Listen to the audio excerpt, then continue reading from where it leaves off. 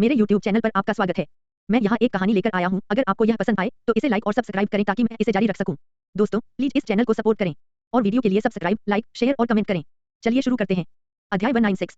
जी वांग Ye ने अपना करीपान उठाया और भारी रूप से घायल स्टार 6 ब्रह्मांडीय क्षमता उपयोगकर्ता को मार डाला। स्टारशिप के इंटीरियर की परवाह करने की कोई जरूरत नहीं थी। होंगे सुप्रीनेट के दो कार्य थे। एक तो उसका डिफेंस सिस्टम जो अभी फाइटर जेट के विस्फोट से क्षतिग्रस्त हो गया था।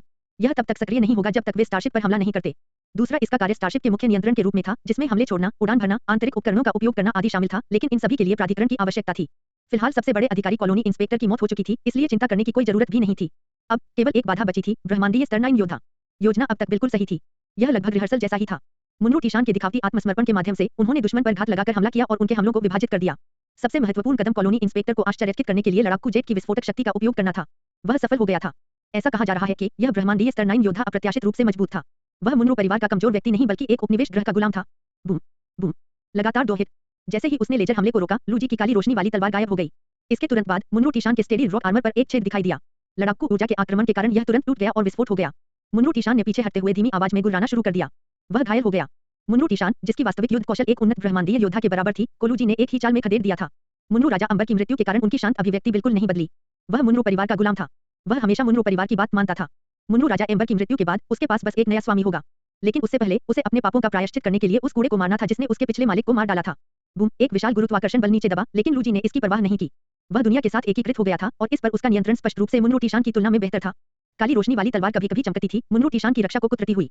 ची ची ची, नांते का मुन्नू फाइटर जेट न आई अभी भी हमला कर रहा था, लेकिन लूजी के खिलाफ यह लगभग बेकार था। एक सच्चे ब्रह्मांड स्तर के योद्धा का सामना करते हुए लड़ाकू जेट सिर्फ एक धीमी गति से चलने वाली धातु की गांठ थी। यदि यह मुन्नू टीशान के लिए नहीं होता तो फाइटर जेट और नैंते को लूजी ने बहुत पहले ही टुकड़ों में तोड़ दिया होता। इस समय ब्रह्मांडीय स्तर का गार्ड, जो लेजर द्वारा उसकी छाती को छेदने के बाद जमीन पर लेटा हुआ था, ने अचानक अपना हथियार निकाला और लूजी पर नीचे से हमला कर दिया। यह बेहद भयानक था और इससे बचाव करना असंभव था। यहाँ तक कि लूजी जैसा ताकतवर व्यक्ति भी इस अप्रत्याशित हमले से घायल हो गया। डार्क एनर्जी हथियार दूसरे पक्ष के पैर के कवच में घुस गया। लड़ाकू ऊर्जा में वृद्धि के बाद हमले ने लूजी की रक्षा को तोड़ दिया और उसे पहली बार घायल कर दिया। ची, काली रोशनी वाली तलवार ब्रह्मांडीय स्तर के गार्ड की ओर मारी गई, जिससे वह उड़ गया। इसके बाद पृथ्वी तत्व अचानक एकत्रित हो गए और उल्काओं की तरह लूजी पर गिर पड़े। स्तर 6 ब्रह्मांडीय क्षमता वाला उपयोगकर्ता जिसे वांग ये ने मारा था, वह फिर से खड़ा हो गया। उसके हाथ में गुप्त ऊर्जा का स्टाफ अपनी पूरी शक्ति प्रदर्शित करते हुए चमक उठा। रक्षा करना। लूजी ने भौहें सिकोड़कर इधर-उधर देखा। उसकी नजर वांग ये पर टिकी रही। पूर्णता स्तर का हेरफेर मंत्र। हेरफेर मंत्र के लिए सक्षम उपयोगकर्ता के पास दृढ़ इच्छाशक्ति और नियंत्रण कौशल की आवश्यकता होती है, और जादू को प्रभावी बनाने के लिए उन्हें सभी पहलुओं में कुशल होना चाहिए। उदाहरण के लिए, यदि नियंत्रित लक्ष्य एक मौलिक प्रकार की क्षमता वाला उपयोगकर्ता था, तो उसे अपनी शक्ति प्रदर्शित करने के लिए मौलिक मंत्रों में कुशल होने की आवश्यकता थी। यदि लक्ष्य कोई योद्धा था, तो उसे युद्ध ऊर्जा के उपयोग में कुशल होना होगा। अन्यथा कोई केवल एक लाश को नियंत्रित कर रहा होगा। ड्रैगन फ्लेम विशाल कुल्हाड़ी। मुन्नू टीशान ने एक बार फिर हमला किया। उग्र लाल कुल्हाड़ी पर की गई नक्काशी जल उठी और एक ड्रैगन के सिर का आकार बन गया। लड़ाकू ऊर्जा के प्रभाव में विशाल कुल्हाड़ी के हमले के साथ आग की लपटें भी थीं, जैसे कोई क्रोधित ड्रैगन आग में सांस ले रहा हो। इसकी आक्रमण शक्ति अत्यंत प्रबल थी। वांग ये की भागीदारी ने तुरंत स्थिति बदल दी। लूजी, जिन्हें बचाव करने के लिए मजबूर किया गया था, की नाराजगी भरी अभिव्यक्ति थी। मुन्नू टीशान का सामना करते हुए वह लड़े और पीछे हट गए। नांते उन्हें दूर से परेशान करने के लिए फाइटर जेट को नियंत्रित कर रहे थे। अचानक लूजी ने पलटकर हमला कर दिया। झपट्टा मारना। पृथ्वी के तत्वों ने एकत्रित होकर एक दीवार बना दी, जिससे रास्ता अवरुद्ध हो गया। लूजी की आकृति अतीत में चमकती रही, लेकिन इस समय स्टारशिप बेस से 2 ब्रह्मांडीय स्तर के गार्ड दिखाई दिए। एक ने अपनी लड़ाकू ऊर्जा पर हमला किया, जबकि दूसरे ने फाइटर जेट का बचाव किया। उसके पीछे मुन्नू टीशान दहाड़ रहा था और उसके हमले बिजली की तरह बढ़ रहे थे। Boom boom boom, dragon flame giant x की शक्ति शक्तिशाली थी। एक अराजक लड़ाई। वांग ये ने कई ब्रह्मांडीय स्तर की लाशों को नियंत्रित किया और अपनी सीमा पर काम कर रहा था। उनके नियंत्रण का मुख्य फोकस अभी भी स्तर 6 की ब्रह्मांडीय क्षमता वाला उपयोग करता था। हालांकि उन्होंने मौलिक प्रकार का एलायंस मंत्र नहीं सीखा था, लेकिन उन्हें इसकी आवश्यकता नहीं थी। वह आसानी से डार्क एनर्जी स्टाफ के साथ संवाद कर सकता था और अपनी क्षमता से आसपास के पृथ्वी तत्वों को इकट्ठा कर सकता था। यह बहुत सरल था। यह सिर्फ इतना था कि उसने मौलिक ब्रह्मांड स्तरीय क्षमता मंत्र, उत्पत्ति मंत्र नहीं सीखा था, इसलिए वह मूल को संक्षिप्त नहीं कर सका जिससे मौलिक शक्ति गुणात्मक परिवर्तन से गुजर सके। फिर भी उनके चरण 4 संपीड़न मंत्र के साथ उनके नियंत्रण में स्तर 6 ब्रह्मांडीय क्षमता उपयोगकर्ता की ताकत पहले ही मुन्नू जोश से आगे निकल गई थी। इसके अतिरिक्त वह एक ही समय में हमला करने के लिए 2 ब्रह्मांड स्तर के योद्धाओं को नियंत्रित कर सकता था। यह उसकी वर्तमान सीमा थी। चरण 5 की युद्ध ऊर्जा ने उसे ब्रह्मांडीय स्तर के योद्धाओं की ताकत को उजागर करने के लिए पर्याप्त बना दिया। एकमात्र कमी थी ब्रह्मांडीय स्तर के योद्धाओं और दुनिया के संलयन की, साथ ही ब्रह्मांडीय पर्यावरण पर उनके नियंत्रण की भी। हालांकि एक लाश जो क्षति से डरती नहीं थी, वह कुछ कमी को पूरा कर सकती थी। आज वह योद्धा वांग ये नहीं बल्कि नेक्रोमैंसर वांग ये थे। लूजी की नजर ठंडी थी। उनका मजबूत फिगर बेहद तेज था, क्योंकि उन्होंने मुन्नू टीशान के हमले को रोक दिया और सीधे वांग ये के पास गए। अपने समृद्ध अनुभव के साथ वह अच्छी तरह से जानता था कि यदि उसने नियंत्रण प्रकार की क्षमता वाले उपयोगकर्ता को मार डाला, तो हेरफेर मंत्र अपना प्रभाव खो देगा। दूसरा पक्ष वैसे भी एक न्यू स्टार स्तरीय क्षमता वाला उपयोगकर्ता था। उसने उस ब्रह्मांडीय स्तर के गार्ड को काट दिया जो उसे रोक रहा था, और उसकी लड़ाकू ऊर्जा भड़क उठी, जिसने गार्ड की लाश को एक बार फिर से टुकड़े-टुकड़े कर दिया। उसके पीछे मुन्नू टीशान का क्रूर और विस्फोटक हमला दिखाई दिया। लूजी ने उससे सीधा मुकाबला न करते हुए उसे चकमा दे दिया। यह एकमात्र प्रतिद्वंद्वी था जिसके बारे में उन्हें लगा कि यह परेशानी पैदा करने वाला है। अगर यह एक पर एक स्थिति होती तो उन्हें कोई परेशानी नहीं होती, लेकिन एक बनाम कई स्थिति में यह अभी भी थोड़ा परेशानी भरा था। इसके अलावा उसके अंतर्ज्ञान ने उसे बताया कि यह प्रतिद्वंद्वी बहुत खतरनाक था। उसे सबसे पहले सबसे कमजोर को मारना था। झपट्टा मारना। एक बार फिर मिट्टी की एक मोटी दीवार उसके रास्ते को रोकती हुई दिखाई दी। लूजी तुरंत उसके पास से गुजरी। हालांकि इस समय बढ़ती करीपान ऊर्जा प्रकट हुई जो एक ही समय में दोनों ओर से हमला कर रही थी। स्टेज 4 विस्फोटक मंत्र। जिस क्षण वांग ये ने अपनी चाल चली, यह एक चरम हमला था। एक ऐसे प्रतिद्वंद्वी का सामना करना जो उससे एक स्तर ऊपर था, पीछे हटने की कोई गुंजाइश नहीं थी। उन्होंने एक ही समय में अपनी स्टेज 5 लड़ाकू ऊर्जा और डबल क्यूई पेनिट्रेशन का उपयोग किया। सबसे शक्तिशाली रक्षा तोड़ने वाली चाल के रूप में करीपान ऊर्जा हमले ने लूजी की रक्षा को तोड़ दिया, जिससे वह घबरा गया। ब्रह्मांडीय स्तर की ताकत, लूजी ने तुरंत निर्णय लिया। दूसरे पक्ष की अत्याचारी आक्रमण शक्ति और चरण 5 की युद्ध ऊर्जा उसके बराबर ही थी। अपने कमजोर शरीर और स्थानिक वातावरण पर नियंत्रण की कमी के अलावा वह बेहद उत्कृष्ट थे। वह कहां से आया? मुनरू ग्रह पर ब्रह्मांडीय स्तर के रक्षकों की तुलना में वह बहुत मजबूत था। लूजी की काली तलवार की रोशनी अंधेरे में बदल गई जब उसने अपने कवच का उपयोग सीधे वार करने के लिए किया। अत्याचारी युद्ध ऊर्जा एक काली रोशनी में संघनित हो गई और तुरंत वांग ये के दाहिने हाथ को निगल गई। भयानक बल लुढ़का और वांग ये का दाहिना हाथ पलक झपकते ही कुचल गया। मरना अगले ही पल लूजी वांग ये के सामने आ गई। जैसे ही काली रोशनी वाली तलवार उसके शरीर में घुसी, उसकी आंखें हत्या के इरादे से भर गईं। उस समय वांग ये के बाईं हाथ पर cat heater bracelet soul tremble spell के विस्फोट के रूप में चमक उठा। बूम बूम, दोहरा झटका। स्टेज 4 सोल ट्रेम्बल ने वांग ये की सबसे मजबूत इच्छाशक्ति को आगे बढ़ाया और लूजी के मानस पर हमला किया। टक्कर ऐसी थी मानो दो धारदार हथियार टकरा रहे हों। टकराना। उसी समय जब लूजी की युद्ध ऊर्जा ने वांग ये को कुचल दिया, उसकी आत्मा हिंसक रूप से कांप गई और वह बेहोश हो गया।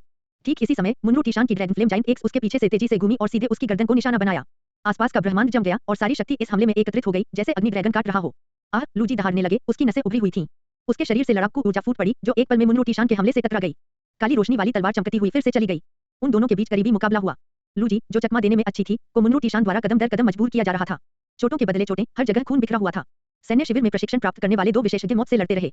इस समय लूजी की अभिव्यक्ति बदल गई और उसने अपना सिर घुमा लिया। एक भाला। इसने उस स्थान को पूरी तरह से बंद कर दिया जहां से वह बच सकता था। अंतरिक्ष पर उसके नियंत्रण ने अपनी प्रभावशीलता खो दी और उसे एक अजीब भावना का अनुभव हुआ, चाहे वह कितना भी चकमा दे, वह इस भाले से बच नहीं सका। असंभव, लूजी का दिल उथल-पुथल में था। एक न्यू स्टार स्तर के योद्धा का अंतरिक्ष पर नियंत्रण उससे अधिक मजबूत कैसे हो सकता है? बूम! नानते में विस्फोट हो गया। एक ऐसा हमला जिसने उसकी सारी ताकत इकट्ठा कर दी।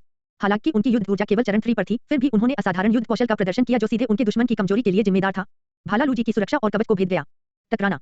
लूजी की काली रोशनी वाली तलवार ने मुनरू टीशान के हमले को रोक दिया क्योंकि वह नैन्ते पर हमला करने के लिए मुड़ा था। नानते इसे रोक नहीं सका। उसका कवच टूट गया और वह पीछे की ओर उड़ गया। वह तुरंत गंभीर रूप से घायल हो गया। अंतर बहुत ज्यादा था। स्थिति और भी बदतर हो गई। बूम! मुनरू टीशान ऑल आउट हो गए। दूसरे पक्ष की अत्याचारी ताकत ने लूजी की अभिव्यक्ति को बदल दिया और उनकी पुतलियां फैल गईं। मुनरू टीशान का शरीर 3 मीटर से अधिक तक फैल गया और वह पहले से 2 गुना मजबूत हो गया। उसका लोहे जैसा शरीर ठोस होकर स्टील में बदल गया और उसकी बर्फ जैसी ठंडी आंखें लड़ने की भावना से जल उठीं। Boom! Dragon flame giant X का हमला सीधा था। वह लूजी के हमले से बच नहीं पाया और उसे झेलने के लिए अपने शरीर का इस्तेमाल किया। यह क्या था? प्रतिभा। रक्तरेखा। लूजी ने अपनी तलवार जमकर घुमाई, लेकिन मुनरू टीशान के स्टील जैसे शरीर को भेदना मुश्किल था। इसके विपरीत मुनरू टीशान की ड्रैगन फ्लेम जाइंट एक्स आग की लपटें उगलती दिख रही थी क्योंकि यह एक बार फिर उसके कवच को तोड़ रही थी, जिससे वह और भी अधिक घायल हो गया। दोबारा। लूजी भी निर्दयी थी। क्षति को नजरअंदाज करते हुए काली रोशनी ने एक बार फिर मुनरू टीशान को निगल लिया। उसकी रक्षा पहले से भी अधिक मजबूत क्यों है? लूजी घबरा गई। ऐसे प्रतिद्वंद्वी से उनका सामना पहले कभी नहीं हुआ था। उसका हाथ जोर से हिल गया और अचानक मुनरू टीशान ने उसे काट दिया। वह कवच सहित जमीन पर गिर गया और हर जगह खून बिखर गया। इस समय मुनरू टीशान एक स्टील के विशालकाय व्यक्ति की तरह था, उसकी आंखें ठंडी थीं। उसका चेहरा भी फौलादी, ठंडा और भावशून्य हो गया था। पागल! यह तो पागल था। भाग जाना। बूम! लूजी का उन्मादी हमला मुनरू की टीशान रक्षा को मुश्किल से तोड़ सका और वह जल्दी से पीछे हट गया। हालांकि इस समय अंतहीन विद्युत चुंबकत्व अचानक उसके पीछे प्रकट हुआ और उसे घेर लिया। असंभव! जब लूजी ने वांग ये की ओर देखा तो वह आश्चर्यचकित रह गया। वह अभी भी जीवित कैसे था? इसी क्षण वांग ये का हमला फूट पड़ा। चरण 5 नौक्योई सेबर नियंत्रण तकनीक। उसने अपनी युद्धक ऊर्जा को एकत्रित किया और अपना सबसे मजबूत आक्रमण शुरू किया। इसकी शुद्ध शक्ति नेम के चरण 3 दानव विनाश भाला तकनीक से पहले से ही अधिक मजबूत थी। 5 क्यूई संलयन। 5 अलग-अलग करीपान रोशनी 5 पंक्तियों में बदल गईं। उन्होंने संघनित होकर एक दूसरे का प्रतिकार किया, जिससे चमकदार रोशनी का एक गोला बन गया जो एक पल में फट गया। बूम! बूम! बूम! विस्फोट से पहले करीपान प्रकाश एकत्रित हुआ, इसकी शक्ति अनंत है। ओल! लूजी दर्द से करा उठी। जैसे ही उसका चेहरा मुड़ गया, काली रोशनी वाली तलवार ने युद्ध ऊर्जा के साथ प्रतिरोध किया। हालांकि इसी समय उसके पीछे एक भयानक पहाड़ जैसी आकृति दिखाई दी जो उसे छाया दे रही थी। लूजी की आंखें सदमे से चौड़ी हो गईं। ड्रैगन फ्लेम जाइंट एक्स नीचे उतरा। मुनरू टीशान की दृढ़ और ठंडी अभिव्यक्ति तब सामने आई जब उसने लूजी को पीछे से मार डाला। कुची! हर तरफ खून बिखरा हुआ था। ब्रह्मांडीय स्तर 9 लूजी की दुख मृत्यु हो गई। वे जीत गए। वांग ये ने एक कमजोर मुस्कान प्रकट की। यह उनके द्वारा लड़ी गई अब तक की सबसे दुख लड़ाई थी। एक ब्रह्मांडीय स्तर 9 का योद्धा बहुत शक्तिशाली था, लेकिन उनकी आखिरी हंसी अभी भी बाकी थी। भाई टीशान, वांग ये आगे बढ़े और उनकी अभिव्यक्ति थोड़ी बदल गई। वह स्पष्ट रूप से मुनरू टीशान के जीवन की आभा को एक पल में अपने चरम से गिरता हुआ महसूस कर सकता था। उसका 3 मीटर लंबा शरीर कच्चे लोहे की तरह जम रहा था। नानते, जो गंभीर रूप से घायल था, ने भी देखा कि कुछ गड़बड़ थी। उसने दर्द सहा और दौड़ पड़ा। इस समय भले ही मुनरू टीशान का चेहरा अभी भी स्टील की तरह सख्त था, उसकी आंखें अब बर्फ जैसी ठंडी नहीं थीं। इसके बजाय गर्मी का संकेत था। आपसे मिलकर अच्छा लगा, वांग ये, नैन्ते। मुनरू टीशान ने अपने हाथ फैलाए जो पूरी तरह से स्टील में बदल गए थे। ऐसा लग रहा था कि वह उन्हें वांग ये और नानते के कंधों पर रखना चाहता था, लेकिन वह ऐसा नहीं कर सका। वांग ये ने मुनरू टीशान की मांसपेशियों को कसते देखा और वह हिलने-डुलने में लगभग असमर्थ हो गया, तो उसकी भौहें चढ़ गईं। इंच दर इंच उसकी त्वचा स्टील में बदल गई, जिससे उसका चेहरा ढक गया। दुर्भाग्य से मैं आपका साथ देना जारी नहीं रख सकता। मुनरू टीशान की आवाज बहुत शांत थी। उसने रोबोट की तरह बड़ी मुश्किल से अपना सिर उठाया। उसने अनंत तारों भरे आकाश की ओर देखा, उसका कठोर और दृढ़ चेहरा कोमलता से भरा हुआ था। यदि आपके पास कॉलोनी प्लेनेट 369 में जाने का मौका है, तो कृपया मेरी पत्नी और बेटी को बताएं, मेरे लोगों को बताएं। मैंने उन्हें कभी धोखा नहीं दिया है, लेकिन मुझे खेद है कि मैं अपना वादा नहीं निभा सका। मैं उनसे प्यार करता हूँ, मैं हमेशा उनसे प्यार करूंगा। मेरा नाम मुनरू टीशान नहीं है। मैं जुनाहू टीशान हूँ, T1 प्लेनेट का सबसे ईमानदार बच्चा। दरार, दरार, दरार। स्टील ने उसके चेहरे की त्वचा के आखिरी टुकड़े को ढक दिया। आखिरी क्षण में मुनरो टीशान का शरीर अकड़ गया जैसे कि वह डर गया हो। नानते स्तब्ध रह गया, उसका शरीर थोड़ा कांप रहा था। वांग ये ने अपने होंठ खींचे और बेजान जुनाहू टीशान की ओर देखा। उनकी मुलाकात संयोगवश हुई, लेकिन वे समान विचारधारा वाले थे। एक साथ समय बिताने के बाद उनके बीच पहले से ही भाईचारे का रिश्ता स्थापित हो गया था। लेकिन ये लौकिक था। यह बेहद क्रूर था। उठो नानते, वांग ये ने अपना हाथ बढ़ाया, उसकी आंखें लाल थीं। भाई टीशान को दफना दो और हम तुरंत चले जाएंगे। हम उसका वादा पूरा करेंगे। हम उसकी ओर से उसके परिवार की देखभाल करेंगे। उनमें से कोई भी इच्छाधारी व्यक्ति नहीं था। वे मौत को देखने के आदी थे और वे अपने साथियों को जाते हुए देखने के भी आदी थे। उनके पास करने के लिए और भी महत्वपूर्ण काम थे। यह उनके और टीशान के दिल की गहराइयों से सबसे बड़ी इच्छा थी। वे अपने ग्रह ब्लू प्लेनेट और टाइवान प्लेनेट खरीदेंगे। बूम, वांग ये ने अपनी लड़ाकू ऊर्जा से एक बड़ा छेद कर दिया। फिर उसने जुनाहू टीशान के स्टील जैसे शरीर को उठाया और अचानक उसकी आंखों के सामने एक रोशनी दिखाई दी। रक्तरेखा का पता चला, स्टील का शरीर। जीवन स्तर अपर्याप्त, क्या आप इसे बलपूर्वक प्राप्त करने के लिए 10,000,000 संभावित अंक खर्च करना चाहते हैं? वांग ये एक पल के लिए स्तब्ध रह गए। फिर उसने नहीं चुना। वह भाई टीशान की अंतिम अखंडता को नष्ट नहीं करना चाहता था। लाश को दफनाने के बाद वांग ये ने अपनी लड़ाकू ऊर्जा का इस्तेमाल एक कब्र के पत्थर को काटने के लिए किया और उस पर जुनाहू टीशान का मकबरा उकेरा। जाने से पहले उन्होंने नानते के साथ मिलकर 3 बार प्रणाम किया। एक अच्छी तरह से सुसज्जित परमाणु संचालित स्टारशिप। वांग ये ने खुली है से प्रवेश किया। स्टारशिप बेस की तुलना में यह हजारों गुना छोटा था। स्टारशिप बेस काफी बड़ा था और अगर अंदर हजारों लोग होते तो भी इसमें भीड़ नहीं होती। इसके विपरीत यह अच्छी तरह से सुसज्जित परमाणु संचालित स्टारशिप केवल अधिकतम 20 लोगों को ही समायोजित कर सकती है। कॉलोनी इंस्पेक्टर, सहायक और मुख्य अभियंता के अलावा 7 निजी गार्ड थे। उनमें से 10 लोग आराम से रहते थे। मुझे मत मारो, महिला सहायक ने कांपते हुए वांग ये की ओर देखा। हालांकि वह भी एक न्यू स्टार लाइफ फॉर्म थी, लेकिन उसका विरोध करने का कोई इरादा नहीं था। जरूर, तो क्या आप जानते हैं कि क्या करना है? वांग ये ने उसकी ओर देखा। यह महिला सहायक बहुत सुंदर थी। वह गोरी थी, उसकी त्वचा कोमल थी और उसकी कोशिकाएं जीवन शक्ति से भरपूर थीं। उसके पास वास्तव में उत्तम जीन थे। महिला सहायक ने अपने होंठ चबाए और अपनी आंखें कसकर बंद कर लीं। जैसे ही उसने अपनी बाहें खोली और अपनी छाती फुलाई, उसकी लंबी पलकों से आंसू टपक पड़े। चलो भी, क्या ब्रह्मांड इसी तरह काम करता था? यह सचमुच प्यारा था। आज मेरा मूड नहीं है। चलो इसे किसी और दिन करते हैं। वांग ये ने उसकी ऊंची चोटियों को देखा। क्या आपके पास कोई वास्तविक क्षमता है? आपके पास कितना ज्ञान है? क्या ऐसा हो सकता है कि आप शीर्ष पर पहुंचने के लिए दूसरों पर निर्भर रहे? महिला सहायक ने बार-बार अपना सिर हिलाया। कॉलोनी इंस्पेक्टर के सहायक को कम से कम एक उन्नत सचिव होना चाहिए। वन को 3 दौर के साक्षात्कार के बाद चुना गया था। मेरा ज्ञान, अनुकूलन क्षमता और जनसंपर्क कौशल सभी एक शीर्ष सचिव की आवश्यकताओं को पूरा करते हैं। तो फिर तुमने क्या हासिल नहीं किया? वांग ये उत्सुक थे। उपस्थिति, आकृति, पहचान और ताकत, महिला सहायक ने कहा। एक शीर्ष सचिव को मुनरो ग्रह का एक आदर्श ब्रह्मांडीय स्तर का मानव होना चाहिए। ठीक है, वन तुम्हें अंदर ले चलता हूँ। वांग ये ने अंतिम निर्णय लिया। एक सहायक बहुत महत्वपूर्ण था, विशेषकर कृत्रिम बुद्धिमत्ता के बिना। ब्रह्मांड के बारे में बहुत सारी जानकारी थी जिसे सहायक के माध्यम से समझने की आवश्यकता थी। ऐसी स्थिति में जहां उनके पास पर्याप्त ज्ञान नहीं था, उन्हें अपने विचारों और योजनाओं को साकार करने के लिए एक सक्षम महिला सहायक की आवश्यकता थी। मून बेस पर महिला सहायक वास्तव में बुरी नहीं थी, लेकिन वास्तव में वह बहुत बदसूरत थी। उन्होंने दोनों मुख्य इंजीनियरों को एक साथ काम करने की व्यवस्था की। उन्हें होंग की सुप्रणेट को शीघ्रता से नष्ट करने और अच्छी तरह से सुसज्जित परमाणु संचालित स्टारशिप को संशोधित करने की आवश्यकता थी। हर सेकंड मायने रखता है। वांग ये अच्छी तरह से जानता था कि कॉलोनी इंस्पेक्टर की हत्या करके उसने हॉर्नेट के घोंसले को पूरी तरह से हिला दिया था और उसे मुनरो परिवार से मौत तक लड़ना होगा। हालांकि यह शुरू से ही ऐसा था, मुनरो परिवार ने पहले उसकी उपेक्षा की थी। अब वह वांछित सूची में था। नई महिला सहायक शिन रैन के अनुसार शाही परिवार के एक सदस्य की हत्या करना प्रथम श्रेणी का अपराध था और मुनरो गार्ड्स को उसका शिकार करने के लिए भेजा जाएगा। यह मुनरो प्लेनेट की एक टीम थी और इसका प्रत्येक सदस्य एक ब्रह्मांडीय स्तर का योद्धा था जो सैकड़ों लड़ाइयों से गुजरा था। कैप्टन एक डार्क एनर्जी स्तर का योद्धा भी था। मुनरो परिवार गंभीर होने वाला था। उन्होंने उपकरण बरामद कर लिए। साधारण डार्क एनर्जी स्तर के उपकरण की कीमत लगभग 100 स्टार पॉइंट थी, लेकिन विशेष प्रभाव वाले उपकरण की शुरुआती कीमत 1000 स्टार पॉइंट थी। विशेष प्रभाव की ताकत, निर्माण प्रक्रिया और सामग्री के आधार पर कीमत अलग-अलग होती थी। लेवल 1 डार्क एनर्जी लेवल उपकरण की कीमत मूल रूप से 1000 से 100 स्टार पॉइंट के बीच थी, लेकिन अगर वे बहुत शक्तिशाली और विशेष थे तो कुछ 1 मिलियन स्टार पॉइंट से अधिक थे। लेवल 2 डार्क एनर्जी लेवल उपकरण की कीमत 100 से 10,000 स्टार पॉइंट के बीच थी, जो एक पायदान अधिक थी। लेवल 3 डार्क एनर्जी लेवल उपकरण, सबसे उन्नत डार्क एनर्जी लेवल उपकरण जिसे कॉस्मिक लाइफ फॉर्म नियंत्रित कर सकता है, की शुरुआती कीमत 10 मिलियन थी और मूल रूप से कॉस्मिक डॉलर में तय की गई थी। कॉस्मिक बैंक की मुद्रा प्रणाली में 1 कॉस्मिक डॉलर को 100 मिलियन स्टार पॉइंट के लिए एक्सचेंज किया जा सकता है। Level 2 mountain soil staff 20,000 star point 90% नए। स्टेज 1 ब्लैक हल आर्मर 10,000 स्टार पॉइंट भारी क्षति वापसी मूल्य इसके मूल मूल्य के 10% से कम। स्तर 1 टाइट तलवार 16,000 सितारा अंक 70% नया। वांग ये ने एक-एक करके उपकरण ले लिए। महिला सहायक शिन रैन उनके बगल में खड़ी थी और उपकरणों को सावधानीपूर्वक रिकॉर्ड करके अपना काम कर रही थी। दूसरी ओर नानते एक बड़ा बक्सा पकड़कर उपकरण इकट्ठा कर रहा था। महिला सहायक कृत्रिम बुद्धिमत्ता से भी अधिक सुविधाजनक थी। वह उसके सभी हथियारों और उपकरणों को अच्छी तरह जानती थी। हालांकि पिछली महिला सहायक को उपकरणों के नाम और उनका उपयोग कैसे करना है यह पता था, लेकिन वह उनकी कीमतें नहीं जानती थी। एक मध्यवर्ती सचिव और एक उन्नत सचिव के बीच सभी पहलुओं में अंतर था। हथियार उपकरण से अधिक महंगे हैं। वांग ये गहरी सोच में था। नैन्ते ने कहा, ऐसा लगता है कि यह लगभग 2 गुना हो गया है। इतना ही नहीं, जिन रैन ने उत्तर दिया, स्तर जितना ऊंचा होगा अंतर उतना ही अधिक होगा। शुरुआती डार्क एनर्जी स्तर के उपकरणों की कीमत में अंतर आमतौर पर 1 गुना, मध्यवर्ती डार्क एनर्जी स्तर के उपकरणों के लिए 25 गुना और उन्नत डार्क एनर्जी स्तर के उपकरणों के लिए 310 गुना होता है। वांग ये ने सिर हिलाया। हमें उपकरण कैसे बेचने चाहिए? जिन रैन ने कहा, मैंने उन्हें बेनामी ट्रेडिंग सेंटर के माध्यम से बेचने और उन उपकरणों को त्यागने की सिफारिश की है जिनका अब उपयोग नहीं किया जा सकता है। यदि आप उन्हें त्यागना नहीं चाहते हैं, तो आप किसी भी जीवन ग्रह पर जा सकते हैं और उन्हें कबाड़ के रूप में बेच सकते हैं। क्या सभी सहायक इतने सीधे थे? आपको ऐसा पहले ही कहना चाहिए था। मैं तब टूटे हुए सामान एकत्र नहीं करता। नानते ने टूटे हुए कवच को बक्से में फेंक दिया। एनोनिमस ट्रेडिंग सेंटर मानव गठबंधन में एक गुट था। प्रत्येक 5 सितारा जीवन ग्रह पर इसका एक व्यापारिक केंद्र था। वे उपकरण वितरित करने के लिए स्वयं ट्रेडिंग सेंटर जाने या यूनलान कॉस्मिक लॉजिस्टिक्स को शिपिंग शुल्क का भुगतान करने का विकल्प चुन सकते हैं। हालांकि लाभ अधिक नहीं था, केवल लगभग 60% था। फायदा यह था कि यह सुविधाजनक था और उनकी पहचान आसानी से उजागर नहीं होगी। आखिरकार, चाहे वह मानव आभासी ब्रह्मांड हो या ब्रह्मांडीय राष्ट्रों का आभासी नेटवर्क, उन सभी में प्रवेश करने के लिए वास्तविक नाम सत्यापन की आवश्यकता होती है और प्रत्येक लेनदेन को कॉस्मिक बैंक कार्ड से जोड़ा जाना था। स्तर 2 नानेन युद्ध कवच 3 मिलियन स्टार पॉइंट गंभीर रूप से क्षतिग्रस्त। स्तर 3 डार्क लाइट डिवोरिंग तलवार 1.5 कॉस्मिक डॉलर 90% नया। वांग ये की आंखें चमक उठी। अंततः कुछ अच्छा। लेवल 9 के ब्रह्मांडीय योद्धा लू जी की काली रोशनी वाली तलवार बेहद मूल्यवान थी, लेकिन क्या वह गुलाम नहीं था? कॉलोनी इंस्पेक्टर ने उसे यह दिया। ऐसा लगता है कि शिन रैन ने वांग ये के दिमाग को पढ़ लिया है। फैटी, वांग ये समझ गए। कॉलोनी इंस्पेक्टर सचमुच बहुत अमीर था। नानते ने खुशी-खुशी डार्क लाइट भक्षण तलवार को हटा दिया। 1.5 cosmic dollar 150 million star point था। वांग ये मुनरो किंग एम्बर की लाश की ओर बढ़े और आश्चर्य से कहा, हालांकि उनके उपकरण काफी सामान्य दिखते हैं। जिन रैन ने कहा, लॉर्ड एम्बर केवल एक लेवल 3 ब्रह्मांडीय क्षमता वाला उपयोग करता है। वह पहले से ही शुरुआती डार्क एनर्जी स्तर के उपकरणों का सबसे अच्छा उपयोग कर रहा है। हालांकि उसे हमला होने की उम्मीद नहीं थी, इसलिए उसने केवल अपना युद्ध सूट पहना और अपनी क्षमता वाला उपयोग करता हथियार नहीं लाया। बेशक यह ज्यादा काम का नहीं हो सकता है। वह बहुत सीधी थी। औरतें बहुत चंचल होती थीं। लॉर्ड एम्बर के सभी खजाने स्टारशिप में हैं और भंडारण कक्ष में भी बहुत सारे हैं। क्या आप देखना चाहते हैं? जिन रैन ने पूछा। बेशक, वांग ये की आंखें चमक उठीं। उसे लूटपाट करना बहुत पसंद था। वाह वाह वाह। ब्रह्मांड में 3 परमाणु संचालित स्टारशिप वर्महोल के माध्यम से बंद हो गए और कॉलोनी प्लेनेट 996 की ओर उड़ गए। अग्रणी एक अच्छी तरह से सुसज्जित परमाणु संचालित स्टारशिप था जो कॉलोनी इंस्पेक्टर के समान मॉडल था, जिस पर मुनरो प्लेनेट का लोगो मुद्रित था। एक लौकिक दिन के बाद हम अपने गंतव्य पर पहुंचेंगे। हांगकी सुप्रनेट का अलबज उठा। मुख्य व्यक्ति ने सुनहरा कवच पहना हुआ था और उसकी अभिव्यक्ति दृढ़ थी। उनके सीने पर मुनरो परिवार के प्रतीक चिन्ह और 9 अंक वाला एक सुनहरा बैज था। मुनरो गार्ड्स की नवीन टीम। कप्तान मुनरो उत्तीना। वह लेवल 1 डार्क एनर्जी स्तर का विशेषज्ञ था और लू जी से कहीं अधिक मजबूत था। न केवल वह, बल्कि 2 ब्रह्मांडीय स्तर 9 उपटीम नेता भी लू जी से अधिक मजबूत थे। निम्न मानव वांग ये और नानते को पकड़ो। उन्होंने होंगकी सुप्रनेट को नष्ट कर दिया है और एक ब्रह्मांडीय छलांग लगाने में असमर्थ हैं। उनका अगला कदम कॉलोनी प्लेनेट 996 की निहारिका में प्रवेश करना होगा। उनका पता लगाएं, फिर उन्हें पकड़ें और मारें। भंडारण कक्ष लेवल 1 डार्क एनर्जी स्तर के उपकरणों के साथ-साथ लेवल 2 डार्क एनर्जी स्तर के कुछ उपकरणों से भरा हुआ था। वांग ये भी स्तब्ध था और नानते भी। कितने हैं? वांग ये ने एक डार्क एनर्जी करीपान उठाया। यह बहुत भारी था और इसमें शक्तिशाली ऊर्जा थी, लेकिन वह अभी तक इसका उपयोग नहीं कर सका।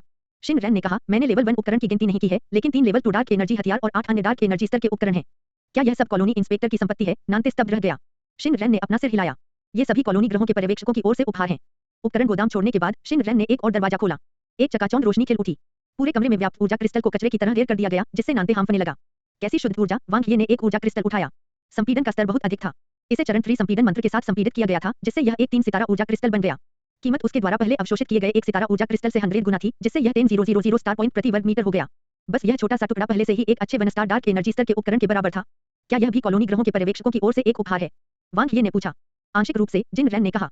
किसी कॉलोनी ग्रह का पर्यवेक्षक बनना एक अच्छी नौकरी की तरह लगता है, लेकिन वास्तव में इसमें कोई लाभ नहीं है। यह इस पर निर्भर करता है कि कॉलोनी ग्रह उत्कृष्ट एसएलए प्रतिभाशाली लोगों को पैदा कर सकता है या नहीं। केवल तभी पर्यवेक्षक को संबंधित पुरस्कार प्राप्त हो सकते हैं। ये भगवान के निजी क्षेत्र में खनिज ग्रहों द्वारा उत्पादित होते हैं। इतने सारे ऊर्जा क्रिस्टल के साथ वह फैटी इतना कमजोर क्यों है? वांग ये को समझ नहीं आया। ये ऊर्जा क्रिस्टल उसके लिए ब्रह्मांडीय स्तर 4 और उससे ऊपर तक पहुंचने के लिए पर्याप्त थे। शिनरान ने कहा, भगवान की साधना प्रतिभा साधारण है और वह पहले से ही बूढ़े हैं, बुनियादी से मध्यवर्ती ब्रह्मांडीय स्तर तक की सीमा को पार करने में असमर्थ हैं, इसलिए उन्होंने साधना पर बहुत अधिक समय नहीं बिताया। वांग ये ने सिर हिलाया। खेती में स्तर 3 पर एक छोटी सीमा और स्तर पर एक बड़ी सीमा होती थी। 9 प्रतिभा के बिना पैसा बेकार था।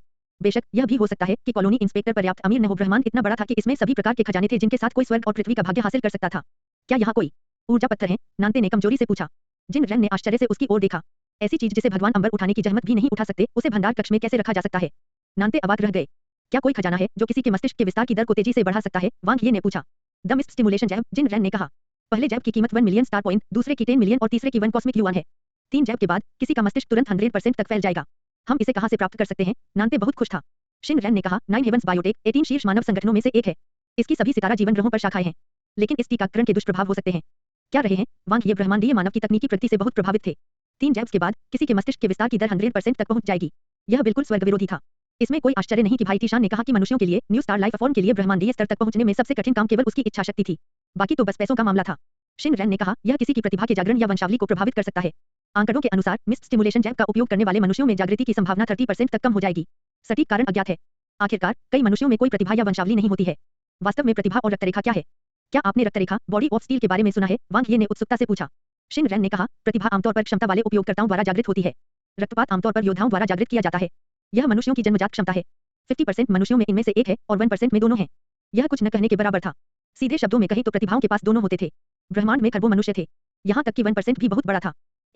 इसका संबंध व्यक्ति की साधना की दिशा, जीवन ग्रह की उत्पत्ति, जीन और आत्मा से है। शिन रैन ने कहा, आपने जिस स्टील बॉडी का उल्लेख किया है, वह कॉलोनी प्लेनेट 369 पर मनुष्यों की सबसे आम रक्तरेखा है।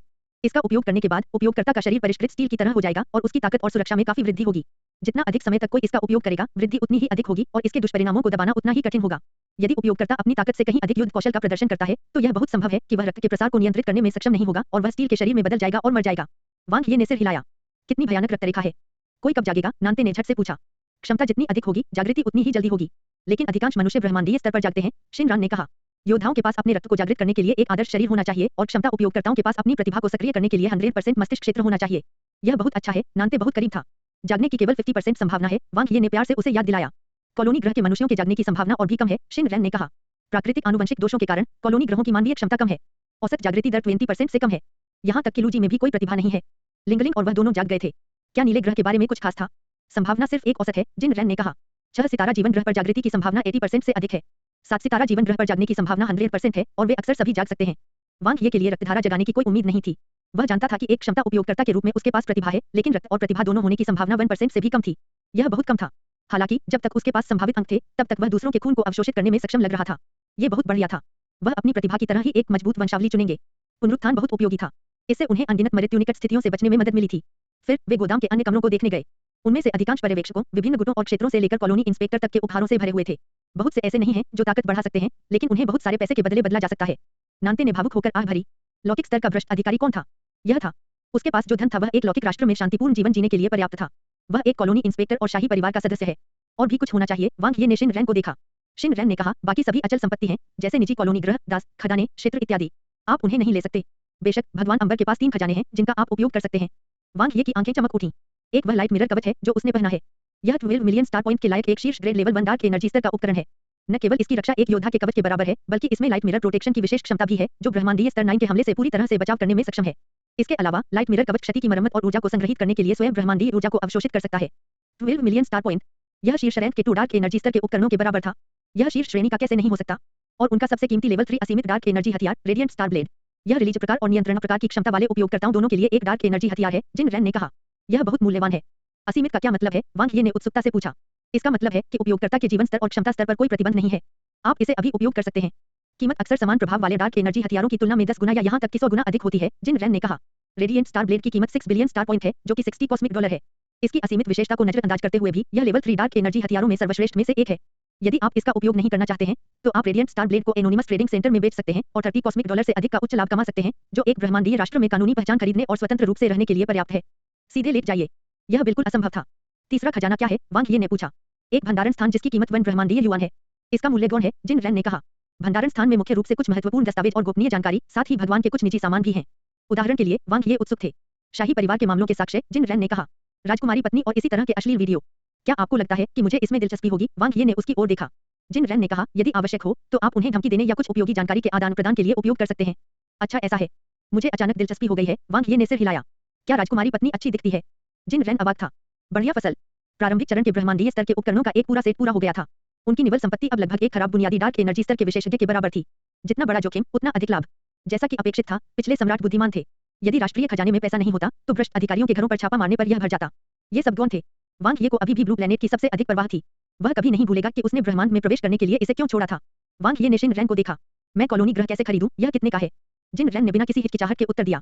एक कॉलोनी ग्रह खरीदने के लिए आपको पहले 2 सितारा ब्रह्मांडीय नागरिक या उससे ऊपर का होना चाहिए। दूसरे, आपके पास उपलब्धि अंक होने चाहिए। इन 2 शर्तों को पूरा करने के बाद आपके पास बस पर्याप्त पैसा होना चाहिए। कितना? वांग ये इसी बात को लेकर सबसे अधिक चिंतित थे। जिनरैन ने कहा, 4 सितारा कॉलोनी ग्रह की शुरुआती कीमत आमतौर पर 1 मिलियन कॉस्मिक डॉलर है। कॉलोनी ग्रह के विशिष्ट स्थान, आकार, जीवन ऊर्जा आदि की विस्तृत जांच की आवश्यकता होगी, लेकिन यह मूल रूप से 1 मिलियन से 10 मिलियन कॉस्मिक डॉलर के बीच है। एक खगोलीय आकृति। एक कॉस्मिक लेवल 9 योद्धा की कुल संपत्ति लगभग 10 लाख स्टार पॉइंट थी। 1 मिलियन कॉस्मिक डॉलर। यहाँ तक कि कई डार्क एनर्जी लेवल 9 विशेषज्ञों के पास भी इतनी राशि नहीं होगी। इसके अलावा उन्हें 2 अन्य शर्तें भी पूरी करनी थी, सितारा ब्रह्मांडीय नागरिक या उससे ऊपर की पहचान और उपलब्धि अंक। 3 शर्तों में से उपलब्धि अंक प्राप्त करना सबसे आसान था। उपलब्धि बिंदुओं को कई प्रकारों में विभाजित किया गया था। ब्रह्मांड में जहां सभी जातियां युद्ध में थीं, युद्ध की उपलब्धियां प्राप्त करना सबसे आसान था और सबसे अधिक मान्यता प्राप्त थी। उन्हें वैज्ञानिक अनुसंधान, शिक्षाविदों, रचनात्मकता और पोषण जैसे अन्य माध्यमों से उपलब्धियों पर विचार करने की आवश्यकता नहीं थी। जहां तक सितारा लौकिक नागरिक बनने की बात है, यह बहुत कठिन था। अच्छी पृष्ठभूमि वाले मनुष्यों के लिए ऐसी पहचान प्राप्त करना आसान था। उदाहरण के लिए, मुनरो किंग एम्बर, जिसे उसने मार डाला, एक सितारा ब्रह्मांडीय नागरिक था। हालांकि सामान्य मनुष्यों को अपनी ताकत से खुद को साबित करने की जरूरत थी। उदाहरण के लिए, एक गुलाम केवल सितारा ब्रह्मांडीय नागरिक का दर्जा प्राप्त कर सकता है, जबकि कॉलोनी ग्रहों पर पैदा हुए मनुष्य सितारा ब्रह्मांडीय नागरिकता प्राप्त कर सकते हैं। दुर्भाग्य से रेड रिवर कॉस्मिक नेशन को उसकी पहले से ही तलाश थी और उसने एक सितारा कॉस्मिक नागरिक की हत्या भी कर दी थी। आगे का रास्ता लंबा था। धीमे चलो, पहले जीवित रहो, फिर कोई रास्ता खोजो। वांग ये बहुत शांत थे। हमेशा एक रास्ता था, बाकी सब कुछ महत्वहीन था। ताकत परम सत्य थी। इस ब्रह्मांड में जहां ताकतवर कमजोरों का शिकार करते थे और सामाजिक वर्गों को स्पष्ट रूप से परिभाषित किया गया था, सामाजिक वर्ग बाधा को तोड़ने के लिए वहां पर्याप्त ताकत होनी चाहिए थी। सबसे पहले ब्रह्मांडीय स्तर तक सफलता। परमाणु संचालित स्टारशिप का संशोधन बहुत तेज था। मून बेस के बड़े पैमाने पर विनाश से अलग, इस बार केवल स्टारशिप के होंगे की सुपरनेट को हटाने की जरूरत थी। इसके स्थान पर अच्छी तरह से सुसज्जित परमाणु संचालित स्टारशिप के स्वयं के नियंत्रण फंक्शन का उपयोग करने के लिए सेट किए जाने के बाद संशोधन पूरा हो गया था। जी, तारायान हवा में उठ गया। वांग ये ने स्वयं को नियंत्रणों से परिचित कराया और उपग्रह को छोड़कर अनंत ब्रह्मांड की ओर उड़ान भरी। गंतव्य ऊर्ट बादल 40,000 किमी सेकेंड 50,000 किमी सेकेंड। वांग ये ने परमाणु संचालित स्टारशिप को गति देना जारी रखा। उसके बगल में नानते बैठा था, जिसके चेहरे पर उत्सुकता और जिज्ञासा थी। मुनरो फाइटर जेट N0.1 को चलाने के बाद उन्हें स्टारशिप चलाने की लत लग गई। सीधे शब्दों में कहें तो वह आदी था, हालांकि वह इसमें सर्वश्रेष्ठ नहीं था। दरार, परमाणु संचालित स्टारशिप की गति 60,000 किमी सेकेंड पर रुक गई, जो प्रकाश की गति का 5वां हिस्सा थी। गति स्थिर हो गई। हालांकि इस सुसज्जित परमाणु ऊर्जा स्टारशिप की उच्चतम गति 100,000 किमी सेकेंड के करीब थी, लेकिन इसमें बहुत अधिक ऊर्जा की खपत होगी। अंतरिक्ष में चक्कर लगाते समय उनके पास अपनी ऊर्जा आपूर्ति को फिर से भरने का समय नहीं था। प्रकाश की गति का 5वां हिस्सा संतुलित सीमा में था। इसने परमाणु संचालित स्टारशिप को शून्य से हाइड्रोजन परमाणुओं को लगातार अवशोषित करने और उन्हें ऊर्जा में परिवर्तित करते हुए लगातार यात्रा करने की अनुमति दी। साथ ही यह अभी भी सामान्य परमाणु संचालित जहाज से 2 गुना तेज था। मैं कर देता हूँ, नानते की आंखें चमक रही थीं। जरूर, वांग ये ने नियंत्रण नानते को सौंप दिया। हालांकि मार्ग की योजना बनाने के लिए कोई हागकी सुप्रनेट नहीं था, विशाल तारों वाले आकाश में अधिक बाधाएं नहीं थीं। साधारण चट्टाने तारे के जहाज को कोई नुकसान नहीं पहुंचा सकती, इसलिए सामान्य उड़ान बिल्कुल भी मुश्किल नहीं थी। यह बहुत स्थिर है। वांग ये परमाणु ऊर्जा से संचालित स्टारशिप पर खड़े थे और उन्हें बिल्कुल भी कंपन महसूस नहीं हो रहा था। ऐसा लग रहा था मानो वह समतल जमीन पर हो। स्टारशिप बेस जैसे निम्नतम श्रेणी के स्टारशिप की तुलना में यह बहुत बेहतर था। औसत गति को 20 गुना बढ़ाकर वे तेजी से ऊर्ट क्लाउड की ओर उड़ गए। वे लगभग 5 ब्रह्मांडीय दिनों में पहुंचेंगे। मैनुअल नियंत्रण और होंगकी सुप्रनेट के नियंत्रण के बीच कोई खास अंतर नहीं था, सिवाय इसके कि बाद वाला अधिक विस्तृत था और गलतियां नहीं करेगा। जहां तक पहले का सवाल है, कोई गलती नहीं थी, लेकिन इसके लिए जनशक्ति की आवश्यकता थी। किसी को मुख्य नियंत्रण कक्ष में बैठना होगा। जब नानते गाड़ी चलाते चलाते थक जाता, तो वह दोनों मुख्य इंजीनियरों को बारी बारी से गाड़ी चलाने को कहता। एक स्टारशिप में मरम्मत करने वाले अवश्य होने चाहिए, जो महिलाओं से अधिक महत्वपूर्ण हों। वांग ये ने भंडारण कक्ष में प्रवेश किया। दूसरा दरवाजा खोलना एक तिजोरी खोलने जैसा था। बड़ी संख्या में ऊर्जा क्रिस्टल को बेतरतीब ढंग से ढेर कर दिया गया था। वांग ये ने बीच में एक खाली क्षेत्र को साफ किया और फिर इसे अवशोषित करने के लिए एक 3 सितारा ऊर्जा क्रिस्टल लिया। यहाँ कोई 4 सितारा ऊर्जा क्रिस्टल नहीं थे। एक और ऐसा इसलिए था क्योंकि वे अधिक महंगे थे। दूसरी ओर मुनरो किंग एम्बर ने केवल स्टेज 3 कंप्रेसिंग स्पेल की खेती की थी, इसलिए वह 4 सितारा ऊर्जा क्रिस्टल की ऊर्जा को तोड़ने में असमर्थ था। वाह, विघटन और अवशोषण, ऊंची उड़ान। उसके शरीर में असीम ऊर्जा उमड़ पड़ी। भले ही उसकी कोशिकाओं का परिवर्तन धीमा था, उसके मानस का विस्तार आश्चर्यजनक था। प्रभाव एक सितारा ऊर्जा क्रिस्टल को अवशोषित करने की तुलना में बहुत अधिक मजबूत था। 50%, 60%, 70%। एक छोटे से लौकिक दिन में लेवल 8 न्यू स्टार क्षमता उपयोगकर्ता के रूप में उनकी प्रगति 45% से बढ़कर 78% हो गई। यह बहुत तेज था। वह टूटने से बहुत दूर नहीं था। मेरे शरीर का सुधार थोड़ा धीमा है। वांग ये ने प्रगति को देखा। पूर्णता स्तर 8 आनुवंशिक योद्धा 20%। एक लौकिक दिन में इसमें 18% की वृद्धि हुई। यह कहना थोड़ा ज्यादा था कि यह धीमा था, लेकिन एक क्षमता उपयोगकर्ता के रूप में उनकी प्रगति की तुलना में यह केवल आधा था। इसका एक योद्धा के रूप में उनकी प्रतिभा से कोई लेना देना नहीं था। आखिरकार 4 सितारा जीवन ग्रहों पर मनुष्य आनुवंशिक दोषों के साथ पैदा हुए थे और अपूर्ण थे, इसलिए उनकी ऊपरी सीमा उच्च स्तरीय जीवन ग्रहों पर मनुष्यों की तुलना में कम थी। ऐसा कहा जा रहा है कि पर्याप्त संसाधनों के साथ वह अभी भी तेजी से ब्रह्मांडीय स्तर तक पहुंच सकता है। वाह वाह वाह। 3 परमाणु संचालित स्टारशिप कॉलोनी प्लेनेट 996 के वर्महोल से गुजरे। मुनरो गार्ड्स की नवी टीम। क्या आप उनके स्थान की पुष्टि कर सकते हैं? कैप्टन मुनरो उत्तीना की निगाहें सख्त थीं। महिला सहायक ने कहा, दूसरे पक्ष ने हांगकी सुप्रनेट को पूरी तरह से नष्ट कर दिया है, इसलिए हम इंटरनेट के माध्यम से उनका स्थान प्राप्त नहीं कर सकते। जिबूटियन हेवी इंडस्ट्री कंपनी के बारे में क्या? मुनरो उत्तीना ने पूछा। महिला सहायक ने कहा, उन्होंने स्टारशिप का स्थान बताने से इनकार कर दिया। क्या हमें वरिष्ठों के पास आवेदन करने की जरूरत है? अभी तक नहीं। मुनरो उत्तीना ने कहा, उन्हें रवाना होने से पहले कुछ मरम्मत करने की जरूरत है। वे बहुत दूर तक भागने में सक्षम नहीं होंगे। साथ ही आसपास कोई अन्य परमाणु संचालित स्टारशिप नहीं होनी चाहिए। होंगकी सुप्रनेट के चुंबकीय क्षेत्र खोज को सक्रिय करें। जी महाराज, महिला सहायक ने तुरंत इसे अंजाम दिया। बहुत दिनों बाद। मेरे पास निर्देशांक हैं, सर, लेकिन हांगकी सुप्रनेट के खोज क्षेत्र में 2 परमाणु संचालित स्टारशिप हैं। मुनरो उत्तीना थोड़ा स्तब्ध था। उन्होंने जानकारी खोलकर ध्यान से पढ़ी। हमारे सबसे नजदीक वाले का चुंबकीय क्षेत्र अधिक मजबूत है। यह लक्ष्य होना चाहिए, वांग ये। दूसरा एक सामान्य परमाणु संचालित स्टारशिप है। क्या हमें सिग्नल भेजने की जरूरत है? महिला सहायक ने पूछा। मुनरो उत्तीना ने कहा, कोई जरूरत नहीं है। यह एक परिवार हो सकता है जो जीवन ग्रह खोजने आया है। यह एक गांगेय साहसिक टीम भी हो सकती है। अधिक परेशानी पैदा करने की कोई आवश्यकता नहीं है। समझा? महिला सहायक ने सिर हिलाया। मुनरो उत्तीना ने तुरंत आदेश दिया, ऊर्जा तैयार करो। उच्चतम त्वरण सक्रिय करें और वांग ये का पीछा करें। हाँ, कप्तान। निर्णायक। लेवल 9 क्षमता वाला उपयोगकर्ता। 2 लौकिक दिनों से भी कम समय में वह टूट गया। वांग ये ने भावुक होकर आह भरी। यह साधना गति स्वर्ग विरोधी थी, और ये उनकी सबसे तेज गति नहीं थी। यदि उसे बड़ी संख्या में 4 सितारा ऊर्जा क्रिस्टल मिल सके, तो उसकी साधना की गति दोगुनी हो सकती है। फिर भी इस समय यह उस समय को पूरी तरह से पार कर गया जब उन्होंने एक सितारा ऊर्जा क्रिस्टल को अवशोषित किया था। सबसे महत्वपूर्ण बात यह है कि भंडार कक्ष में ऊर्जा क्रिस्टल की कमी नगण्य थी, जैसे कि उन्हें कभी छुआ ही न गया हो। कमरा अभी भी भरा हुआ था। उन्होंने इस लौकिक दिन के लिए अपनी साधना पूरी कर ली थी। पूर्णता स्तर 8 आनुवंशिक योद्धा 38%। लेवल 9 न्यू स्टार क्षमता उपयोगकर्ता 6%। 3 सितारा ऊर्जा क्रिस्टल पर्याप्त हैं। वांग ये ने तुरंत गणना की। मेरी वर्तमान गति के आधार पर मैं अगले 4 ब्रह्मांडीय दिनों में पूर्णता स्तर 9 आनुवंशिक योद्धा बनने में सक्षम हो जाऊंगा। न्यू स्टार क्षमता उपयोगकर्ता के रूप में मेरी प्रगति के लिए इसे लगभग 6 ब्रह्मांडीय दिनों में 100% तक पहुंचना चाहिए। हम तब तक ऊर्ट क्लाउड में होंगे। फिर वह भंडारण कक्ष से बाहर चला गया। मुख्य अभियंता वह होता था जो मुख्य नियंत्रण कक्ष का प्रभारी होता था। एक महान तकनीशियन के रूप में यह सोचने के लिए कि उन्हें एक स्टारशिप को मैन्युअल रूप से चलाना था। किसी स्टारशिप को मैन्युअल रूप से उड़ाना काफी उबाऊ था। बिल्कुल वैसे ही जैसे जब कोई पहली बार राजमार्ग पर चढ़ता है तो कुछ हद तक उत्साहित होता है, लेकिन 2 घंटे तक गाड़ी चलाने के बाद वह सुन्न हो जाता है। 20 घंटे तक गाड़ी चलाने के बाद बिल्कुल ऐसा महसूस होगा जैसे कोई हाईवे जाम में फंस गया हो। नानते कहा है। वांग ये ने शिन रैन को देखा। बर्फ सफेद त्वचा, आकर्षक शरीर और प्रचुर मात्रा में ज्ञान के साथ नई महिला सहायक पहले की तुलना में अधिक आकर्षक लग रही थी। ऊर्जा को अवशोषित करने वाले पत्थर। शिन रैन ने अपने हाथ में मोटी किताब रखी और उसकी ओर देखा। क्या वहाँ कोई ऊर्जा पत्थर नहीं थे? वांग ये आश्चर्यचकित थे। शिन रैन ने कहा, मुझे कुछ खाली ऊर्जा क्रिस्टल मिले और कुछ ब्रह्मांडीय ऊर्जा इकट्ठा करने के लिए संक्षेपण मंत्र का उपयोग किया। आप संक्षेपण मंत्र का उपयोग कर सकते हैं? वांग ये आश्चर्यचकित थे। यह मुश्किल नहीं है, लेकिन मैंने इसे केवल चरण 1 तक ही विकसित किया है, जिन रैन ने शांति से कहा। संक्षेपण मंत्र एक ब्रह्मांडीय स्तरीय क्षमता मंत्र था। इसने किसी को ब्रह्मांड की ऊर्जा इकट्ठा करने और उसे अपने उपयोग के लिए संयोजित करने की अनुमति दी। नई स्टार क्षमता वाले उपयोगकर्ता केवल अपने मानस में क्षमता का उपयोग कर सकते हैं, लेकिन ब्रह्मांडीय स्तर की क्षमता वाले उपयोगकर्ता ब्रह्मांड की अंतहीन ऊर्जा का उपयोग कर सकते हैं। संघनन मंत्र जितना मजबूत होगा, व्यक्ति उतनी ही अधिक ब्रह्मांडीय ऊर्जा का उपयोग कर सकता है। समय आने पर मुझे सिखाओ, वांग ये ने कहा। उनके पास विकास तकनीकों की कमी नहीं थी, खासकर तब जब उनके पास पर्याप्त ऊर्जा क्रिस्टल थे। हालांकि उनमें लौकिक स्तर की क्षमता का अभाव था। इसके अलावा संक्षेपण मंत्र 5 प्रमुख ब्रह्मांड स्तरीय क्षमता मंत्रों की नींव था। जरूर, लेकिन मेरी साधना का स्तर बहुत कम है। मेरे लिए आपको सिखाना मुश्किल हो सकता है, जिन रैन ने कहा। यह ठीक है, आपके पास मुझे चरण दर चरण सिखाने के लिए बहुत समय होगा, वांग ये ने कहा। जिन रैन ने उसे घूरकर देखा और कुछ देर तक चुप रहा और फिर बोला, आप एक अच्छे इंसान हैं, इसलिए मैं आपसे झूठ नहीं बोलना चाहता। आपके पास ज्यादा समय नहीं बचा है। ओह, वांग ये ने उसकी ओर देखा। शिन रैन ने कहा, मुनरू गार्ड्स हांगकी सुप्रनेट के बड़े चुंबकीय क्षेत्र के माध्यम से स्टारशिप के स्थान की खोज करेंगे। जब तक परमाणु संचालित स्टारशिप उड़ान भरना बंद नहीं करती, ऊर्जा परिवर्तन निश्चित रूप से खोजे जाएंगे। फिर वे गति को अधिकतम तक बढ़ाने और हमारा शिकार करने के लिए अपनी अटूट आरक्षित ऊर्जा का उपयोग करेंगे, ना? वांग ये ने मुस्कुराते हुए कहा। जिन रैन की आंखें चौड़ी हो गईं। तुम्हें पता है? वांग ये ने सिर हिलाया। जब हम स्टारशिप को संशोधित कर रहे थे, तो मैंने 2 मुख्य इंजीनियरों से पूछा। हमारी अधिकतम त्वरण लगभग 93,000 किलोमीटर प्रति सेकंड के समान है। हालांकि हम ऊर्जा वापस नहीं प्राप्त कर सकते। आपने कोई समाधान सोचा है? शिन रैन ने वांग ये की ओर देखा। वांग ये ने कहा, बहुत सारे हैं। पहली चीज जो मैंने सोची वह बचने के लिए अपनी मौत का नाटक करना था, लेकिन हांगकी सुप्रनेट ने पहले ही मेरी जानकारी दर्ज कर ली है। मुनरू गार्ड्स शायद मेरी प्रतिभा को जानते हैं और मुझे आसानी से भागने नहीं देंगे। जिन रैन ने सिर हिलाया। वांग ये ने आगे कहा, उसके बाद मैंने ऊर्ट क्लाउड के अनूठे भौगोलिक वातावरण का उपयोग करके यह भ्रम पैदा करने के बारे में सोचा कि स्टारशिप ने नियंत्रण खो दिया है और धूमकेतु से टकरा गया है। फिर मैं छिप जाऊंगा। असीमित ऊर्ट क्लाउड में जीवन की तलाश करना आसान नहीं है, लेकिन खतरे का स्तर अभी भी बहुत अधिक है। हर चीज पर विचार करने के बाद वांग ये अचानक हंसे। मैंने फैसला किया है कि अब और नहीं छिपूंगा। बस करो। यदि आप बहुत अधिक छिपाते हैं, तो आप आसानी से अपनी लड़ने की भावना और इच्छा शक्ति खो देंगे। सबसे खतरनाक स्थिति में जोखिम लेना बेहतर है। आपकी दी गई जानकारी के अनुसार मुनरू गार्ड्स की वी टीम में एक कप्तान और 2 उपकप्तान, साथ ही एक डार्क एनर्जी स्तर का योद्धा है। वे वास्तव में बहुत मजबूत हैं। केवल 2 उपकप्तान शायद लूजी से अधिक मजबूत हैं। कप्तान की तो बात ही छोड़ दें। जब वन ने लूजी से लड़ाई की, तो वन केवल न्यू स्टार स्तर पर था। हालांकि मैं अब भी एक न्यू स्टार लाइफ फॉर्म हूँ, यह लंबे समय तक नहीं रहेगा। ऊर्ट क्लाउड में प्रवेश करने के बाद हांगकी सुप्रनेट के साथ हमें ढूंढना आसान नहीं होगा। हमारी वर्तमान ऊर्जा आपूर्ति के साथ हमें 10 से 20 ब्रह्मांडीय दिनों तक खोजे जाने में देरी करने में सक्षम होना चाहिए। यह अवधि मेरी ताकत में गुणात्मक परिवर्तन से गुजरने के लिए पर्याप्त है। नांते के पास ब्रह्मांडीय स्तर के योद्धा बनने की भी उच्च संभावना है। सर्वोत्तम डार्क एनर्जी हथियारों और उपकरणों के साथ एक मौका है कि हम जुआ खेल सकते हैं। वांग ये मुस्कुराए। शिन रैन ने अपने सामने वाले युवक को देखा और उसका दिल बेवजह तेजी से धड़कने लगा। पहले उसके प्रति उसके मन में अच्छा प्रभाव नहीं था। एक उसकी पहचान के कारण था। वह एक 5 सितारा जीवन वाले ग्रह की एक साधारण इंसान थी, लेकिन वांग ये एक कॉलोनी ग्रह की एक घटिया इंसान थी। दूसरा उनके एनकाउंटर के कारण हुआ। उसके सामने एक उज्जवल भविष्य था। वह साक्षात्कार के 3 दौर पास करने और कॉलोनी इंस्पेक्टर की सहायक बनने में सफल रही। फिर भी उसे बेवजह पकड़ लिया गया था। हालांकि वह कैदी नहीं बनी, लेकिन यह कोई बेहतर बात नहीं थी।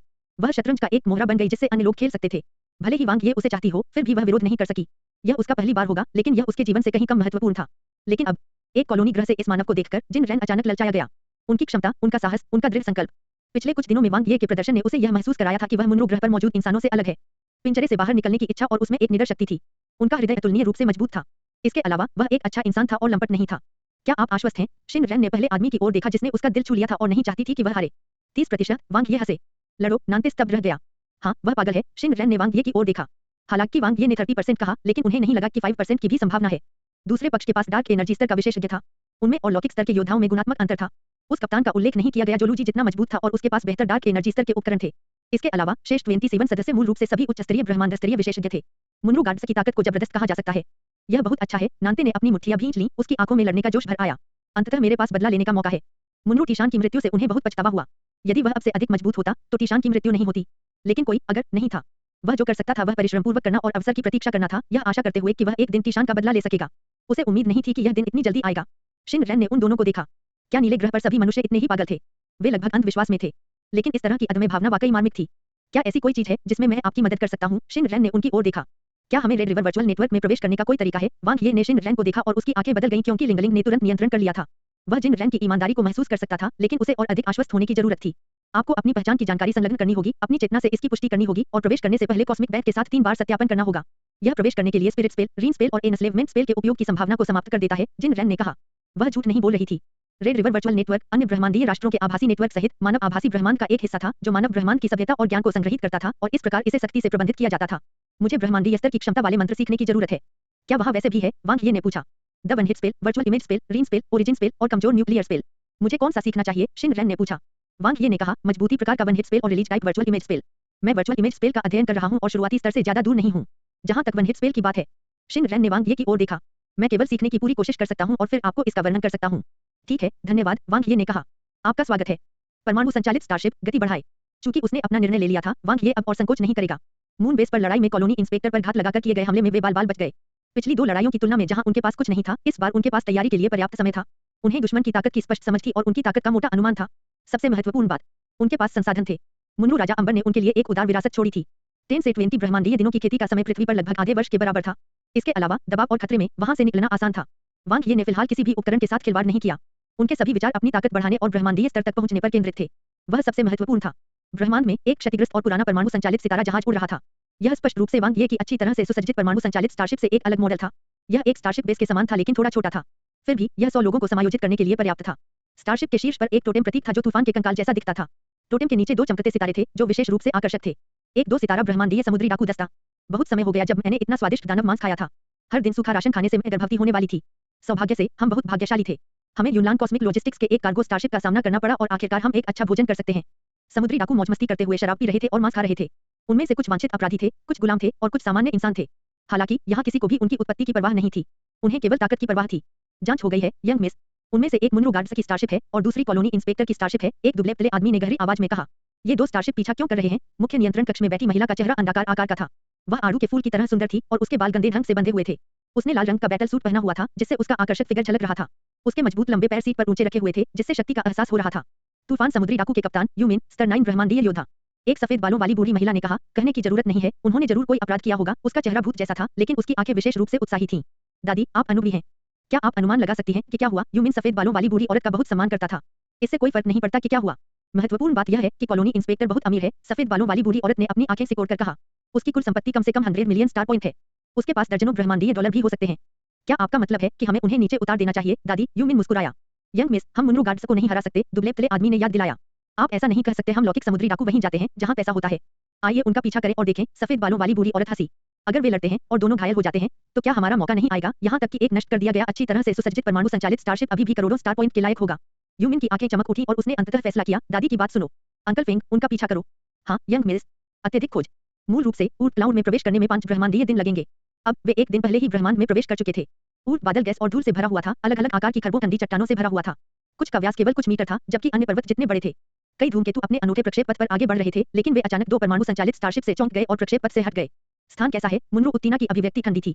मिलोड, चुंबकीय क्षेत्र का हस्तक्षेप बहुत मजबूत है और लक्ष्य की उड़ान दिशा लगातार बदल रही है। महिला सहायक ने कहा, उनकी ऊर्जा खत्म होने से पहले उन्हें पकड़ना हमारे लिए बहुत मुश्किल होगा। हर ब्रह्मांडीय दिन में उनके स्थान को 10 बार ताजा करें और सुनिश्चित करें कि हम लक्ष्य के करीब हैं। उनके पास सीमित ऊर्जा है, मुन्नू उत्तीना ने कहा। वे कॉलोनी सिस्टम 996 के नेबुला से बच नहीं सकते। हाँ, कप्तान। इसके अलावा हमने दूर से हमारा पीछा कर रहे एक अन्य परमाणु संचालित स्टारशिप का पता लगाया, महिला सहायक ने कहा। वे गैलेक्टिक साहसी नहीं हैं, बल्कि डरपोक समुद्री डाकुओं का एक समूह है। मुन्नू उत्तीना तिरस्कारपूर्ण लग रहे थे। उन्हें नजरअंदाज करो, मिशन हमारी प्राथमिकता है, हम लक्ष्य को दोबारा भागने नहीं दे सकते। उच्चाधिकारी पहले से ही बेहद असंतुष्ट हैं। हाँ, कप्तान। ऊर्ट क्लाउड में प्रवेश करने के बाद तीसरे ब्रह्मांडीय दिन वांग ये ने 3 सितारा ऊर्जा क्रिस्टल को अवशोषित करना जारी रखा। अनंत ऊर्जा ने उसके शरीर को बदल दिया और वह दहलीज पर पहुंच गया था। निर्णायक। पूर्णता स्तर 9 आनुवंशिक योद्धा। उसके शरीर की सभी कोशिकाएं उत्तेजित हो गईं और उसके शरीर और दुनिया के बीच संलयन दूसरे स्तर तक बढ़ गया। वह अंतिम दहलीज के करीब पहुंच रहा था। वांग ये ने अथक रूप से ऊर्जा को अवशोषित किया। उनका शरीर जो लगभग संतृप्त हो चुका था, उनकी नींद में सुधार के बाद फिर से सुधार की संभावना थी, लेकिन यह फिर से सीमा के करीब और करीब होता जा रहा था। एक क्षमता उपयोगकर्ता और उसके मानस के रूप में उसकी प्रगति के मामले में ऐसा नहीं था। उनका विस्तार जारी रहा। वांग ये अपने मानस की सीमा पर स्पष्ट रूप से रेखा देख सकते थे। लेवल 9 न्यू स्टार क्षमता उपयोगकर्ता 70%। अपने मानस के भीतर लिंगलिंग को ब्रह्मांडीय स्तर तक पहुंचने का अनुभव था। जब किसी का मस्तिष्क क्षेत्र 100% के करीब था, जिसका अर्थ था कि उपयोगकर्ता की क्षमता काफी मजबूत थी, तो वे बाहरी ऊर्जा की मदद से सफलता को पूरा कर सकते थे। वह अभी भी पर्याप्त नहीं था। इसके अलावा बड़ी मात्रा में ऊर्जा के साथ कोई बाहरी ताकत नहीं थी। खेती जारी रखें। उसे अपनी ताकत का स्तर बढ़ाने और सीमा तक पहुंचने के लिए अपना सर्वश्रेष्ठ प्रयास करना पड़ा। ऊर्ट क्लाउड में प्रवेश करने के बाद 5वें ब्रह्मांडीय दिन पर पूर्णता स्तर 9 आनुवंशिक योद्धा 20%। लेवल 9 न्यू स्टार क्षमता उपयोगकर्ता 100%। वांग ये ने अपने इंटरफेस को 100% देखा और आह भरी। ऊर्जा क्रिस्टल के अवशोषण और स्तर 9 न्यू स्टार क्षमता उपयोगकर्ता के रूप में उनकी खेती के साथ उनके मानस का विस्तार हुआ और उनके मस्तिष्क विस्तार दर में वृद्धि हुई। उनके अनुमान के अनुसार यह 90% के करीब था। वर्तमान में किसी क्षमतावान उपयोगकर्ता के लिए मस्तिष्क विस्तार दर के साथ ब्रह्मांडीय स्तर तक पहुंचने के 2 तरीके थे। एक था ऊर्जा क्रिस्टल को अवशोषित करना जारी रखना। भले ही एक क्षमता उपयोगकर्ता के रूप में उनकी प्रगति 100% तक पहुंच गई थी, फिर भी उनका मानस ऊर्जा को अवशोषित कर सकता था और धीरे-धीरे उनके मस्तिष्क क्षेत्र का विस्तार कर सकता था। टीशान ने यही कहा था, न्यू स्टार स्तर से लेकर ब्रह्मांडीय स्तर तक ब्रह्मांडीय मनुष्यों के लिए इच्छाशक्ति की आवश्यकता के अलावा कोई अन्य बाधा नहीं थी। दूसरी विधि किसी के मानस की सीमा को सीधे तोड़ने और अगले स्तर तक पहुंचने के लिए बाहरी बल का उपयोग करना था, जिससे किसी की मस्तिष्क विस्तार दर 100% बढ़ जाती थी। कोई भी आसान नहीं था। उसका शरीर भी धीरे-धीरे अपनी चरम सीमा पर पहुंच रहा था। इसमें अब और सुधार नहीं किया जा सका।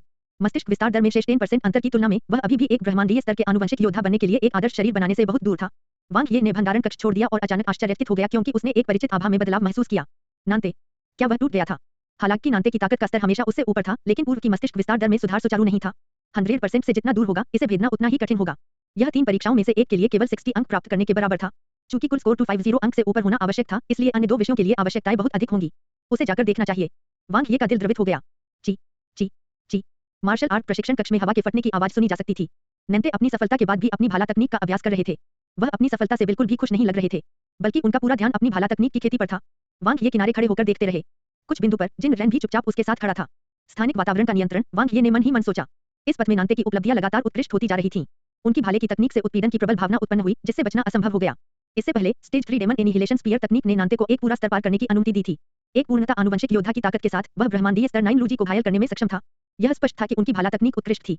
अब तो ये और भी मजबूत हो गया था। अपनी भाला तकनीक का अभ्यास समाप्त करने के बाद नैन्ते की आंखें चमक उठीं। उसे सुख आश्चर्य हुआ।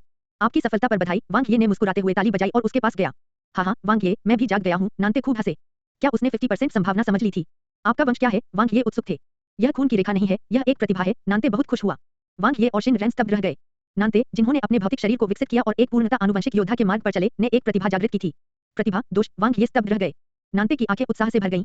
एक बार जब मैं अपनी प्रतिभा का उपयोग कर लूंगा, तो यह मेरे दुश्मन को बनाई गई जगह में फेंक देगा। जब तक मैं प्रतिभा वापस नहीं ले लेता या वे मुझे मार नहीं देते, वे नहीं जा सकेंगे। वह करीब था।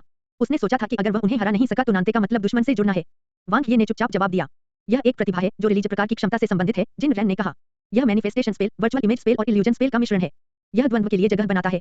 इसे एक अच्छी प्रतिभा और एक उत्कृष्ट प्रतिभा के बीच में माना जाता है। वांग ये उत्सुक थे। आपका क्या मतलब है? जिन रैन ने कहा, इससे कोई फर्क नहीं पड़ता कि प्रतिभा कितनी अच्छी है, यह अंततः उपयोगकर्ता के प्रदर्शन पर निर्भर करता है। एक वास्तव में शीर्ष विशेषज्ञ असाधारण शक्ति को उजागर कर सकता है, भले ही वे केवल सबसे कमजोर स्तर की प्रतिभा को जागृत करें। बेशक उच्चतम क्षमता वाले विशेषज्ञ में कमजोर प्रतिभा नहीं हो सकती है। आखिरकार प्रतिभा भी एक निश्चित सीमा तक किसी की ऊपरी सीमा को दर्शाती है। दोष के लिए उपयोगकर्ता को उत्कृष्ट प्रतिभा के स्तर तक पहुंचने के लिए रिलीज प्रकार की क्षमता भी विकसित करने की आवश्यकता होती है। अन्यथा यह बहुत होगा समान स्तर की क्षमता वाले उपयोगकर्ताओं पर इसका कोई प्रभाव पड़ना कठिन है। वांग ये ने सिर हिलाया। नानते की प्रतिभा का सबसे अच्छा उपयोग उन क्षमतावान उपयोगकर्ताओं के खिलाफ किया गया जो करीबी मुकाबले में अच्छे नहीं थे। मैं कोई क्षमता मंत्र नहीं सीखना चाहता, नानते ने निर्णायक रूप से इनकार कर दिया। जिन रैन ने कहा, आपको अन्य मंत्रों की खेती करने की जरूरत नहीं है, लेकिन आपको वर्चुअल इमेज मंत्र की खेती करनी होगी। अन्यथा आप दोष की एक और महत्वपूर्ण क्षमता, वर्चुअल इमेज अटैक को बर्बाद कर देंगे। वह क्या है? नानते बहुत जिज्ञासु था। जिन रैन ने कहा, एक क्षमता वाले उपयोगकर्ता की प्रतिभा को अक्सर क्षमता मंत्रों के साथ जोड़ा जा सकता है। डिफेक्ट और वर्चुअल इमेज स्पेल का संयोजन उपयोगकर्ता को एक आभासी छवि जारी करने की अनुमति देगा जिसमें उपयोगकर्ता के समान ताकत होगी। यह दूरी की परवाह किए बिना दुश्मन पर हमला कर सकता है। इतना मजबूत, नानते की आंखें चौड़ी हो गईं। जिन रैन ने सिर हिलाया। ब्रह्मांडीय मनुष्यों ने लंबे समय से ऐसी सामान्य प्रतिभा के लिए कई अनुप्रयोग विकसित किए हैं। जब आपके पास मानव आभासी ब्रह्मांड में प्रवेश करने का मौका होगा तो आपको पता चल जाएगा। मानव आभासी ब्रह्मांड, जिसमें प्रवेश करने की योग्यता केवल ब्रह्मांडीय नागरिकों के पास थी। एक सामान्य प्रतिभा। नानते का उत्साह खत्म हो गया था। जिन रैन ने कहा, 4 सितारा कॉलोनी ग्रहों पर मनुष्य अक्सर कमजोर या सामान्य प्रतिभाओं को जागृत करते हैं। दोषपूर्ण प्रतिभा को जागृत करना आपके लिए पहले से ही काफी अच्छा है। स्तरों को कैसे विभाजित किया गया है? वांग ये ने पूछा। जिन रैन ने उत्तर दिया, प्रतिभाओं को 9+1 स्तरों में विभाजित किया गया है। वे कमजोर, सामान्य, अच्छे, उत्कृष्ट, शक्तिशाली, पूर्णता, शीर्ष, परम और सर्वोच्च हैं। जिनके स्तर निर्धारित नहीं किए जा सकते वे विशेष प्रतिभाएं हैं। ऊपरी और निचली सीमा के बीच का अंतर बड़ा है और वे आमतौर पर विशेष प्रकार की क्षमता वाले उपयोगकर्ताओं के पास होते हैं। नानते भावुक हो गए। प्रतिभाओं के 9+1 स्तरों में से वह केवल तीसरे और चौथे स्तर के मध्य में था। प्रतिभा अक्सर किसी की खेती और विशेषज्ञता से संबंधित होती है। तार्किक रूप से कहें तो आपको जो जगाना चाहिए वह आपके खून से जुड़ा होना चाहिए। शिनरान ने नानते की ओर देखा। क्योंकि आपने लगभग कभी भी एक क्षमता उपयोगकर्ता के रूप में खेती नहीं की है और आप अपने संपूर्ण शरीर के साथ ब्रह्मांडीय स्तर तक पहुंच गए हैं। यदि आपके लिए जागृति की गारंटी है, तो प्रतिभा को जागृत करने के लिए रक्तरेखा का अनुपात 99991 होना चाहिए। नैन्ते की प्रतिभा अंतरिक्ष और पर्यावरण के नियंत्रण के समान है। शायद यह इसी वजह से है, वांग ये ने सोचा। इसके जीवन ग्रह की विशिष्टता से संबंधित होने की अधिक संभावना है। शिन रैन ने वांग ये की ओर देखा। क्या आपके ग्रह पर किसी ने अपना वंश जागृत किया है? वांग ये ने अपना सिर हिलाया। ब्रह्मांड में विशिष्टता अधिक मूल्यवान है। यदि आपके जीवन ग्रह के लोग केवल प्रतिभा को ही जागृत कर सकते हैं, जिन रैन ने कहा, केवल यही अकेले इसके मूल्य को बढ़ा देगा। वांग ये कड़वाहट से मुस्कुराए। यह स्टॉप नहीं था। यदि ब्लू प्लैनेट का मूल्य आसमान छू गया, तो इससे उसे कोई लाभ नहीं होगा। ब्रह्मांडीय स्तर तक पहुंचने के बाद नैन्ते उपयुक्त स्तर 1 डार्क एनर्जी स्तर के उपकरण चुनने के लिए भंडारण कक्ष में गए। वांग ये शांत प्रशिक्षण कक्ष में रुके रहे और ध्यानपूर्वक आगे बढ़ने की कुंजी पर विचार करते रहे। जिन रैन एक प्यारी सी उसके पास खड़ी थी। हालांकि ऊर्जा क्रिस्टल को अवशोषित करना जारी रखना स्थिर है, मेरे मस्तिष्क विस्तार दर को 100 तक बढ़ाने में लगभग 20 ब्रह्मांडीय दिन लगेंगे। यह संभव है कि इस अवधि के दौरान मेरा भौतिक शरीर मजबूत हो जाएगा, जिससे मुझे सीमा पार करने में मदद मिलेगी, लेकिन कुल मिलाकर यह कुशल नहीं है और इसमें बहुत समय लगता है। नानते की सफलता ने वांग ये को प्रेरित किया। दूसरे पक्ष ने सामान्य रास्ता नहीं अपनाया। हालांकि वह उन ऊर्जा पत्थरों को अवशोषित कर रहा था जो जिन रैन ने उसके मस्तिष्क को बेहतर बनाने के लिए बनाए थे, लेकिन प्रभाव न्यूनतम था। यहाँ तक कि जब वह सफल हुआ, तब भी उसकी मस्तिष्क विस्तार दर 70% तक नहीं पहुंची थी। नैन्ते ने भेदने के लिए अपनी भाले की तकनीक पर भरोसा किया था। स्थानिक पर्यावरण नियंत्रण। सीधे शब्दों में कहें तो उस छत को भेदने के लिए उसने अपनी भाले की तकनीक पर भरोसा किया था। वह वास्तव में ताकत के साथ आगे बढ़ा था। हालांकि उन्हें अभी भी स्टेज 4 दानव विनाश भाला तकनीक को पूरी तरह से समझना बाकी था, लेकिन अंतरिक्ष और पर्यावरण पर नानते का नियंत्रण पहले से ही अधिकांश ब्रह्मांड स्तर के योद्धाओं से आगे निकल गया था, भले ही उन्हें अभी तक ब्रह्मांड के साथ विलय नहीं हुआ था। वह क्या करे? वास्तव में मैं पहले ही गंभीर रेखा पर पहुंच चुका हूं, वांग ये बहुत अच्छी तरह से जानता था। उस समय ज्वेलिंग के समान वह नानते की तुलना में ब्रह्मांडीय स्तर के और भी करीब था, लेकिन उसे दहलीज को तोड़ने के लिए एक शक्तिशाली शक्ति की आवश्यकता थी। उनकी इच्छा शक्ति काफी थी। उसके पास ताकत की कमी थी। वह या तो ताकत जमा कर सकता था या एक ही बार में अपनी ताकत को उजागर कर सकता था। आखिर कैसे? शायद आप रेडिएंट स्टार ब्लेड आजमा सकते हैं। जिन रैन की कोमल याद उसके कान में पड़ी। ठीक है, वांग ये ने सुझाव स्वीकार कर लिया। हालांकि जिन रैन न्यू स्टार स्तर पर थी, लेकिन उसका ज्ञान ब्रह्मांडीय स्तर से कहीं अधिक था। राजा मुनरो एम्बर ने सबसे कीमती रेडिएंट स्टार ब्लेड को होलोग्राफिक स्लिप पॉड में रखा, जो उत्कृष्ट सामग्री से बनी पारदर्शी कांच की एक परत थी। यह मुनरो जोस के पास मौजूद आम होलोग्राफिक हेलमेट से कहीं अधिक मूल्यवान था। एक होलोग्राफिक स्लीपिंग पॉड की कीमत कम से कम 10 लाख स्टार पॉइंट होती है, जो लेवल 2 डार्क एनर्जी लेवल उपकरण के एक टुकड़े की कीमत के बराबर थी। हालांकि राजा मुनरो एम्बर के लिए वह केवल एक छोटी राशि थी। बूम, वांग ये ने स्लिप पॉड को नष्ट कर दिया और किनारे पर एक छिपे हुए डिब्बे से एक सुंदर ढंग से सजाया हुआ म्यान निकाला। रेडिएंट स्टार ब्लेड की छोटी मूठ रत्नों से जड़ी हुई थी और यह असाधारण रूप से भव्य थी। लेवल 3 असीमित डार्क एनर्जी हथियार। केवल असीमित शब्द ने हथियार को करोड़ों स्टार पॉइंट का मूल्य बना दिया। न केवल बुनियादी और मध्यवर्ती ब्रह्मांडीय स्तर की क्षमता वाले उपयोगकर्ता इसका उपयोग कर सकते थे, बल्कि वह भी कर सकते थे बचना। वांग ये ने रेडिएंट स्टार ब्लेड को खोल दिया। सुनहरी रोशनी बिखेरता हुआ वह खंजर से भी लंबा और करीपान से भी छोटा था। इसका आकार एक सैन्य करीपान जैसा था, जिस पर रहस्यमय नक्काशी की 3 परतें थीं। एक डार्क एनर्जी हथियार जिसका उपयोग नियंत्रण और रिलीज प्रकार की क्षमता वाले उपयोगकर्ताओं द्वारा किया जा सकता है। यह वांग ये का पहली बार डार्क एनर्जी हथियार का उपयोग था, लेकिन वह इसके लिए कोई अजनबी नहीं था। जिन रैन ने उसे पहले ही सही मुद्रा सिखा दी थी। रहस्यमय उत्कीर्णन की कुंजी एक शब्द था, ट्रिगर। किसी सक्षम उपयोगकर्ता के हथियार की रहस्यमय नक्काशी किसी की क्षमता से शुरू हो सकती है। एक योद्धा के हथियार की रहस्यमय नक्काशी को युद्धक ऊर्जा से शुरू किया जा सकता है। सबसे पहले रहस्यमय उत्कीर्णन की पहली परत को ट्रिगर करें। वांग ये ने अपनी क्षमता का परिचय दिया। असीमित का मतलब यह नहीं था कि कोई प्रतिबंध नहीं थे। यदि कोई रहस्यमय नक्काशी को भी ट्रिगर नहीं कर सका, तो यह एक अद्वितीय हथियार होने के समान है, लेकिन उसे उठाने में असमर्थ है। भारी मात्रा में क्षमताएं प्रवाहित हुई और रहस्यमय उत्कीर्णन तुरंत चमक उठा। लेकिन यह काफी नहीं था। इसका कंप्रेशन मंत्र से कोई लेना देना नहीं था। रहस्यमय उत्कीर्णन को सक्रिय करने के लिए आमतौर पर बड़ी मात्रा में क्षमता की आवश्यकता होती है। वह अभी तक संक्षेपण मंत्र नहीं डाल सका, इसलिए यह कठिन था, लेकिन उसके पास ऊर्जा क्रिस्टल थे। वांग ये ने ऊर्जा को अवशोषित किया और साथ ही उसे जारी भी किया। जल्द ही रहस्यमय नक्काशी की पहली परत सफेद रोशनी से जगमगा उठी। रिलीज प्रकार की क्षमता मंत्रों को मजबूत किया गया है। वांग ये ने तुरंत एक ऊर्जा गेंद जारी की। संघनन तेज था और संपीड़न अधिक मजबूत था। जब रेडिएंट स्टार ब्लेड के साथ रिलीज किया गया, तो इसकी शक्ति तेजी से बढ़ गई। अगले ही क्षण उस पर एक क्षमता कवच प्रकट हो गया। यह और भी गाढ़ा था और इसकी ऊर्जा अधिक शुद्ध थी। इसकी सुरक्षा बहुत बढ़ गई थी। फिर रेडिएंट स्टार ब्लेड पर रहस्यमय नक्काशी की पहली परत थोड़ी धुंधली हो गई। वांग ये की क्षमता एक बार फिर बढ़ गई और रहस्यमय नक्काशी गहरी हो गई और फिर से उज्जवल हो गई। तो यह एक डार्क एनर्जी हथियार है। वांग ये को जल्दी ही इसकी आदत हो गई। रहस्यमय उत्कीर्णन की पहली और दूसरी परतें क्षमता बढ़ाने के लिए थीं। आरंभ करने के लिए राजा मुनरो एम्बर का मुख्य फोकस नियंत्रण प्रकार की क्षमता पर था और उनका द्वितीय फोकस रिलीज प्रकार पर था। दोबारा ऊर्जा क्रिस्टल भस्म हो गए और रहस्यमय उत्कीर्णन की दूसरी परत सक्रिय हो गई। असीमित क्षमता वाले हथियार का लाभ सामने आया। उसे अपनी क्षमता से इसे लंबे समय तक बनाए रखने की आवश्यकता नहीं थी। जब तक इसे पहले से सक्रिय किया गया था, इसका उपयोग लंबे समय तक किया जा सकता था। इसे सक्रिय करने की तुलना में इसे बनाए रखने में बहुत कम क्षमता खर्च होती है। नियंत्रण प्रकार की क्षमता मंत्रों को मजबूत किया गया है। वांग ये ने इसका कुशलतापूर्वक उपयोग किया। रहस्यमय उत्कीर्णन की इस परत ने उसकी ताकत में बहुत अधिक वृद्धि नहीं की, लेकिन यह युद्ध और अन्य पहलुओं में बहुत उपयोगी थी। उदाहरण के लिए, वह कभी भी न्यू स्टार क्षमता वाले उपयोगकर्ता को नियंत्रित करने में सक्षम नहीं था, लेकिन अगर उसने स्पिरिट स्पेल डालने से पहले रहस्यमय उत्कीर्णन की दूसरी परत को सक्रिय कर दिया, तो वह ऐसे लक्ष्य को नियंत्रित करने की सफलता दर को काफी बढ़ाने में सक्षम होगा। यदि वह ब्रह्मांड स्तरीय रीन स्पेल के साथ प्रभाव का उपयोग करता, तो प्रभाव और भी अधिक तीव्र होता। रहस्यमय उत्कीर्णन की तीसरी परत। वांग ये ने रहस्यमय उत्कीर्णन की अंतिम परत को सक्रिय किया। रहस्यमय उत्कीर्णन की तीसरी परत को सक्रिय करने के लिए बड़ी मात्रा में ऊर्जा क्रिस्टल की खपत की गई थी, जिसे केवल उच्च स्तरीय ब्रह्मांडीय क्षमता वाले उपयोगकर्ता ही सक्रिय कर सकते थे। वाह! रेडिएंट स्टार ब्लेड पर प्रकाश की 3 परतें चमक उठीं। रेडिएंट स्टार ब्लेड की जानकारी उसके दिमाग में उभरी। यह हथियार की विशेष क्षमता थी, रेडिएंट स्टार शतरंज। इसे ढालने के बाद क्षमता एक क्षेत्र को घेर लेगी और इसे शतरंज की बिसात में बदल देगी। योग्यता क्षमता जितनी अधिक होगी, शतरंज की बिसात भी उतनी ही बड़ी होगी। यह शतरंज की बिसात पर मौजूद किसी भी चीज को काले और सफेद शतरंज के मोहरों में बदल सकता है। वह शतरंज खिलाड़ी के रूप में शतरंज के मोहरों को स्वतंत्र रूप से नियंत्रित कर सकता था। कोर के रूप में नियंत्रण प्रकार की क्षमता के साथ रिलीज प्रकार समर्थन के साथ संयुक्त। यह एक अत्यंत शक्तिशाली विशेष योग्यता थी। हेरफेर मंत्र की एक सीमा थी। पिछली बार वह एक ही समय में लू जी के केवल 2 अधीनस्थों को नियंत्रित कर सका था। ऐसा इसलिए था क्योंकि प्रत्येक व्यक्ति ने अलग-अलग युद्ध कौशल प्रदर्शित किया था। इसके विपरीत रेडिएंट स्टार शतरंज ने शतरंज की बिसात को सीधे नियंत्रित करके काम किया। जिन व्यक्तियों को हेरफेर मंत्र द्वारा नियंत्रित करने की आवश्यकता थी, वे उसी प्रकार के शतरंज के टुकड़ों में बदल गए। वह शतरंज के सभी मोहरों को स्वतंत्र रूप से नियंत्रित कर सकता था। इससे मेरी समूह युद्ध क्षमता में काफी सुधार हुआ है। वांग ये ने आह भरी। जब तक उसकी योग्यता क्षमता पर्याप्त थी, अकेले उसकी तुलना एक सेना से की जा सकती थी। सौभाग्य से आवश्यकता ब्रह्मांडीय स्तर के संक्षेपण मंत्र या लगाम की नहीं है। वर्तनी अन्यथा मैं इसे 10 लौकिक दिनों में नहीं सीख पाता। हालांकि ऐसी विशेष क्षमता जिसे किसी क्षमता के साथ जोड़ा गया हो, विकसित करना कठिन था, फिर भी वह मुख्य क्षमता मंत्र जानता था। उनके लिए केवल एक ही चीज बची थी कि वह रेडिएंट स्टार ब्लेड का उपयोग कैसे करें और उन्हें पूरी तरह से कैसे संयोजित करें। खेती करो, रेडिएंट स्टार ब्लेड को नियंत्रित करें। वांग ये को पता था कि शिन रैन क्या सोच रहा था। रेडिएंट स्टार ब्लेड एक लेवल 3 डार्क एनर्जी स्तर का उपकरण था। इसकी सबसे मजबूत विशेष क्षमता रेडिएंट स्टार शतरंज एक ब्रह्मांडीय स्तर की क्षमता वाले उपयोगकर्ता के स्तर तक पहुंच गई थी। ब्रह्मांडीय स्तर की बाधा को उत्तेजित करने और हिलाने के लिए ब्रह्मांडीय स्तर की ताकत का उपयोग करना रणनीतिक ऊंचाई से एक घर बनाने जैसा था। यह नानते की पिछली सफलता के समान था। यह संभव था। इसके अलावा शुरुआत के लिए रेडिएंट स्टार ब्लेड का अभ्यास जरूरी था। आखिरकार मुनरो गार्ड्स से निपटने के लिए खुद को मजबूत करना सबसे जरूरी था। अपनी युद्ध शक्ति को उच्चतम स्तर तक बढ़ाने के लिए उसे मुनरो राजा अंबर के कुछ खजानों से खुद को लैस करना पड़ा। यह आसन था। दबाव ने वांग ये को आगे बढ़ाया। केवल 3 लौकिक दिनों में उन्होंने रेडिएंट स्टार ब्लेड में महारत हासिल कर ली। 5वें ब्रह्मांडीय दिन तक उसने इसे पूरी तरह से अपने नियंत्रण में ले लिया था। ब्रह्मांडीय स्तर तक पहुंचने में केवल एक कदम बचा था। मार्शल आर्ट प्रशिक्षण कक्ष में नैन्ते डार्क एनर्जी स्तर के उपकरणों से पूरी तरह लैस था। वांग ये, जिनके पास केवल रेडिएंट स्टार ब्लेड था, ने न्यू स्टार स्तरीय गार्ड का मानक सूट पहना हुआ था। कंट्रास्ट असामान्य रूप से मजबूत था। कवच सेट, जूते, हेलमेट, हार, अंगूठी। वांग ये हंसने के अलावा कुछ नहीं कर सके। डार्क एनर्जी स्तर के उपकरण के प्रत्येक टुकड़े को सक्रिय करने के लिए लड़ाकू ऊर्जा की आवश्यकता होती है। क्या आप इसे संभाल सकते हैं? नानते विवादित दिखे, लेकिन वे सभी बहुत उपयोगी हैं। ग्रेट सिल्वर आर्मर में एक विशेष रक्षात्मक प्रभाव होता है, चमकदार जूते विस्फोटक शक्ति बढ़ा सकते हैं और व्हाइट जेड गार्ड मानस पर क्षमता मंत्रों के प्रभाव को रोक सकता है। वांग ये ने कहा, यह आप पर निर्भर करता है। आमतौर पर विशेष प्रभावों वाले डार्क एनर्जी स्तर के उपकरणों के 3 टुकड़े पर्याप्त होते हैं। यदि आप बहुत अधिक पहनते हैं, तो न केवल यह आपकी लड़ाकू ऊर्जा का उपभोग करेगा, बल्कि आप उपकरणों पर अत्यधिक निर्भर भी हो जाएंगे। आप अपनी पूरी लड़ाकू क्षमता का प्रदर्शन नहीं कर पाएंगे। आमतौर पर सबसे अच्छा संयोजन प्रभाव एक डार्क एनर्जी हथियार और 2 से 3 डार्क एनर्जी स्तर के उपकरणों के साथ था। नानते ने सोच समझकर सिर हिलाया। वांग ये ने कहा, आप कवच को उच्च रक्षा डार्क एनर्जी स्तर के उपकरणों से बदल सकते हैं, जिनका कोई विशेष प्रभाव नहीं होता है। आपको बस उस हेलमेट को हटाने की जरूरत है जो आपकी दृष्टि को अवरुद्ध करता है। हाँ हाँ जरूर, नानते ने अपना हेलमेट उतारकर फेंक दिया। उसने अपनी गर्दन फैला दी, इस तरह यह अभी भी अधिक आरामदायक है। ऐसा इसलिए क्योंकि वह हमेशा इसी तरह लड़ते रहे थे। खजाने किसी के दिल को मोहित कर लेते हैं। वांग ये ने कहा, यह जगह द्वंद्व युद्ध के लिए बहुत छोटी है। एक बड़े युद्ध का माहौल बनाने के लिए अपनी प्रतिभा का उपयोग करें। बिल्कुल यही तो कोई भी चाहता है। नानते के हाथ में ड्रैगन दफन भाला हिल गया और उसकी आंखें तेज हो गईं। एक पल में एक परिचित प्रतिभा ऊर्जा ने वांग ये के चेहरे पर हमला कर दिया। हाँ, यह बहुत सामान्य था। उसे केवल प्रतिरोध करने की अपनी क्षमता का उपयोग करने की आवश्यकता थी। लेकिन अन्य ब्रह्मांड स्तर के योद्धाओं के खिलाफ जिन्होंने कभी अपनी क्षमता का प्रशिक्षण नहीं लिया था, यह बहुत प्रभावी होगा। वांग ये ने विरोध करना छोड़ दिया। अचानक उसका हृदय कांप उठा और सामने का दृश्य बदल गया। एक परिचित एहसास। यह नीले ग्रह की भूमि थी। यह वह जगह थी जहां उन्होंने ट्रू डेमन आउल के खिलाफ लड़ाई लड़ी थी। नानते के लिए यह शायद युद्ध का मैदान था जिसने उन पर सबसे गहरी छाप छोड़ी। इस स्थान पर मेरा पूरा नियंत्रण है। नानते ने वांग ये की ओर देखा। उसके हाथ में ड्रैगन दफन भाले से एक मधुर ध्वनि निकली। इसके अलावा मेरे टूटने के बाद मेरा शरीर दुनिया में विलीन हो गया। वन यहाँ चरण 4 दानव विनाश भाला तकनीक को पूरी तरह से निष्पादित कर सकता है।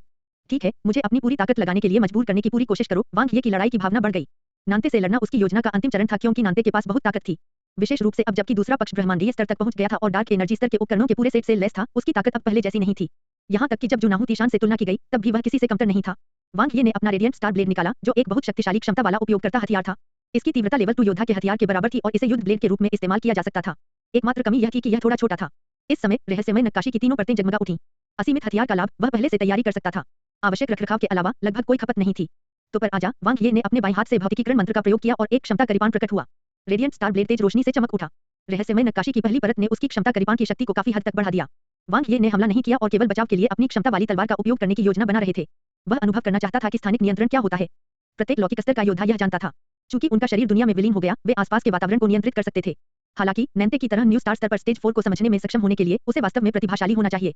यह एक पूर्णतः आनुवंशिक योद्धा बनने से पहले चरण 4 युद्ध ऊर्जा तक पहुंचने के बराबर था। बूम, चरण 1 दानव विनाश भाला तकनीक का अनावरण किया गया। नानते पीछे नहीं हटे क्योंकि उन्हें पता था कि वांग ये दानव विनाश भाला तकनीक के पहले और दूसरे चरण को आसानी से झेल सकते हैं। यद्यपि उसकी शक्ति बहुत बढ़ गई थी, लौकिक स्तर तक पहुंच गई थी। सीमा तोड़ने का कौशल, व्यापक करीपान तकनीक। जबकि वांग ये ने विरोध किया, उन्हें गहरी समझ प्राप्त हुई।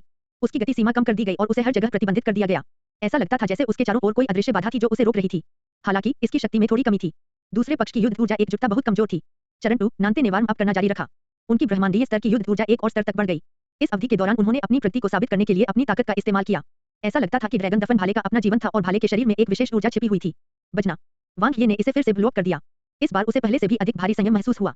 यह ऐसा था मानो किसी ने उसे बेड़ियों से जकड़ दिया हो, जिससे उसके लिए हिलना डुलना मुश्किल हो गया हो और उसे नानते के दबंग भाले को सिर पर उठाने के लिए मजबूर किया गया हो। चरण 3 नानते गंभीर होने लगा था। ड्रैगन दफन स्पीयर ने ड्रैगन दहाड़ निकाली। इसे पहली बार सक्रिय किया गया और असाधारण शक्ति प्रदर्शित की गई। गहरे ड्रैगन की दहाड़ के साथ आसपास का क्षेत्र तहस-नहस हो गया और वांग ये बुरी तरह गिर गया। दबाव बढ़ गया। यह बहुत मजबूत था। ब्रह्मांडीय स्तर 3 युद्ध ऊर्जा प्लस चरण 3 स्थानिक नियंत्रण, साथ ही ड्रैगन दफन स्पीयर की विशेष क्षमता। यह भाला हमला उस भाले से भी आगे निकल गया था जिसका इस्तेमाल नानते ने लूजी को घायल करने के लिए किया था। सीमा तोड़ने का कौशल, चारों ओर। वांग ये की दोहरी युद्ध ऊर्जा और करीपान ने एक ही समय में हमले को रोक दिया। नानते के हमले एक के बाद एक होते गए, जिससे उसकी सुरक्षा छिन्न भिन्न हो गई, उसकी युद्धक ऊर्जा नष्ट हो गई और यहाँ तक कि उसकी ढाल भी चकनाचूर हो गई। यह एक बवंडर की तरह था जिसे रोका नहीं जा सका। टकराना। घावों से ढका एक विशाल अजगर हवा में प्रकट हुआ और गुस्से से दहाड़ने लगा। वांग ये ने गुर्राया और हमले को रोकने के लिए दर्जनों कदम पीछे हट गए। चरण 3 स्थानिक नियंत्रण, वांग ये की समझ और गहरी होती गई, उसके दिल तक पहुंच गई। नानते पहले ही इस भाले के साथ उससे आगे निकल चुका था, फिर भी यह पूर्व का सबसे मजबूत हमला नहीं था। अंतिम चरण 4 नानते ने वांग ये को चीते की तरह घूर कर देखा। उसके हाथ में ड्रैगन ड्यूरियल स्पीयर की ऊर्जा और भी अधिक हिंसक हो गई। भाले का शरीर जोर से हिल गया मानो वह किसी क्रोधित अजगर को दबा रहा हो। इसी समय नानते की अंगूठी भी चमकने लगी। ऊर्जा प्रवर्धन का मुकाबला करें। नानते अपनी कमजोरी को अच्छी तरह से जानता था, उसकी युद्ध ऊर्जा पर्याप्त मजबूत नहीं थी। इसलिए वह इसकी भरपाई के लिए डार्क एनर्जी स्तर के उपकरण का उपयोग करेगा। उज्ज्वल सितारा शतरंज, वांग ये ने रेडिएंट स्टार ब्लेड की विशेष क्षमता का उपयोग किया। रहस्यमय नक्काशी की तीसरी परत चमक उठी। असीम क्षमता को निकाला और खपाया गया। एक पल में उन्होंने उस स्थान को कवर कर लिया जहां नानते था और क्षेत्र में एक शतरंज की बिसात दिखाई दी। पिताजी, पिताजी, पिताजी। एक सितारा ऊर्जा क्रिस्टल एक के बाद एक विस्फोटित हुए, जो सफेद सितारों से संघनित मानव आकृतियों में बदल गए। ये रेडिएंट स्टार शतरंज के सफेद शतरंज के मोहरे थे। आक्रमण करना और बचाव करना बहुत सरल था। हमले क्षमता गोलियों के माध्यम से शुरू किए जाएंगे जबकि बचाव क्षमता ढाल के साथ किया जाएगा। जानबूझकर नियंत्रण की कोई आवश्यकता नहीं थी। जब तक उसकी चेतना लक्ष्य पर पड़ती, इतना ही काफी था। हालांकि नानते ने हमले को पूरी तरह से नजरअंदाज कर दिया। ऊर्जा की गोलियां उसके शरीर पर गिरी और ग्रेट सिल्वर आर्मर द्वारा अवरुद्ध कर दी गईं। उन्होंने बस अपनी सारी ऊर्जा ड्रैगन ड्यूरियल स्पीयर पर केंद्रित की और स्टेज 4 दानव विनाश स्पीयर तकनीक का प्रयोग किया। चरण 4 स्थानिक नियंत्रण, वांग ये का दिल कांप उठा। शतरंज की बिसात के नियंत्रण में उसकी समझ और भी स्पष्ट हो गई। ऐसा लग रहा था कि पूरी दुनिया नांते की है और वह हिल भी नहीं सकता था। यदि अब उसके स्थान पर कोई क्षमता वाला उपयोग करता होता तो संक्षेपण मंत्र भी अप्रभावी होता। नांते अब इस क्षेत्र का नियंत्रक था। बूम! एक आश्चर्यजनक भाला चला। इसने ब्रह्मांड को भेदा, बंधनों को पार किया और संसार को भेदा। दम घुटने वाले दबाव ने वांग ये को ऐसा महसूस कराया जैसे वह एक मृत अंत में था। भयानक दबाव के कारण उसका हिलना डुलना मुश्किल हो गया। क्षेत्र दमन। नांते बिल्कुल भी पीछे नहीं हटे। यदि वांग ये इसे नहीं रोक सका तो न केवल वह गंभीर रूप से घायल हो जाएगा बल्कि उसकी मृत्यु भी हो सकती है। यह सचमुच एक चरम युद्ध था। तभी वह अपने शरीर में सबसे मजबूत क्षमता को उत्तेजित कर सका। झटका! रेडिएंट स्टार ब्लेड की ऊर्जा का विस्फोट हुआ और रहस्यमय नक्काशी की 3 परतें संघनित हो गईं। वांग ये ने हमले को रोकने के लिए अपने दाहिने हाथ से 9 क्यू सेबर कंट्रोल तकनीक का इस्तेमाल किया जबकि उन्होंने ब्लॉक करने के लिए अपने बाएं हाथ से लिमिट ब्रेक कौशल का इस्तेमाल किया। भारी दबाव। बूम! रेडिएंट स्टार ब्लेड पर रहस्यमय उत्कीर्णन की पहली परत धुंधली हो गई क्योंकि आने वाले हमले ने मैनिफेस्टेशन स्पेल की रक्षा में प्रवेश किया और उसके सामने जो कुछ बचा था वह क्रोधित ड्रैगन की दहाड़ थी। टकराना, टकराना, टकराना। वांग ये पीछे हट गए और अवरुद्ध हो गए। ब्रह्मांडीय स्तर का हमला। उन्होंने अपने मानस में क्षमता को उसकी सीमा तक धकेल दिया, ऊर्जा जारी की और हमला किया। प्रत्येक क्षण एक अवसर था, ब्रह्मांड स्तर की सीमा को तोड़ने का मौका। हालांकि उसे कुछ भी महसूस नहीं हुआ। पिताजी, पिताजी, पिताजी। क्षमता ढालों की परतें बिखर गईं और रेडिएंट स्टार ब्लेड की रक्षा की परतें नष्ट हो गईं। रहस्यमय नक्काशी की 3 परतें और यहां तक कि रेडिएंट स्टार शतरंज भी निराशाजनक स्थिति में थे। वांग ये ब्रह्मांडीय स्तर के दबाव को सहन कर रहे थे क्योंकि उन्होंने खुद को मजबूर किया था। दोहरे ब्लेड बचाव नहीं कर सके। अपने गुस्से के बाद नांते बहुत मजबूत हो गया था। वह युद्ध के देवता में बदल गया था और अजय था। ड्रैगन दफन भाला वांग ये की छाती में घुस गया और उस पल में स्थानिक नियंत्रण की उनकी समझ अपने चरम पर पहुंच गई। ब्रह्मांडीय स्तर की ऊर्जा उसके शरीर में प्रवेश कर गई, उसे घेर लिया और टुकड़ों में कुचल दिया। वांग ये की आंखें चमक उठीं। पा पा पा। वह सचमुच टूट गया। प्रत्येक प्रभाव से उसके शरीर को भारी क्षति पहुंची। उसने अपनी क्षमता को उत्तेजित किया और उसका मानस कांप उठा। बूम! वांग ये के लिए भयानक भाले के हमले का विरोध करना कठिन हो गया और उसका शरीर फट गया। शून्य में एक तारे का कोर जो एक छोटे तारे जैसा था चमक रहा था। रोशनी चमकी। वांग ये की चेतना इसमें डूबी हुई थी। बहुत ज्यादा समझ, बहुत ज्यादा उत्तेजना। सब कुछ अनगिनत नदियों की तरह समुद्र में मिल गया लेकिन उसमें निकास का अभाव था। वे बिना नेता के बिखरे हुए सैनिकों के ढेर की तरह थे। प्रतिभा, पुनरुत्थान। वांग ये ने तुरंत अपनी प्रतिभा का उपयोग किया। उनके शरीर की कोशिकाएं और ऊतक तेजी से ठीक हो गए। उसका मानस हिल गया और उसकी थकी हुई क्षमता इस क्षण पुनः जागृत हो गई। जिस क्षण तारे के केंद्र में मौजूद प्रतिभा ऊर्जा का उपभोग हुआ, प्रकाश की जेड गेंद चमक उठी। सफेद और चमकदार रोशनी तरंगित हुई और चौंकाने वाली ऊर्जा निकली। यह यहाँ था। सबसे पहले उनके शरीर में ऊर्जा का एक विशाल स्रोत मौजूद था। यह ऐसा था मानो सेना के पास न केवल अब एक जनरल है बल्कि एक सच्चा कमांडर भी है जो अंतहीन स्पष्टता के साथ लक्ष्य की ओर सेना का मार्गदर्शन कर रहा है। इस क्षण ब्रह्मांडीय स्तर की ऊर्जा अवतरित हुई। टकराना। उसका मस्तिष्क क्षेत्र हिल गया। उनका मानस सीमा रेखा को तोड़कर विस्तृत हो गया। ब्रह्मांडीय स्तर के दबाव में अंततः वह एक क्षमता उपयोगकर्ता के रूप में बाधा को पार कर गया। मस्तिष्क विस्तार दर IO%। उनका असीम मानस नवीन जैसा था, ऊर्जा से भरा हुआ था। जैसे जैसे उसके मानस में तरंगें विस्तारित हुई, उसका मस्तिष्क क्षेत्र हिंसक रूप से हिल गया और उसके शरीर में असीमित ऊर्जा उमड़ पड़ी। निर्णायक परिवर्तन। उसका शरीर जो अपनी चरम सीमा पर पहुंच गया था, उसमें जमीन आसमान परिवर्तन आ गया। उसकी हड्डियां, कोशिकाएं और अंग विकसित हुए। उस पल सब कुछ बदल गया। वांग ये को लगा कि वह पूरी तरह से दुनिया में विलीन हो गया है और ब्रह्मांड का हिस्सा बन गया है। तो यह स्थानिक नियंत्रण है। उसे एक अनुभूति हुई। इससे कोई फर्क नहीं पड़ता कि मनुष्य ने न्यू स्टार स्तर से ब्रह्मांडीय स्तर तक पहुंचने के लिए कौन सा रास्ता अपनाया, उनके शरीर पूर्ण संलयन तक पहुंच जाएंगे, उनके मानस का विस्तार होगा और उनके मस्तिष्क का विस्तार 100% तक पहुंच जाएगा। शरीर, आत्मा और हृदय पूर्णतः एक हो जाएंगे। यह वास्तव में पूर्ण मानव था। ब्रह्मांड ही शीर्ष मानवों का प्रारंभिक बिंदु था। उन्नत न्यू स्टार लाइफ फॉर्म, शुरुआती कॉस्मिक लाइफ फॉर्म। रक्तरेखा, कोई नहीं। स्थानिक नियंत्रण F। तो एक ब्रह्मांडीय स्तर का मानव होने का एहसास इस तरह होता है। वांग ये को ऐसा लगा जैसे उसका पुनर्जन्म हुआ हो। एक संपूर्ण शरीर जो दुनिया में विलीन हो गया और 100% मस्तिष्क विस्तार दर जिसने उसकी क्षमता को प्रेरित किया। शक्ति और आशा से भरपूर। अल्पकालिक ब्रह्मांडीय स्तर के मनुष्य कुछ हजार वर्षों तक जीवित रह सकते थे जबकि लंबे समय तक जीवित रहने वाले मनुष्यों का जीवनकाल लगभग 10,000 वर्षों का होता था। ब्रह्मांड के साथ एकाकार होने के बाद अंतरिक्ष पर उसका नियंत्रण बहुत बढ़ गया था। केवल उसकी उड़ने की गति ही प्रकाश की गति के 10,000वें हिस्से से भी अधिक तक पहुंच चुकी थी। जिसका स्थानिक नियंत्रण और शक्ति स्तर जितना मजबूत होगा वह उतना ही तेज होगा। क्या आप अपने स्थानिक नियंत्रण को बढ़ाने के लिए 50,000 संभावित अंक खर्च करना चाहते हैं? हाँ। एक पल में वांग ये ने खेती करने के लिए चेतना की दुनिया में प्रवेश किया। जैसे जैसे समय बीतता गया, अंतरिक्ष पर उनकी समझ और नियंत्रण गहरा होता गया, एक नए स्तर पर पहुंच गया। यह वैसा ही था जैसे युद्ध ऊर्जा ने पूर्णतः आनुवंशिक योद्धाओं को प्रभावित किया, स्थानिक नियंत्रण का ब्रह्मांडीय स्तर के योद्धाओं पर समान प्रभाव पड़ा। दुश्मन का सामना करते समय दोनों पक्षों के बीच स्थानिक नियंत्रण में अंतर सीधे युद्ध के परिणाम को प्रभावित करेगा, जैसे कि इलाके का लाभ। इसके अलावा स्थानिक नियंत्रण किसी व्यक्ति की ब्रह्मांड में एकीकृत होने और उसकी विकास तकनीक को विकसित करने की दक्षता को भी प्रभावित करता है। इसमें किसी की उड़ान की गति भी शामिल थी। ब्रह्मांडीय स्तर की युद्ध तकनीकों का उल्लेख नहीं किया गया है जिसमें ब्रह्मांडीय स्तर के योद्धाओं ने प्रशिक्षण लिया था, जिसमें स्थानिक नियंत्रण की भी भारी आवश्यकता थी।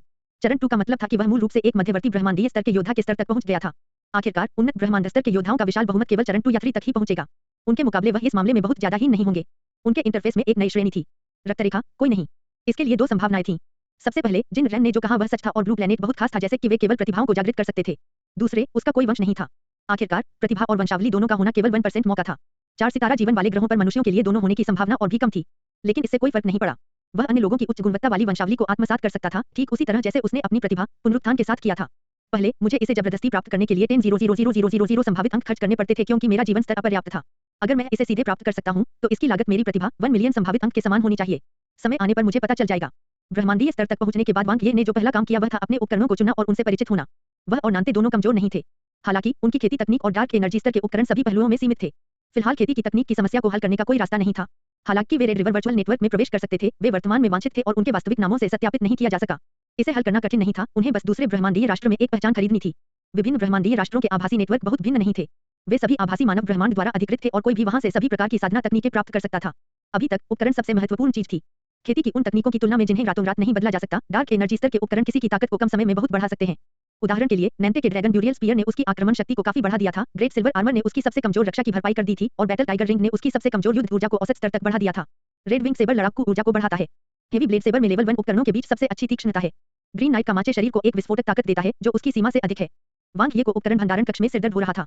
अब उसे पता चला कि नैंते के पास इतने सारे डार्क एनर्जी स्तर के उपकरण क्यों थे। प्रलोभन का विरोध करना कठिन था। ठीक वैसे ही जैसे किसी के पास खूबसूरत लड़कियों के जितने अधिक विकल्प हों उतना बेहतर होता है। कोई भी इस बारे में नहीं सोचेगा कि वे इसे ले सकते हैं या नहीं। उपकरण गोदाम में सबसे प्रचुर वस्तुएं डार्क एनर्जी लेवल 1 उपकरण थीं। यदि डार्क एनर्जी लेवल 2 उपकरण होता तो इसे चुनना आसान होता। अंत में वांग ये ने 2 को चुना। एक था हेवी ब्लेड सेबर जिसका कोई विशेष प्रभाव नहीं था। हालांकि केवल अपनी लड़ाकू ऊर्जा से इसे सक्रिय करने से इसमें अत्यधिक तीक्ष्णता आ गई। इसमें कवचभेदी प्रभाव जैसा कुछ था और इसकी आक्रमण शक्ति लेवल 2 डार्क एनर्जी हथियार के बराबर थी। दूसरा बाल्टा स्किमीटर था। इसका आकार अत्यंत रौबदार था और इसकी ताकत बहुत अधिक थी। इसका एक विशेष प्रभाव था जो स्थानिक नियंत्रण को तोड़ सकता था, जिसमें वह वर्तमान में अपेक्षाकृत कमजोर था। रेडिएंट स्टार ब्लेड के जुड़ने से 3 करीपान पर्याप्त थे। उन्होंने पहले ही लाइट मिरर आर्मर पहन लिया था जो मुनरो किंग एम्बर द्वारा छोड़ा गया शीर्ष ग्रेड डार्क एनर्जी स्तर का उपकरण था। इसका मूल्य 12,000,000 स्टार पॉइंट था और यह डार्क एनर्जी लेवल 2 उपकरण के बराबर था। यह योद्धा के कवच की तुलना में हल्का और अधिक लचीला था, लेकिन इसकी रक्षात्मक शक्ति कम नहीं थी। इसकी विशेष क्षमता लाइट मिरर प्रोटेक्शन थी जो उसे ब्रह्मांडीय स्तर 9 के हमले का पूरी तरह से विरोध करने की अनुमति देती थी। साथ ही इसमें ऊर्जा संग्रहित करने और क्षति की मरम्मत करने की क्षमता थी। वह और क्या मांग सकता है। वांग ये ने जो आभूषण पहने थे वे रंगीन मोतियों की श्रृंखला मुनरो किंग एम्बर के भी थे। इसका मूल्य 1.5 मिलियन स्टार पॉइंट था। इसकी तुलना लाइट मिरर आर्मर से नहीं की जा सकती और इसके मूल्य की तुलना कुछ लेवल 2 डार्क एनर्जी लेवल उपकरणों से नहीं की जा सकती। ऐसा कहा जा रहा है कि इसमें भंडारण और अवशोषित करने की क्षमता का विशेष प्रभाव था। यह उनके लिए गोला बारूद की तरह था जिनके पास पर्याप्त क्षमता नहीं थी। अंत में उन्हें उपकरण गोदाम में सामान्य लड़ाकू जूतों डबल इमेज बूट्स की एक जोड़ी मिली। लड़ाकू ऊर्जा के साथ इसे सक्रिय करने के बाद डबल इमेज का इसका विशेष प्रभाव उसकी गति और चपलता को बढ़ा सकता है। उन्होंने बहुत अधिक नहीं चुना, विशेष रूप से क्षमता वाले उपयोगकर्ता उपकरण जो गोदाम में अधिकांश उपकरण बनाते थे। ऐसा इसलिए था क्योंकि अकेले रेडिएंट स्टार ब्लेड पहले से ही काफी शक्तिशाली था। ब्रह्मांडीय स्तर पर पहुंचने के बाद कोई भंडारण स्थान खोल सकता है और उसका उपयोग कर सकता है। जगह बहुत छोटी थी और अंदर कुछ दस्तावेज थे जिनकी अस्थायी रूप से आवश्यकता नहीं थी। दूसरी ओर मुनरो किंग अंबर ने उनके लिए काफी बदलाव छोड़ा था। 6 कॉस्मिक युआन। दूसरे पक्ष की संपत्ति मूल रूप से उसकी अचल संपत्ति और कॉस्मिक बैंक खाते थे। अचल संपत्ति उनके वंशजों को विरासत में देने के लिए छोड़ दी गई थी। कॉस्मिक बैंक में उनके डिजिटल खाते के लिए रेडिएंट स्टार ब्लेड खरीदने के बाद बहुत कुछ नहीं बचा था। स्टार पॉइंट डिजिटल मुद्रा थे और इनका व्यापार केवल आमने सामने या बैंक हस्तांतरण के माध्यम से किया जा सकता था। हालांकि डिजिटल मुद्रा के अलावा एक विशेष भौतिक मुद्रा भी थी जो निपटान की सुविधा के लिए प्रवाहित होती थी। इसके ऊपर कॉस्मिक बैंक का लोगो था जो संपीड़ित से अत्यधिक ब्रह्मांडीय ऊर्जा से प्रकाशित था। यह खूबसूरत था। वांग ये ने अपने भंडारण स्थान में कुछ 3 सितारा ऊर्जा क्रिस्टल फेंके और वह जल्द ही भर गया। उपकरणों के बिखरे हुए टुकड़ों की तुलना में ऊर्जा क्रिस्टल सबसे अधिक व्यावहारिक थे। मेरी वर्तमान समग्र युद्ध क्षमता लूजी के बराबर है। वांग ये ने अपने उपकरणों की सभी विशेष क्षमताओं में महारत हासिल करने के बाद अपनी युद्ध कौशल का मूल्यांकन किया। ब्रह्मांडीय स्तर पर पहुंचने और उसके शरीर के ब्रह्मांड में विलीन होने के बाद उसकी शारीरिक शक्ति और युद्ध ऊर्जा सभी में बहुत सुधार हुआ था। एक क्षमता उपयोगकर्ता के रूप में उनकी ताकत के संदर्भ में रेडिएंट स्टार ब्लेड पर उनके नियंत्रण ने उन्हें पंखों वाले बाघ की तरह बना दिया। भले ही उन्होंने संक्षेपण मंत्र या किसी अन्य ब्रह्मांडीय स्तरीय क्षमता मंत्र में महारत हासिल नहीं की थी, लेकिन उनकी क्षमता में परिवर्तन और सुधार उनके लिए एक नए स्तर तक पहुंचने के लिए पर्याप्त था। यह पर्याप्त नहीं है। वांग ये बहुत जागरूक थे। यदि केवल 2 उपकप्तान और अन्य ब्रह्मांडीय स्तर के सदस्य लूजी से थोड़े मजबूत होते तो उनके जीतने की 80% संभावना होती। हालांकि वहां अभी भी कैप्टन एक डार्क एनर्जी लेवल 1 विशेषज्ञ था। वह कुंजी था। वांग ये ने कंडेंसेशन मंत्र की खेती शुरू की जो सभी ब्रह्मांड स्तरीय क्षमता मंत्रों की नींव है। योद्धा अपने शरीर के माध्यम से ब्रह्मांड के साथ एक होते हैं, जबकि क्षमता वाले उपयोगकर्ता अपने दिल के माध्यम से स्वर्ग और पृथ्वी का अनुभव करते हैं। जिन रैंक की आवाज उसके कानों में गूंज उठी। संक्षेपण मंत्र का सार एक योद्धा के अंतरिक्ष पर नियंत्रण के समान है। वे दोनों मजबूत ताकत प्राप्त करने के लिए ब्रह्मांड के साथ संबंध स्थापित करते हैं। मनन करो और समझो। वांग ये स्पष्ट रूप से ब्रह्मांडीय ऊर्जा के अस्तित्व को महसूस कर सकते थे। हालांकि उनके शरीर में यह क्षमता नहीं थी। वह इसका उपयोग अपनी इच्छानुसार नहीं कर सका। एकीकरण, मुख्य नियंत्रण। उन्होंने बार-बार इसकी खेती की। ब्रह्मांड स्तर की क्षमता मंत्रों की नींव के रूप में वांग ये ने इसे बहुत जल्दी समझ लिया। विशेष रूप से शिन रैन के साथ यह उत्कृष्ट शिक्षक उसका मार्गदर्शन कर रहा है। हालांकि उसने अभी चरण 1 में प्रवेश किया था, वह एक न्यू स्टार लाइफ फॉर्म थी। संक्षेपण मंत्र के बारे में उनकी समझ स्वाभाविक रूप से असाधारण थी। 3 लौकिक दिनों के बाद वांग ये की आंखें चमक उठीं। एक पल में आसपास की ब्रह्मांडीय ऊर्जा एकत्रित हो गई और उसके शरीर के बाहर फीकी रोशनी की एक परत में संघनित हो गई। एक अदृश्य शक्ति ब्रह्मांडीय ऊर्जा को बनाए रख रही थी, उसे स्थिर कर रही थी। एक गहरी गर्जना के साथ ब्रह्मांडीय ऊर्जा एक बार फिर एकत्रित हो गई। ऐसा लग रहा था कि वह भागना चाहता है, लेकिन वह एक अदृश्य शक्ति से मजबूती से बंधा हुआ था जो धीरे-धीरे एक क्षमता करीपान का आकार बना रहा था। यह ऐसा था मानो लोहे और पत्थर के अनगिनत टुकड़ों को हथियार में संघनित कर दिया गया हो, टुकड़े आपस में चिपक गए हों और कसकर जुड़े हुए हों। लगभग बस एक और बिट। दृढ़ इच्छाशक्ति, नियंत्रण और रखरखाव के साथ चमकती क्षमता करीपान ने धीरे-धीरे आकार लिया। क्षमता के टुकड़े एक संपूर्णता में संघनित हो गए और यह अचानक चमकने लगा। यह ऐसा था मानो उसकी क्षमता पूरी तरह से सघन हो गई हो। संक्षेपण मंत्र एफ। उसकी आंखों के सामने रोशनी चमक उठी। वांग ये मुस्कुराए। उसने शिन रैन की ओर देखा जो अपने खूबसूरत चेहरे पर हल्के से मुस्कुराई। वे दोनों जो एक दूसरे से अधिक परिचित हो रहे थे, पहले से ही कुछ मौन समझ थी। अब स्थिति कैसी है? वांग ये ने पूछा। शिन रैन ने कहा, हम लगातार अपनी दिशा समायोजित कर रहे हैं और अपनी दूरी बनाए रख रहे हैं। यह कोई समस्या नहीं होनी चाहिए। बैकअप ऊर्जा समाप्त होने से पहले मुनरो गार्ड हमें पकड़ने में सक्षम नहीं होंगे। वांग ये ने सिर हिलाया। हर बार जब होंगकी सुप्रणेट उन्हें खोजता था तो उसे उनका पता लगाने की आवश्यकता होती थी। समान गति से उनके लिए अपने स्टारशिप तक पहुंचना लगभग असंभव था। बैकअप ऊर्जा कितने दिनों तक चल सकती है? वांग ये ने पूछा। अधिकतम 7 ब्रह्मांडीय दिन, जिन रैन ने कहा। यह काफी है। आभासी छवि मंत्र कैसा चल रहा है? वांग ये ने पूछा। शिन रैन ने हल्के से अपना सिर हिलाया। मैंने अभी तक इसमें महारत हासिल नहीं की है। मैं अभी भी शुरुआती बनने से थोड़ा दूर हूँ। आखिरकार यह एक लौकिक स्तर की क्षमता का मंत्र था। न्यू स्टार्ट क्षमता वाले उपयोगकर्ता के लिए अब इसमें महारत हासिल करना वास्तव में कठिन था। यह उल्लेख करने की आवश्यकता नहीं है कि शुरुआत में रिलीज प्रकार की क्षमता वाले मंत्रों को विकसित करना कठिन था। मैं वन हिट मंत्र सीखना चाहता हूँ, वांग ये ने तुरंत निर्णय लिया। यह सुदृढ़ीकरण प्रणाली का एक लौकिक स्तरीय क्षमता मंत्र था। 6 प्रमुख क्षमता वाली उपयोगकर्ता प्रणालियां थीं। सुदृढ़ीकरण प्रणाली हमेशा सबसे सरल, सबसे प्रत्यक्ष और सबसे हिंसक थी। ठीक है, जिन रैन ने सिर हिलाया। मैंने जो देखा और महसूस किया उसका वर्णन मैं आपको बताऊंगा। ठीक है। वन हिट स्पेल ने आधार के रूप में कंडेंसेशन स्पेल के साथ काम किया। किसी ने बस ब्रह्मांडीय ऊर्जा को संघनित किया और एक शक्तिशाली शक्ति को उजागर करने के लिए इसे अपनी लड़ाकू ऊर्जा के साथ जोड़ दिया। संघनन मंत्र जितना मजबूत होगा और जितनी अधिक ब्रह्मांडीय ऊर्जा संघनित हो सकती है, उसका वन हिट मंत्र उतना ही मजबूत होगा और परिवर्तन के बाद उतनी ही अधिक शक्ति उत्पन्न होगी। इसमें अत्यंत शक्तिशाली विस्फोटक शक्ति थी। संपीड़न मंत्र और विस्फोटक मंत्र के साथ मिलकर यह ब्रह्मांडीय स्तर को पार करने वाली शक्ति उत्पन्न कर सकता है। हालांकि सुदृढ़ीकरण प्रणाली बहुत सरल थी, केवल मौखिक विवरण पर निर्भर रहते हुए वन हिट स्पेल को शुरू से विकसित करना आसान नहीं था। वांग ये के लिए यह एक चुनौती थी। उस पर दबाव बनाकर सुधार करने के लिए दबाव डाला जा रहा था। समय बीतता गया और मुनरो गार्ड तेजी से पास आ गए। 7 ब्रह्मांडीय दिनों के बाद स्टारशिप की बैकअप ऊर्जा समाप्त हो गई थी। इसकी गति 93,000 किलोमीटर प्रति सेकंड से घटकर 60,000 किलोमीटर प्रति सेकंड हो गई। दोनों पक्षों के बीच दूरियां कम होती गईं। युद्ध की तैयारी, वांग ये जाने के लिए तैयार थे।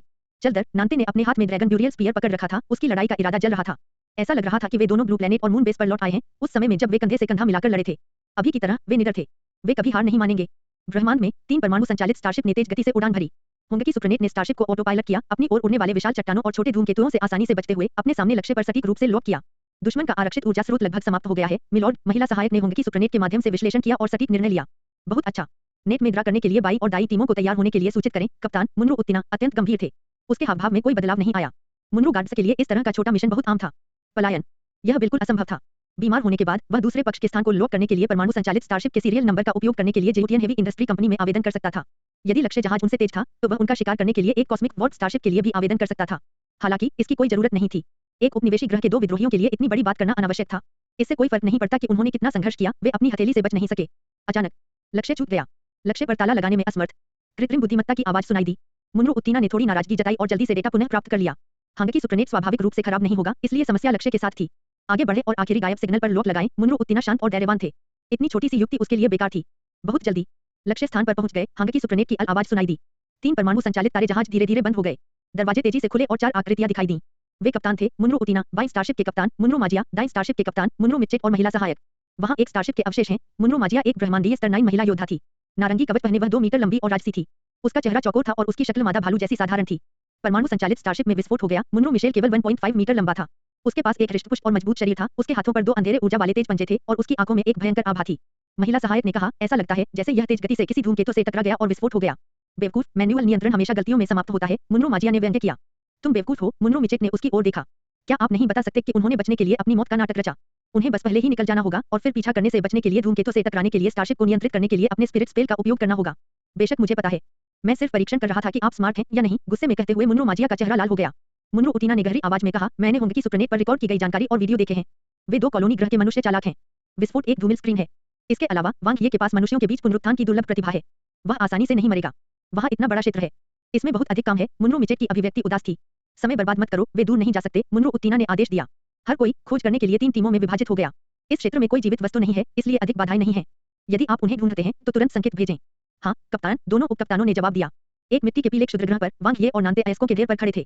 क्या होगा अगर वे सचमुच सोचते हैं कि हम मर चुके हैं? नांते ने वांग ये की ओर देखा और फूट-फूट कर मुस्कुराए। आपने हमारी एकमात्र स्टारशिप को उड़ा दिया। हमारी गति के साथ हम ऊर्ट क्लाउड को कभी नहीं छोड़ पाएंगे। काश मुनरो गार्ड इतने मूर्ख होते। हमें तब स्वर्ग को धन्यवाद देना होगा। वांग ये ने उसकी ओर देखा। शिन रैन रेड रिवर वर्चुअल नेटवर्क से जुड़ सकता है, इसलिए छोड़ने के कई तरीके हैं। हे, मुझे आश्चर्य है कि हम पहले किस टीम से मिलेंगे, नांते ने मुस्कुराते हुए कहा। इस बात की 2/3 संभावना है कि हम पहले एक उपटीम से मिलेंगे। हमारी किस्मत इतनी बुरी नहीं होगी। इससे कोई फर्क नहीं पड़ता, भले ही हम पहले घरेलू टीम से भिड़ें, वांग ये ने कहा। हमें देर सबेर वैसे भी लड़ना होगा। क्या आप आश्वस्त हैं कि वे खोज के लिए 3 टीमों में विभाजित होंगे? नांते ने कहा। उच्च संभावना, वांग ये ने कहा। क्षेत्र बहुत बड़ा है। उन्हें मिशन को जल्द से जल्द पूरा करना होगा ताकि वे संभवतः टीमों में खोज करेंगे, खासकर जब से उनके पास ताकत में लाभ है। वे कॉलोनी ग्रह के मनुष्यों को नीची दृष्टि से देखते हैं। किसने सोचा होगा कि 20 से भी कम ब्रह्मांडीय दिनों में हम पहले से अलग हैं? नांते के हाथ में ड्रैगन दफन भाला थोड़ा कांप गया। यह सिर्फ वांग ये नहीं था। नांते की वर्तमान ताकत के साथ वह आमने सामने की लड़ाई में भी टीशान से कमतर नहीं था। वांग ये नेतारों भरे आकाश की ओर देखा। हम खूनी रास्ते को खत्म करने के लिए पूरी ताकत का इस्तेमाल करेंगे। वाह! मुनरो गार्ड्स की विंग बाई टीम का स्टारशिप तेजी से दूर चला गया। होंगकी सुप्रणेट ने चुंबकीय तरंगों के माध्यम से हर क्षेत्र की खोज की। वह आदमी मिशेल हमेशा मुझे नापसंद करता है और मुझे कम आंकता है। मुनरो माजिया का चेहरा अनिच्छा से भरा था। उसका लंबा और मजबूत शरीर उसकी शक्तिशाली ताकत को दर्शाता था। उसकी पीठ पर बड़ी तलवार हिल गई और वह इसे और अधिक देर तक नहीं रोक सकी। उसके बगल वाले उपकप्तान ने स्क्रीन की ओर देखा। अचानक उसकी आंखें चमक उठीं। कैप्टन माँ, एक जीवन रूप का पता चला है। कहा है, मुनरो माजिया ने एक उत्साहित अभिव्यक्ति प्रकट की। उसकी सुनहरी आंखें रोशनी से चमक रही थीं, उत्सुकता से भरी हुई थीं। एक छोटे से क्षुद्रग्रह पर जो बहुत दूर नहीं है, उपकप्तान ने कहा। 1, 2, 3, 4, 5 5 जीवन रूप, 2 शुरुआती ब्रह्मांडीय स्तर पर और 2 न्यू स्टार स्तर पर। यह लक्ष्य है। हाँ हाँ, भाग्य के मामले में मैं अभी भी सर्वश्रेष्ठ हूँ। जल्दी करो, आरोप लगाओ, उन्हें भागने मत दो, मुनरो माजिया ने आग्रह किया। ठीक है, उपकप्तान ने तुरंत अन्य 2 कप्तानों को सूचित करने के लिए संकेत भेजा। परमाणु ऊर्जा से चलने वाला तारायान आगे बढ़ा और एक पल में क्षुद्रग्रह पर पहुंच गया। लक्ष्य मिल गया, मुंगे की सुप्रणेट के अल की आवाज सुनाई दी। मुनरो माजिया ने बिना किसी हिचकिचाहट के केबिन का दरवाजा खोला, उसकी आंखों में लड़ाई की भावना भरी हुई थी। भाइयों, मेरे पीछे आओ, मुनरो माजिया ने साहसपूर्वक कहा। रुको, कैप्टन माँ, क्या हमें दोनों कैप्टनों के आने और एक साथ काम करने का इंतजार करना चाहिए? डिप्टी कैप्टन ने तुरंत पूछा। मुनरो माजिया ने तिरस्कारपूर्वक कहा, अपनी ओर देखो। बुनियादी ब्रह्मांडीय स्तर पर केवल 2 ही मनुष्य हैं। कोई उन्हें एक उंगली से कुचल सकता है। चल दर। परमाणु संचालित स्टारशिप उतरा और हैच खुल गया। मुनरो माजिया ने बढ़त बना ली, उनका अहंकार 7वें आसमान पर पहुंच गया। लक्ष्य को लॉक करने और ढूंढने के लिए उसे हांग की सुप्रणेट का उपयोग करने की भी आवश्यकता नहीं थी। वे 2 छोटे साथी मौत से मुकाबला कर रहे थे। कोई यहाँ था। वांग ये और नैन्ते ने आकाश की ओर देखा। किसी तारे के जहाज की परिचित गर्जना। अनगिनत काले बिंदु उनके ऊपर दिखाई दिए और नीचे की ओर खिसक गए। 10 वांग ये ने तुरंत महसूस किया और सबसे मजबूत पर ताला लगा दिया। इस बार स्वर्ग उनके पक्ष में था। यह एक उपटीम थी। 10 के मुकाबले 2 बुनियादी ब्रह्मांडीय स्तर के योद्धा, एक ऐसी टीम के खिलाफ जिसका सबसे कमजोर स्तर मध्यवर्ती ब्रह्मांडीय स्तर था। मुनरो गार्ड्स के सदस्यों के लिए ताकत में असमानता को केवल एक शब्द में वर्णित किया जा सकता है, कुचलना। उपकप्तान मुनरो माजिया आगे बढ़े। अचानक राजसी युद्ध ऊर्जा वाली 2 करीपान रोशनी उसके सामने प्रकट हुई। वांग ये के एक हाथ में हेवी ब्लेड सेबर और दूसरे हाथ में बाल्टा स्किमीटर था। उन्होंने लड़ाई शुरू करने के लिए डबल क्यूई पेनिट्रेशन का इस्तेमाल किया। एक पल में हवा तेज हो गई और एक क्षमता जादू उस पर आ गिरा, जिससे उसकी क्षमता की ढाल टूट गई। वांग ये की चरण 5 युद्ध ऊर्जा नष्ट हो गई और मुनरो माजिया की ओर बढ़ गई। एक साफ हमला। इसमें स्थानिक नियंत्रण नहीं था, लेकिन इसकी पूर्ण शक्ति पहले से ही अतुलनीय रूप से शक्तिशाली थी। तुम्हारे पास कुछ कौशल हैं। स्वाभाविक रूप से मुनरो माजिया से निपटना आसान व्यक्ति नहीं था। उसने पहले किस तरह की लड़ाई का सामना नहीं किया था। जब उसने उसी चरण 5 की युद्ध ऊर्जा को उजागर किया तो वह भी कम हीन नहीं थी। उस पर कवच की रक्षा अद्भुत थी, जिसने वांग ये के हमले को पूरी तरह से रोक दिया। जैसे ही वह पलटवार करने वाली थी, आसपास का स्थान जमने लगा। मुनरो माजिया की अभिव्यक्ति बदल गई। यह शून्य में फंसने का एहसास था। स्थानिक नियंत्रण। यह मिशेल के नियंत्रण से भी अधिक मजबूत था। एक उग्र अजगर प्रकट हुआ और आते ही वह राजसी युद्ध ऊर्जा से गड़गड़ाने लगा। बजना। मुनरो माजिया की बड़ी तलवार मिट्टी की पीली रोशनी से जगमगा उठी, लेकिन नांते का ड्रैगन ब्यूरियल स्पीयर फिर भी उसकी रक्षा में टूट गया और ड्रैगन ने सीधे उस पर हमला करना जारी रखा। कवच पर प्रकाश और छाया की परतें रिलीज प्रकार की क्षमता उपयोगकर्ता की क्षमता ढाल के साथ एक के बाद एक टूट गईं। बूम। नांते के भाले ने इन अहंकारी मनुष्यों को बेरहमी से ताकत का प्रदर्शन दिया था। युद्ध के मैदान में ताकत ही मायने रखती थी। वाह। वांग ये ने गठन का कार्यभार संभाला। उसके हाथ में बाल्टा स्किमीटर रेडिएंट स्टार ब्लेड में बदल गया और नक्काशी की पहली परत चमक उठी। उन्होंने पहले उपटीम के सदस्य का आमने सामने सामना किया और बिना रुके सोल ट्रेम्बल स्पेल जारी किया, जिससे बाद वाले की आत्मा को झटका लगा। प्रवर्धित सोल ट्रेम्बल स्पेल अत्यंत शक्तिशाली था। एक पल में ठंडी रोशनी दुश्मन की गर्दन पर पड़ी और उसे मार डाला। भयावह ऊर्जा से मिश्रित प्रचंड हवा का फिर हुआ हमला। वांग ये के जुड़वां ब्लेड चमक उठे क्योंकि उसने अपने आसपास के हमलों को नजरअंदाज कर दिया था। वह अपने सामने पीछे हटते हुए ब्रह्मांडीय क्षमता वाले उपयोगकर्ता को ही देख सका। बीकन फायर की 4 क्यूई। लड़ाकू ऊर्जा फूट पड़ी और 9 क्यूई सेबर नियंत्रण तकनीक का उपयोग किया गया। यह उसकी सबसे मजबूत करीपान चाल नहीं थी, लेकिन यह सबसे पागलपन भरी चाल थी। मौत से लड़ो। वांग ये दुश्मन के गठन में गहराई तक गए और ब्रह्मांडीय क्षमता उपयोगकर्ता को मार डाला। उसी समय उसका रेडिएंट स्टार ब्लेड चमक उठा। हेरफेर मंत्र। नियंत्रण। फोड़ना। उत्पत्ति मंत्र।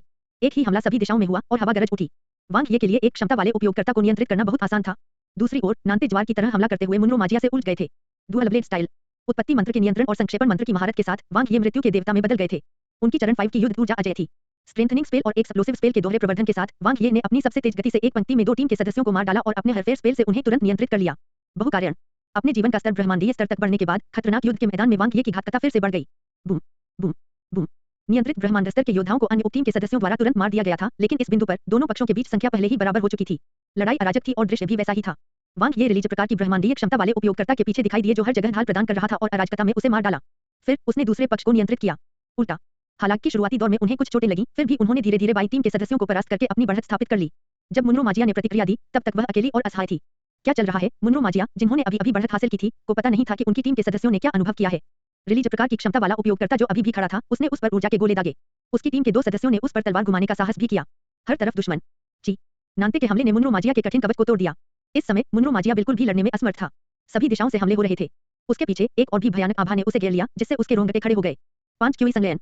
चरण 5 की युद्ध ऊर्जा फूट पड़ी और वांग ये का हार्दिक हमला घबराए हुए मुनरो माजिया पर पड़ा, जिसने उसके दिल को पीछे से छेद दिया। मुनरो माजिया की आंखें चौड़ी हो गईं। उसे विश्वास नहीं हो रहा था कि वह घटिया इंसानों के हाथों मर जाएगी। बूम। लड़ाकू ऊर्जा बढ़ी। वांग ये की आंखें तेज थीं और उसकी लड़ाई की भावना चरम पर थी। ब्रह्मांड में 2 परमाणु संचालित स्टारशिप आगे बढ़े। यह बेवकूफ औरत मुनरो मिचेट अपनी सबसे तेज गति से निर्देशांक की ओर बढ़ रहा था। उसे एक बुरा अंदाजा हो गया था। वह जितना अपने लक्ष्य के करीब पहुंचता गया, उसे उतनी ही अधिक बेचैनी महसूस होने लगी। दूसरे पक्ष को ढूंढना बहुत आसान हो गया था। यदि वे छिपना चाहते, तो 1 दर्जन ब्रह्मांडीय दिनों के भीतर उन्हें ढूंढना असंभव होता। यह उल्लेख करने की आवश्यकता नहीं है कि निर्देशांक एक क्षुद्रग्रह पर थे। यह बहुत बेशर्म था। यह एक जाल की तरह था। फिर भी दूसरी पार्टी सिर्फ 2 उन्नत न्यू स्टार स्तर के मिनियन थे। सावधान रहें, माजिया ने संपर्क खो दिया है। कम्युनिकेटर से कैप्टन मुनरो उत्तीना की आवाज आई। मिशेल का चेहरा पीला पड़ गया और उसकी आंखों में गुस्सा फूट पड़ा। निहायत हीन इंसान। मुख्य स्टारशिप पर। लक्ष्य मिल गया सर। हम उपटीम स्टारशिप से जुड़ गए हैं, महिला सहायक ने गंभीरता से कहा। लेकिन कोई प्रतिक्रिया नहीं है। हमने केवल 2 बुनियादी ब्रह्मांडीय जीवन रूपों का पता लगाया है। बाई टीम किसी दुर्घटना का शिकार हो सकती है। समझ गया। मुनरो वुटीना की अभिव्यक्ति नहीं बदली, लेकिन वह गुप्त रूप से चौंक गया। हालांकि मुनरो माजिया के नेतृत्व वाली बाई उपटीम तीनों टीमों में सबसे कमजोर थी और उसका व्यक्तित्व बहुत आवेगी था, उसकी ताकत संदेह से परे थी। उन 2 कॉलोनी ग्रह मनुष्यों ने यह कैसे किया? जाल। वे केवल 2 बुनियादी ब्रह्मांड स्तर के योद्धा थे। वे क्या कर सकते थे? यह संभवतः नहीं हो सकता कि 2 बुनियादी ब्रह्मांड स्तर के योद्धाओं ने एक पूरी टीम को मार डाला हो। क्षुद्र ग्रह पर झटका। वांग ये की रंगीन मोतियों की श्रृंखला जगमगा उठी। एक-एक करके मोती चमकने लगे और ब्रह्मांडीय ऊर्जा निकलने लगी। वांग ये ने अपनी उपभोग क्षमता को फिर से भरने के लिए इसे तुरंत अवशोषित कर लिया। पहली जीत योजना के तहत हुई। असली लड़ाई शुरू होने वाली थी। मुनरो गार्ड्स के लिए सबसे आदर्श परिणाम यह होगा कि वह तभी पहुंचे जब उसकी क्षमता और नांते की क्षीण युद्ध ऊर्जा पूरी तरह से ठीक हो जाए और वे दोनों अपनी चोटों से भी उबर जाएं। लेकिन वे उतने भाग्यशाली नहीं थे। सतर्क शत्रुओं ने उन्हें फूट पड़ने का मौका ही नहीं दिया। एक ही समय में 2 परमाणु संचालित स्टारशिप आकाश में दिखाई दी। इस बार न केवल उन्हें डार्क एनर्जी स्तर के विशेषज्ञ का सामना करना पड़ेगा, बल्कि उन्हें और भी कठोर परीक्षण का सामना करना पड़ेगा। 2 बनाम 20। यह सिर्फ सीमा से आगे जाने की कोशिश नहीं थी, बल्कि असंभव को संभव में बदलना था। वांग ये और नैंते ने एक दूसरे की ओर देखा। कोई शब्द नहीं कहे गए, लेकिन वे एक दूसरे को समझ गए। योजना लागू होने से बहुत पहले उन दोनों और शिन रैन ने पहले ही सभी संभावित स्थितियों की पुष्टि कर दी थी। हालांकि मौजूदा स्थिति आदर्श नहीं थी, लेकिन यह नवी टीम की घरेलू टीम का सामना करने से कहीं बेहतर थी। 20%, 30% सफलता की संभावना। यह वांग ये का वर्तमान आत्मविश्वास था। इसे आजमाने के लिए यह पर्याप्त था। रंगीन मोतियों की श्रृंखला का तीसरा मन का फीका पड़ गया। इस बिंदु पर वांग ये ने अपनी 90% से अधिक क्षमता को पुनः प्राप्त कर लिया था और उसकी युद्ध कौशल में काफी सुधार हुआ था। हालांकि वह और नांते दोनों घायल हो गए थे। अभी एक भयंकर युद्ध का अनुभव हुआ था। उनकी लड़ाई की भावना अपने चरम पर थी। अंतिम लड़ाई। वे अपनी ताकत का इस्तेमाल खून का रास्ता बनाने के लिए करेंगे। हुश, हुश, हुश। वांग ये ने 3 ब्रह्मांडीय स्तर के योद्धाओं को नियंत्रित किया और आगे बढ़ने का आरोप लगाया। आसमान में अंधेरा छा गया और एक पल में क्षमता की लहर दौड़ पड़ी। अंतहीन लपटों ने ब्रह्मांडीय स्तर के योद्धाओं की लाशों को अपनी चपेट में ले लिया। आसमान में मुनरो उटीना की आकृति बेहद लंबी थी। उसके हाथ में ज्वलंत लाल क्षमता वाला उपयोगकर्ता हथियार एक पवित्र मशाल की तरह था, क्योंकि वह दृश्य को नियंत्रित कर रहा था। अग्नि को मूल मानकर उसकी शक्ति बिना किसी संदेह के प्रदर्शित हुई। यह सोचने के लिए कि वह एक सक्षम उपयोगकर्ता है, वांग ये और नांते की शुरुआती योजना मुनरो गार्ड्स के सबसे मजबूत कप्तान को फंसाने के लिए दोष की अपनी प्रतिभा का उपयोग करने की थी। फिर वह टीम के अन्य सदस्यों को वैसे ही साफ कर देगा जैसे उन्होंने पिछली उपटीम के साथ किया था। दुर्भाग्य से एक क्षमता उपयोगकर्ता के रूप में नैंते के स्तर के साथ वह डार्क एनर्जी स्तर के विशेषज्ञ पर दोष की अपनी प्रतिभा का जबरदस्ती उपयोग नहीं कर सका। दरअसल वह करीब भी नहीं पहुंच सका। एक परिपक्व क्षमता वाला उपयोगकर्ता दुश्मन को करीब नहीं आने देगा। वह दूसरी ओर एक आकृति जो केवल 1.5 मीटर लंबी थी, उसकी आंखों में हत्या का इरादा छिपा हुआ था। सही उपटीम कप्तान मुनरो मिचेट। उसकी गति मुनरो उटीना के बाद दूसरे स्थान पर थी और वह तुरंत उन दोनों की ओर झपटा जिससे उसके हत्या के इरादे का पता चला। उस पर दोष का प्रयोग करें। वांग ये ने तुरंत स्थिति का आकलन किया। सोचने का समय नहीं था। यह अत्यंत प्रभावशाली ब्रह्मांड स्तरीय 9 योद्धा निस्संदेह अन्य उपटीम का कप्तान था। उसे लापरवाही से काम करने की इजाजत नहीं दी जा सकती। बूम। मुनरो मिचेट की चालें चुस्त थी और उनकी हत्या के तरीके बेहद शक्तिशाली थे। हालांकि नांते की अचानक सक्रियता ने उसे चौंका दिया। उसकी आंखों के सामने प्रकाश की किरण चमक उठी। उसका मानस हिल गया और आसपास का क्षेत्र तुरंत बदल गया।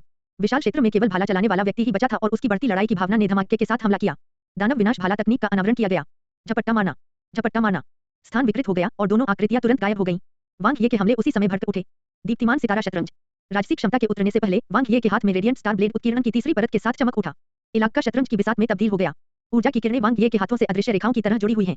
पहले जमीन में दबे ऊर्जा क्रिस्टल विस्फोटित होकर सफेद तारों में बदल गए, जो संघनित होकर मानव आकृतियों में बदल गए। जगह बहुत घनी थी। भले ही वे सभी कम ऊर्जा वाले सफेद शतरंज के मोहरे थे, लेकिन जितनी क्षमता वाली गोलियां चलाई गईं, वह बहुत भ्रामक थीं। खास तौर पर इस बार सफेद टुकड़ों के अलावा कई काले टुकड़े भी थे। वे सफेद शतरंज के मोहरों से भी अधिक मजबूत और साहसी थे। वे मुनरो गार्ड्स के सदस्य थे जो पहले मारे गए थे। उनमें से प्रत्येक के पास ब्रह्मांडीय स्तर की युद्ध क्षमता थी। कुछ को तो एक बार मौत के बाद काबू करके मार भी दिया गया था। पुनः उपयोग करें। जिन लाशों को हेरफेर मंत्र द्वारा नियंत्रित नहीं किया जा सका, वे सभी काले शतरंज के टुकड़ों में बदल गईं, जो वांग ये के एकीकृत नियंत्रण में थीं। सफेद शतरंज के मोहरों के समान काले शतरंज के मोहरों के हमले सरल और बुद्धिहीन थे। उन्होंने हथियारों का भी प्रयोग नहीं किया। वे सीधे आगे बढ़ने के लिए ऊर्जा क्रिस्टल द्वारा प्रदान की गई शक्तिशाली काया पर निर्भर थे। वे राक्षसों के समान थे। अच्छी बात यह थी कि भले ही उनकी संख्या बहुत अधिक थी, फिर भी वांग ये उन्हें आसानी से नियंत्रित कर सकते थे। उसे एक से ज्यादा काम करने की जरूरत नहीं थी और वह केवल एक ही चीज पर ध्यान केंद्रित कर सकता था। ऐसा कहा जा रहा है कि क्षमता के भारी उपभोग ने एक ही पल में उसकी आधी से अधिक क्षमता खत्म कर दी थी। बहुत तेज। रंगीन मोतियों की श्रृंखला के मोती एक-एक करके मंद पड़ गए और वांग ये ने तुरंत पलटवार किया। वह ज्यादा देर तक टिक नहीं सका। वह विशेष रूप से दुश्मन को प्रतिक्रिया नहीं करने दे सकता था। यदि शत्रु अब पीछे हट गया और शतरंज की बिसात की सीमा से बाहर निकल गया, तो यह उसके लिए बहुत परेशानी भरा होगा और वह एक बड़ी निष्क्रिय स्थिति में होगा।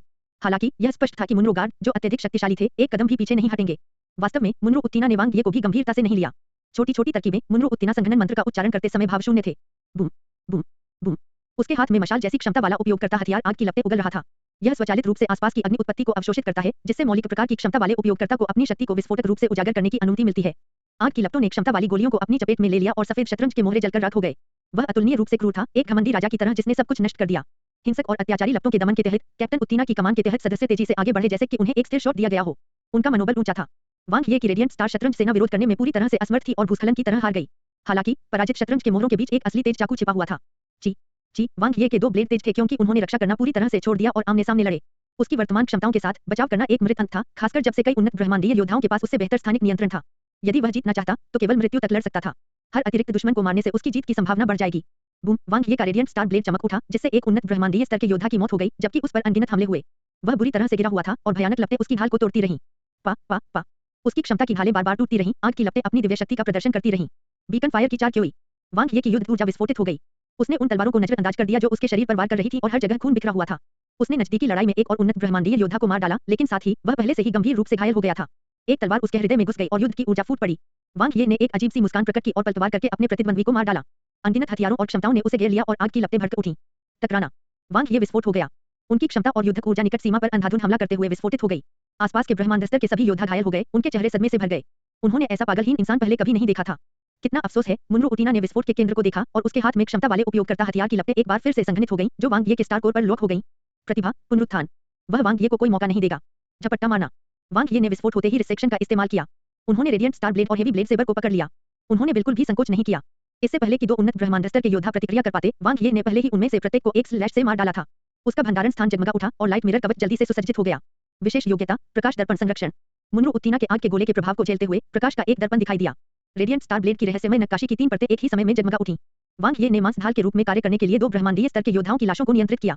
भयानक लपटें उन्हें भेदती रहीं और अंततः प्रकाश दर्पण पर जा गिरीं। बूम। वह प्रकाश दर्पण जो ब्रह्मांडीय स्तर 9 के हमले का सामना कर सकता था, टूट गया। लाइट मिरर कवच में एक बड़ा छेद भी दिखाई दिया और आग की लपटों ने वांग ये के शरीर को जला दिया, लेकिन बहुत अधिक ज्वलंत ऊर्जा नहीं बची थी। डार्क एनर्जी स्तर का हमला भयंकर और हिंसक था। झपट्टा मारना, झपट्टा मारना, झपट्टा मारना। काला शतरंज का टुकड़ा फिर से प्रकट हुआ और वांग ये बाकी ब्रह्मांड स्तर के योद्धाओं की ओर बढ़े। उसके अदम्य हत्या के इरादे से इन उच्च और शक्तिशाली मुनरो गार्डों के दिल कांप उठे। उन्होंने ऐसे लोग देखे थे जो मौत से नहीं डरते थे, लेकिन उन्होंने कभी किसी को इस हद तक निडर नहीं देखा था। वांग ये के पागलपन ने युद्ध के मैदान में आग लगा दी। आधे से अधिक मुनरो गार्ड घायल हो गए। सबसे महत्वपूर्ण बात यह है कि दोनों पक्षों की गति उल्टने लगी थी। वांग ये द्वारा मारे गए टीम के सभी सदस्यों के साथ छेड़छाड़ की गई और यहाँ तक कि मारे जाने के बाद उन्हें काले शतरंज के टुकड़ों में बदल दिया गया। समय समय पर सामने आने वाले कमजोर सफेद शतरंज के मोहरों ने उन्हें लगातार परेशान किया। वांग ये बेहद दृढ़ थे। अचानक अंतरिक्ष तरंगित हो गया। वांग ये के 2 ब्लेड चमक उठे और उनका उन्मादी हमला अचानक पीछे हट गया।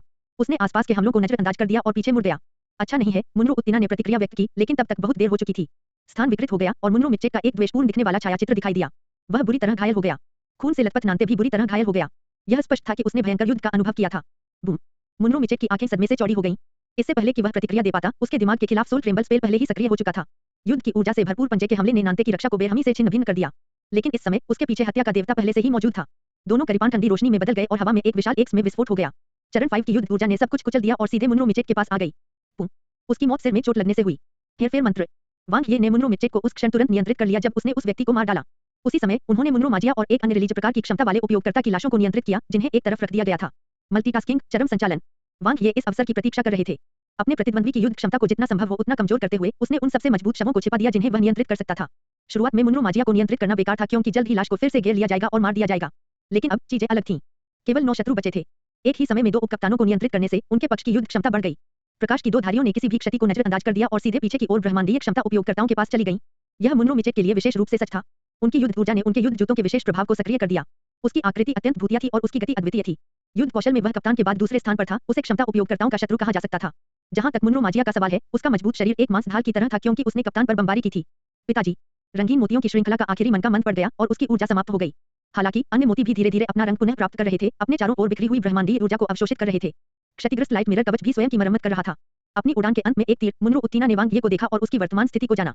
भले ही वह दूसरे पक्ष की लड़ाई की भावना, उसके लगातार बदलते हेरफेर मंत्र और लड़ाई पर उसके नियंत्रण की प्रशंसा करता था, दुर्भाग्य से दोनों पक्षों के बीच ताकत में अंतर बहुत बड़ा था। दूसरे पक्ष का जीतना बिल्कुल असंभव था। कचरा। जब मुनरो माजिया को नियंत्रित किया जा रहा था, तो मुनरो एल्जेटिना की आंखें तेज थीं। यह पहली बार था जब उन्होंने अपनी क्षमता का उपयोग किया। यह एक गहरे भूरे रंग की लौ थी जो मोमबत्ती की तरह दिखती थी, लेकिन इसमें असीमित मात्रा में भयानक ऊर्जा थी। यह उसके द्वारा पहले छोड़ी गई लपटों से कहीं अधिक तेज थी। प्रतीत होता है कि वह लपटों का सार थी जो अंतहीन स्तर तक संकुचित हो गई थी। वाह। गहरे भूरे रंग की लौ मुनरो माजिया की लाश पर गिरी। यहाँ तक कि उसके ब्रह्मांडीय स्तर 9 शरीर और डार्क एनर्जी उपकरण के साथ लाश अभी भी इस भयानक शक्ति को रोक नहीं सकी। ऐसा लग रहा था जैसे आग की लपटों में अपना जीवन हो और लाश तुरंत जल गई। हालांकि जब मुनरो उत्तीना हमला कर रहा था, 2 क्षमता उपयोगकर्ता पहले ही मारे जा चुके थे। वांग ये और मुनरो मिच्चेक ने एक पक्ष लिया और दुश्मनों को तुरंत मार डाला। वांग ये ने तुरंत हेरफेर मंत्र को फिर से सक्रिय कर दिया। Boom boom. 2 और ब्रह्मांडीय स्तर की क्षमता वाले उपयोगकर्ताओं के समर्थन से यह एक बाग में पंख जोड़ने जैसा था। जिस क्षण मुनरो माजिया को जला दिया गया, मुनरो गार्ड की संख्या 6 हो गई थी। स्थिति बिल्कुल उलट गई। वाह। मुनरो मिच्चेक बेहद तेज थे। उन्होंने एक अन्य क्षमता वाले उपयोगकर्ता पर तेज पंजों से हमला किया। दुर्भाग्य से गहरे भूरे रंग की लौ और भी तेज थी। यह आग के छल्ले में बदल गया और मुनरो मिच्चेक को फंसा दिया। फिर आग के 2 और छल्ले प्रकट हुए और उसे कसकर बांध दिया। गहरे भूरे रंग की लपटों ने उसे राक्षसों की तरह भस्म कर दिया। भले ही मुनरो मिच्चेक का युद्ध कवच मजबूत शक्ति के साथ फट गया और उसकी युद्ध ऊर्जा बेहद प्रतिरोधी थी, गहरे भूरे रंग की लपटों ने उसकी रक्षा को नजरअंदाज कर दिया और उसे भी अपनी चपेट में ले लिया। मुनरो एल्जेटिना ने डार्क एनर्जी स्तर के पावरहाउस की शक्ति प्रदर्शित की। ची ची। वांग ये ने लगातार 2 अन्य लोगों को मार डाला और उन पर नजरें गड़ा दी। मुनरो एल्जेटिना के अलावा मुनरो गार्ड्स के केवल 3 सदस्य बचे थे। Boom boom. वांग ये ने 3 ब्रह्मांडीय क्षमता वाले उपयोगकर्ताओं को नियंत्रित किया और लगातार हमला किया। शतरंज की बिसात पर मोहरे शांत हो गए और उसने धीरे धीरे स्थिति पर नियंत्रण करना शुरू कर दिया। हेरफेर मंत्र। मुनरो उत्तिना ने हमेशा ऐसे क्षमता मंत्र को नीची दृष्टि से देखा था जो किसी की युद्ध क्षमता को नहीं बढ़ा सकता था। उसे उम्मीद नहीं थी कि एक दिन वह इस घटिया कदम से इस हद तक मजबूर हो जाएगा। हालांकि उसके लिए हारना असंभव था। उस पक्षी को गोली मारो जो आगे बढ़े। मुनरो उत्तिना ने वांग ये पर फिर हमला किया। कत्लेआम असामान्य रूप से तीव्र था। मुनरो उत्तिना के अलावा बाकी पहले ही खर्च हो चुके थे। वांग ये और नानते टिके रहने के लिए अपनी इच्छाशक्ति पर भरोसा कर रहे थे। ग्रह मुनरो के श्रेष्ठ मनुष्यों की तुलना में वे दोनों जो कई कठिनाइयों से गुजरे थे और कॉलोनी ग्रह से बाहर निकलने के लिए संघर्ष किया था, निस्संदेह उनके पास मजबूत इच्छाशक्ति थी, भले ही वे भारी रूप से घायल हुए हों। बूम। नैन्ते मुस्कुराया और टीम के एक सदस्य को मारने के लिए उसके गंभीर रूप से घायल शरीर को घसीटा। इस समय वांग ये की युद्ध ऊर्जा और क्षमता पूरी तरह से समाप्त हो गई थी। मुनरो उत्तिना द्वारा छोड़ी गई भयानक भूरी लपटों की परतों का सामना करते हुए इसका विरोध करना कठिन था। पिताजी, पिताजी, पिताजी। अनगिनत ढालें टूट गईं। इससे कोई फर्क नहीं पड़ता कि कितने ब्रह्मांडीय क्षमता वाले उपयोगकर्ताओं ने अपने प्रतीकरण मंत्र का उपयोग किया, वे भयानक गहरे भूरे आग के छल्ले को रोक नहीं सके। तीव्र जलन। टकराना। वांग ये फिर से विस्फोटित हो गया। काले और सफेद शतरंज के मोहरे रेडिएंट स्टार चेसबोर्ड पर शेष 2 योद्धाओं और मुनरो उत्तिना के आसपास दिखाई दिए। हुश, आग भड़क उठी। मुनरो उत्तिना की क्षमता वाले उपयोगकर्ता हथियार ने स्वचालित रूप से आग की लपटों को संघनित कर दिया। बुरा नहीं, मुझे आपका नाम याद रहेगा, वांग ये। यह अफसोस की बात है कि आप मुनरो ग्रह पर पैदा नहीं हुए। मुनरो उत्तिना की आवाज ठंडी थी। एक पल में उग्र लाल लपटें और गहरे भूरे रंग की लपटें आपस में टकरा गईं। उसी समय जब काले शतरंज के मोहरे जलकर राख हो गए, मुनरो एल्जेटिना की आंखों में हत्या का गहरा इरादा दिखाई दिया, क्योंकि वह सीधे विस्फोट के केंद्र में स्टार कोर की ओर बढ़ रहा था। प्रतिभा, पुनरुत्थान। वांग ये की प्रतिभा ऊर्जा का आखिरी हिस्सा फूट पड़ा। लौकिक स्तर को तोड़ने और जीवन स्तर की उन्नति से गुजरने के बाद वह मुश्किल से अपनी प्रतिभा का 2 बार उपयोग कर सका। एक नया शरीर बना, कोशिकाएं बहाल हुई और शरीर की ऊर्जा का एक हिस्सा जो खत्म हो गया था, बहाल हो गया। वह अभी भी इसे रोक नहीं सका। मुनरो एल्जेटिना की प्रतिभा बहुत भयानक थी। विशेष रूप से 2 प्रकार की लपटों के साथ दोगुनी शक्ति ब्रह्मांडीय स्तर से कहीं अधिक थी। Boom boom boom. बोर्ड पर सफेद शतरंज के मोहरों ने अग्नि ऊर्जा का उपभोग किया, जबकि नियंत्रित ब्रह्मांडीय क्षमता वाले उपयोगकर्ता उसकी रक्षा के लिए मटेरियलाइजेशन मंत्र का उपयोग करते रहे। सभी वांग ये की युद्ध ऊर्जा और क्षमता आपस में जुड़ी हुई थी और उनकी इच्छाशक्ति दृढ़ थी। इसी समय एक भाले की छाया अचानक प्रकट हुई। ऐसा लग रहा था कि आसपास का स्थान सील कर दिया गया है और मुनरो एल्जेटिना की अभिव्यक्ति बदल गई है। उसके सामने भाले की युद्ध ऊर्जा मजबूत नहीं थी। उन्होंने पहले चरण 6 युद्ध ऊर्जा योद्धा के साथ प्रतिस्पर्धा की थी। इसकी तुलना में युद्धक ऊर्जा जो डार्क एनर्जी स्तर के उपकरणों द्वारा बढ़ाए जाने के बाद मुश्किल से चरण 4 तक पहुंची थी, वह बिल्कुल भी नहीं थी। हालांकि दूसरे पक्ष का स्थानिक नियंत्रण बहुत मजबूत था। वह केवल ब्रह्मांडीय स्तर 1 पर था, फिर भी उसका स्थानिक नियंत्रण सामान्य डार्क एनर्जी स्तर के योद्धाओं से भी अधिक भयानक था। 2 प्रतिभाएं। मुनरो उत्तिना की आंखें चमक उठीं। उसे कुछ पछतावा हुआ क्योंकि वे दोनों आज मरने वाले थे। मैं। मुनरो उत्तिना की गहरे भूरे रंग की लपटें प्रकट हुई और नैन्ते की ओर गिरी, जिससे वह जल गया। अचानक उसने भवें सिकोड़ लीं। आग की लपटें न केवल नान्ते के हमले को रोकने में विफल रहीं, बल्कि इसने नान्ते को और अधिक अदम्य बना दिया। ऐसा लगा मानो दूसरा पक्ष पागल हो गया हो। कितनी भयानक इच्छाशक्ति और एकाग्रता है। मुनरो उत्तिना को दबाव की लहर महसूस हुई। उसके सामने भाले की छाया और भी भूतिया हो गई और उसका स्थानिक नियंत्रण भी विकृत होने लगा। उसकी अभिव्यक्ति बदल गई। यह असंभव है। पहली बार मुनरो एल्जेटिना ने एक चौंकाने वाली अभिव्यक्ति प्रकट की। लेकिन इस समय नैन्ते, जो गहरे भूरे रंग की लपटों से ढका हुआ था, ने अपने ड्रैगन दफन भाले को छेद दिया। यह गहरे भूरे रंग की लपटों को भेदता हुआ टूट गया और भाले की नोक सीधे मुनरो उत्तिना की ओर चली गई। यह अजय था। झपट्टा मारना। जैसे ही मुनरो उत्तिना ने दहाड़ा, उसका शरीर अचानक एक जलती हुई लौ में बदल गया। पुची। ड्रैगन बरियल स्पीयर ने गहराई तक छेद किया, लेकिन ऐसा लगा मानो उसने किसी ठोस वस्तु को नहीं छेदा हो। मुनरो उत्तिना का जलता हुआ शरीर ड्रैगन दफन स्पीयर के चारों ओर लिपटा हुआ है। गहरे भूरे रंग की लपटें भाले को अपनी चपेट में लेते हुए बेतहाशा जल उठीं। बूम। भयानक ऊर्जा का विस्फोट हुआ। नान्ते, जिसने अपना आखिरी भाला मार दिया था, टूटी हुई डोर वाली पतंग की तरह उड़ गया। अंतरिक्ष विकृति तुरंत अपनी मूल स्थिति में लौट आई। यह बहुत खतरनाक है। यह सोचना कि उसने अंतरिक्ष विरूपण में महारत हासिल कर ली है। मुनरो एल्जेटिना अविश्वास में थे। यदि यह इस तथ्य के लिए नहीं था कि दूसरे पक्ष की युद्ध ऊर्जा बहुत कमजोर थी और उसने अभी-अभी कौशल सीखा था। अच्छा नहीं। मुनरो एल्जेटिना की परिधीय दृष्टि वांग ये की स्थिति पर पड़ी, लेकिन बाद वाला बहुत पहले ही जा चुका था। उसके पीछे एक भूतिया आकृति दिखाई दी और आकृति के हाथों में 2 तेज ब्लेड जल उठे। उन्मादी ढंग से एकत्रित की गई क्षमता अंतहीन युद्ध ऊर्जा में बदल गई, जो वांग ये की युद्ध ऊर्जा के साथ पूरी तरह से मिश्रित हो गई। शक्ति ढेर। ब्रह्मांडीय स्तर की क्षमता मंत्र, एक हिट मंत्र। ऐसे हताश युद्ध से बढ़कर कोई भी चीज किसी की क्षमता को उत्तेजित नहीं कर सकती। वांग ये के शरीर को सीमा तक धकेल दिया गया था। उसकी शक्ति चरम सीमा तक उजागर हो गई, जिससे उसका सबसे मजबूत हमला हो गया। बूम। सबसे जोरदार हमला हुआ। वांग ये पूरी तरह से बाहर चला गया। अपने शरीर पर गहरे भूरे रंग की लपटों को नजरअंदाज करते हुए उसने इस राजसी हमले पर ध्यान केंद्रित किया। रेडिएंट स्टार ब्लेड ने सभी प्रतिबंधों को तोड़ दिया और बढ़ती युद्ध ऊर्जा ने मुनरो उत्तिना के ज्वलंत शरीर को घेर लिया। उसकी क्षमता विस्फोटित हो गई। Boom boom boom. यह एक पागलपन भरी लड़ाई थी, चरम पर एक लड़ाई। कोई रास्ता नहीं था। हेवी ब्लेड सेबर जलकर राख हो गया, लेकिन बाल्टा स्किमीटर और क्षमता वाला सेबर गिर गया। टकराना, टकराना, टकराना। एक के बाद एक क्षमताएं फूट पड़ी। वांग ये की लड़ाई की भावना अपने चरम पर थी, क्योंकि उन्होंने एक अतुलनीय करीबान चाल प्रदर्शित की। दृढ़ इच्छाशक्ति और ताकत के साथ उन्होंने मुनरो एल्जेटिना के जलते हुए शरीर को 2 भागों में विभाजित कर दिया। इस समय वांग ये जलते हुए आदमी की तरह था। गहरे भूरे रंग की लपटें बेतहाशा जल रही थीं और उसके शरीर पर त्वचा का कोई भी टुकड़ा बरकरार नहीं बचा था। लेकिन वह जीत गया। मुनरो एल्जेटिना का जलता हुआ शरीर धीरे धीरे बुझ गया। वांग ये के शरीर पर गहरे भूरे रंग की लपटें भी गायब हो गईं। उसने नजर घुमाई और नान्ते को देखा, जो मरने की कगार पर था, और साथ ही जमीन पर लाशें बिखरी हुई थीं। अब कोई दुश्मन नहीं था। इस कठिन लड़ाई में उनकी आखिरी हंसी थी। वे बच गए। पिताजी। वांग ये जमीन पर लेट गए और मुस्कुराहट के साथ अंतहीन तारों वाले आकाश की ओर देखा। वे जीत गए। इस युद्ध में जीत अत्यंत महत्वपूर्ण थी। इस सबसे महत्वपूर्ण लड़ाई को जीतने के बाद वह पहले से ही स्वतंत्रता और आशा की सुबह देख सकते थे। मुनरो ग्रह, मुनरो परिवार का मुख्य सितारा, ताशी स्टारफील्ड के रेड रिवर कॉस्मिक नेशन में स्थित था। इसका व्यास 100,000 किलोमीटर से अधिक था और जनसंख्या सैकड़ों अरबों थी। यह एक अत्यधिक विकसित 6 सितारा जीवन वाला ग्रह था। मुनरो गार्ड बेस, सुप्रनेट नियंत्रण कक्ष। कुछ स्टाफ सदस्य बोरियत महसूस करते हुए बातें करते रहे और ऊँघते रहे। अचानक तेज बीप की आवाज सुनाई दी। केंद्रीय नियंत्रण विभाग से समाचार। मुख्य सीट पर केंद्रीय नियंत्रण विभाग द्वारा भेजे गए वीडियो को देखते ही पर्यवेक्षक की आंखें चौड़ी हो गईं। काफी समय तक वह अविश्वास में रहा। उसने क्या देखा? यह चौंकाने वाला था। एक कॉलोनी ग्रह के दो घटिया इंसानों ने मुनरो गार्ड्स की नोवी टीम का सफाया कर दिया था। नोवी टीम की तीनों टीमों में उन्नत ब्रह्मांडीय योद्धा शामिल थे। यहाँ तक कि कप्तान एक डार्क एनर्जी स्तर का योद्धा मुनरो उत्तीर्ण भी था। फिर भी वह दो निम्न श्रेणी के ब्रह्मांडीय स्तर के लड़कों द्वारा मारा गया था। पागलपन, ये तो पागलपन था। अगर उन्होंने खुद वीडियो नहीं देखा होता तो उन्हें इस पर बिल्कुल भी यकीन नहीं होता। दोनों पक्षों के बीच जमीन आसमान का अंतर था। पर्यवेक्षक, हालात अच्छे नहीं हैं। कुछ स्टाफ सदस्य पीले चेहरों के साथ भागे। सुपरवाइजर के हावभाव देखकर उन्हें पता चल गया कि वह पहले से ही जानता था। आप किसका इंतजार कर रहे हैं? तुरंत हेड कैप्टन को सूचित करें, पर्यवेक्षक भौंका। हाँ, पर्यवेक्षक, स्टाफ सदस्यों ने झट से उत्तर दिया। पर्यवेक्षक ने अपने होठों को कसकर भींच लिया और वीडियो को घूरता रहा। शक्तिशाली मुनरो गार्ड, लॉर्ड मुनरो राजा जिंगकियो के निजी रक्षक, वास्तव में बुरी तरह और अप्रत्याशित रूप से विफल हो गए थे। वे एक कॉलोनी ग्रह के मनुष्यों द्वारा पराजित हो गए थे। प्रतिभाशाली, दो सुपर प्रतिभाशाली। मुख्य कप्तान मुनरो हांतोंग ने नियंत्रण कक्ष से वीडियो को बार-बार देखा। उनकी आंखें चमक उठी और उन्होंने प्रतिभा के प्रति अपने प्यार को नहीं छिपाया। कॉलोनी ग्रह के मनुष्यों के प्रति उसके मन में कोई पूर्वाग्रह नहीं था। किसी की ताकत ब्रह्मांडीय स्तर तक बढ़ने के बाद वह शुरुआती बिंदु पर होगा। हालांकि उपनिवेश ग्रहों पर मनुष्यों में निम्न श्रेणी की प्रतिभाएं, वंशावली और ऊपरी सीमाएं थीं, लेकिन भाग्य ऐसी चीज नहीं थी जिसके साथ तर्क किया जा सके। लॉर्ड जिंगकियो उन्हें भर्ती करने के लिए सहमत नहीं होंगे। महिला अपने वरिष्ठ के व्यक्तित्व की बहुत अच्छी तरह से सहायता करती है। हाँ, कितने अफसोस की बात है, मुनरो हांतोंग ने आह भरी। उसने स्क्रीन की ओर इशारा किया। उनमें से एक जनरल है और दूसरा मार्शल है। नंते, ब्रह्मांडीय स्तर 1 पर चरण 4 स्थानिक नियंत्रण तक पहुंच गया है और अभी चरण 5 को समझना शुरू कर रहा है। उसने अंतरिक्ष विरूपण को कुछ हद तक समझने के लिए अपनी प्रतिभा का उपयोग भी किया और उसका क्षेत्र सामान्य डार्क एनर्जी स्तर के योद्धाओं से अधिक है। वांग ये और भी अधिक प्रभावशाली है। वह योद्धा पथ और क्षमता उपयोगकर्ता पथ दोनों की खेती करता है। उसकी समग्र युद्ध शक्ति नांते से कम नहीं है और वह बड़े पैमाने की लड़ाई में भी बेहतर है। हालांकि उसके बारे में सबसे उत्कृष्ट बात उसकी योजना बनाने और योजना बनाने की क्षमता है। उसने कई मजबूत दुश्मनों को हराया है। यदि वह सैन्य शिविर में प्रवेश करता है तो वह निश्चित रूप से चमकेगा। मुनरो हांतोंग लालसा से भरा हुआ था, चाहता था कि वह उन दोनों को अपने अधीनस्थों के रूप में ले सके। नवीन टीम का सफाया हो गया था। वे कमजोर होने के लिए केवल स्वयं को दोषी ठहरा सकते थे। महिला सहायक ने कहा, भगवान जिंगकियो अपने चेहरे को सबसे अधिक महत्व देते हैं। कॉलोनी ग्रहों के मनुष्य कभी भी मुनरो गार्ड्स में शामिल नहीं हो पाएंगे। कॉलोनी इंस्पेक्टर और उसके द्वारा भेजे गए मुनरो गार्ड्स को मारने के बाद तो बिल्कुल भी नहीं। एक बार जब उसे पता चलेगा तो वह क्रोधित हो जाएगी। हाँ, यह दो प्रतिभाओं के लिए अफसोस की बात है। मुनरो हांतोंग ने अपना सिर हिलाया और आह भरी। यदि उन दोनों का अच्छी तरह से पालन पोषण किया जा सके तो उन्हें भविष्य में मानव जाति के शीर्ष 18 गुटों में प्रवेश करने का मौका मिल सकता है।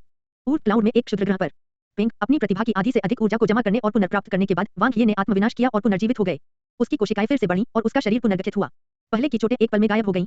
लड़ाई के बाद थोड़ी थकान महसूस होने के अलावा उनका शरीर पूरी तरह से ठीक हो गया था। दुर्भाग्य से नांते के पास यह उतना अच्छा नहीं था। वह बुरी तरह घायल हो गया था और मुश्किल से सांस ले पा रहा था। सौभाग्य से उनकी इच्छा शक्ति काफी मजबूत थी। साथ ही ब्रह्मांडीय स्तर पर पहुंचने के बाद उनकी जीवन शक्ति बहुत बढ़ गई थी। नहीं तो वह मर गया होता। उनकी चोटें बहुत गंभीर हैं। वांग ये ने नांते की चोटों की जांच की। सबसे पहले बाद वाले की मुनरो मिचेट के साथ आमने सामने की लड़ाई हुई और वह गंभीर रूप से घायल हो गया। उसके बाद उन पर मुनरो उटीना के टैलेंट ने हमला कर दिया जिससे उन्हें और भी अधिक चोटें आईं।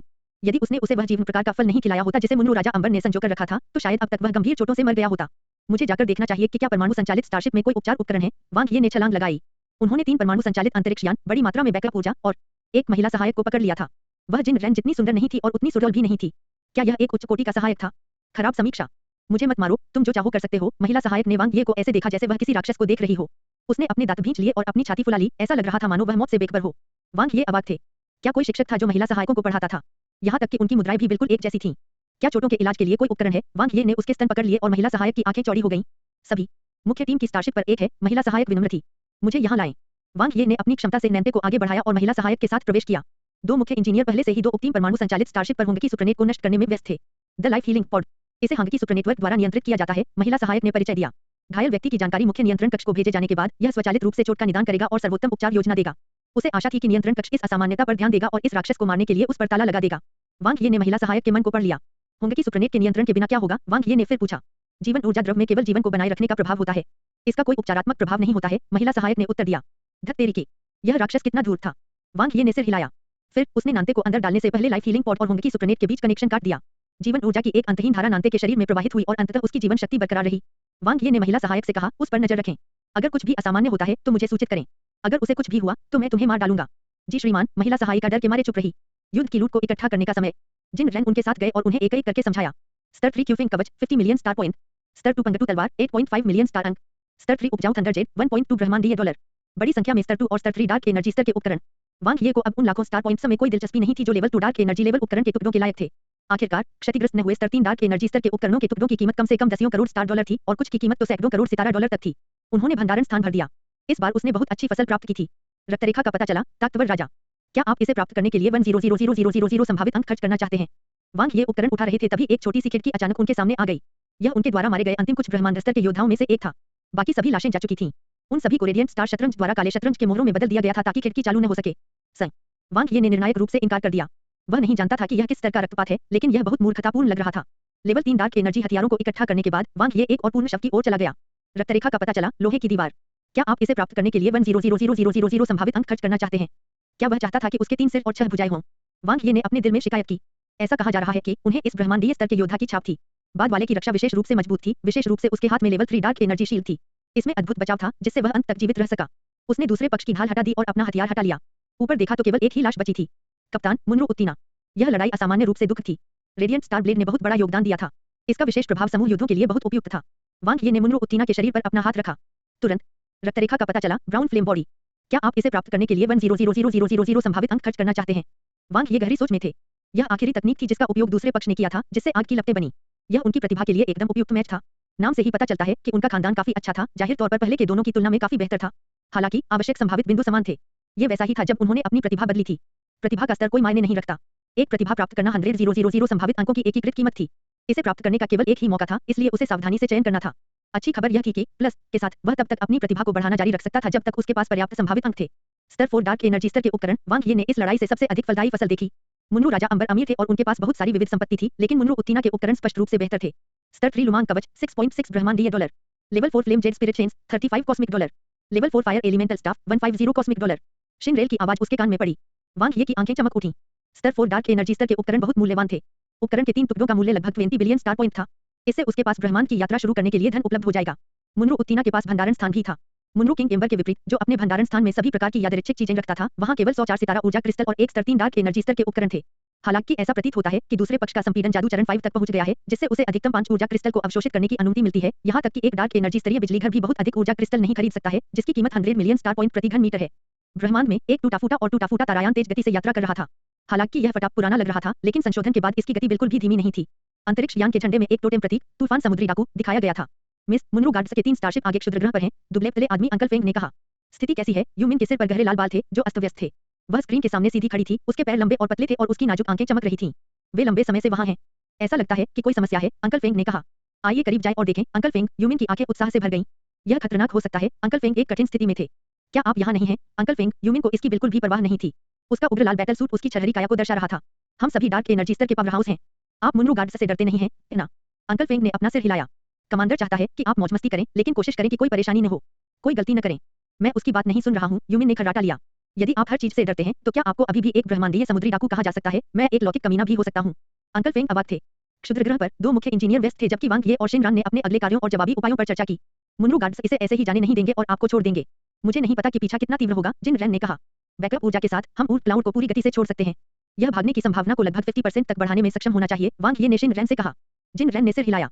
मुनरो गार्ड संभवतः आपका शिकार करने के लिए एक ब्रह्मांडीय ताना जहाज के लिए आवेदन करेंगे। हालांकि हमारा अंतिम स्थान यहाँ है। जब तक वे पहुंचेंगे, हम बहुत पहले निकल चुके होंगे। केवल होंगे की सुप्रनेट पर खोज पर भरोसा करके हमें ढूंढना बहुत मुश्किल होगा। हाँ, वांग येक्विंग ने कहा। लेकिन आपने जो कहा उसके अनुसार उनके पास हमें ढूंढने का एक और तरीका है। जिन रैन ने सिर हिलाया। ये सभी परमाणु संचालित स्टारशिप जेयूटियन हेवी इंडस्ट्री कंपनी से हैं। जब वे कारखाने से निकलते हैं, तो प्रत्येक स्टारशिप पर एक सीरियल नंबर अंकित होता है। जब तक जेयूटियन हेवी इंडस्ट्री कंपनी इसकी अनुमति देती है, वे स्टारशिप का पता लगा सकते हैं। मानव जाति के 18 शीर्ष गुटों में से एक होने के नाते यह एक छोटे परिवार के लिए सुविधा प्रदान नहीं कर सकता है ना? वांग ये ने विचार किया। मैं इस बारे में निश्चित नहीं हूँ, शिन रैन ने अपना सिर हिलाया। वांग ये ने उस महिला सहायक की ओर देखा जिसकी पीठ उसकी और शिन रैन की ओर थी। वह थोड़ा सा घबरा गया। एक शीर्ष सहायक और मुनरो गार्ड्स के एक अतिरिक्त सदस्य के रूप में दूसरी पार्टी स्पष्ट रूप से जिन रैन से अधिक जानती थी। उसके आंतरिक विचारों को देखते हुए स्थिति आशावादी नहीं लग रही थी। अचानक वांग ये थोड़ा चौंका और उसकी अभिव्यक्ति बदल गई। किसी तारे के जहाज की आवाज दूर से सुनी जा सकती थी और एक तेज झटका महसूस किया जा सकता था। बिल्कुल नहीं। क्या यह फिर से मुनरो गार्ड था? यह मुनरो गार्ड से नहीं था। वांग ये ने मडराया और दूर से विशालकाय राक्षस को देखा। उसकी नजरें तेज थीं। स्टारशिप का डिजाइन बिल्कुल अलग था। यह अजीब लग रहा था, जैसे यह काफी समय से मौजूद हो। उस पर घाव के निशान भी थे और सबसे महत्वपूर्ण बात यह थी कि वह बहुत बड़ा था। यह चंद्रमा के आधार जितना विशाल नहीं हो सकता है, लेकिन यह परमाणु संचालित स्टारशिप से 100 गुना अधिक बड़ा था। यह स्टारशिप कहां से आई? यह यहाँ क्यों था? ऊर्ट क्लाउड में कोई जीवन ग्रह नहीं होना चाहिए। वांग ये के मन में प्रश्न चिन्हों की एक श्रृंखला उभरी जब तक कि उन्होंने विशाल स्टारशिप के मोर्चे पर टोटेम प्रतीक नहीं देखा। तूफान में एक कंकाल का प्रतीक। टोटेम के नीचे 2 चमकते सुनहरे सितारे थे। कंकाल, शुक्र। वांग ये की पुतलियां सिकुड़ गईं और 5 शब्द तुरंत उसके दिमाग में उभरे। लौकिक समुद्री डाकू।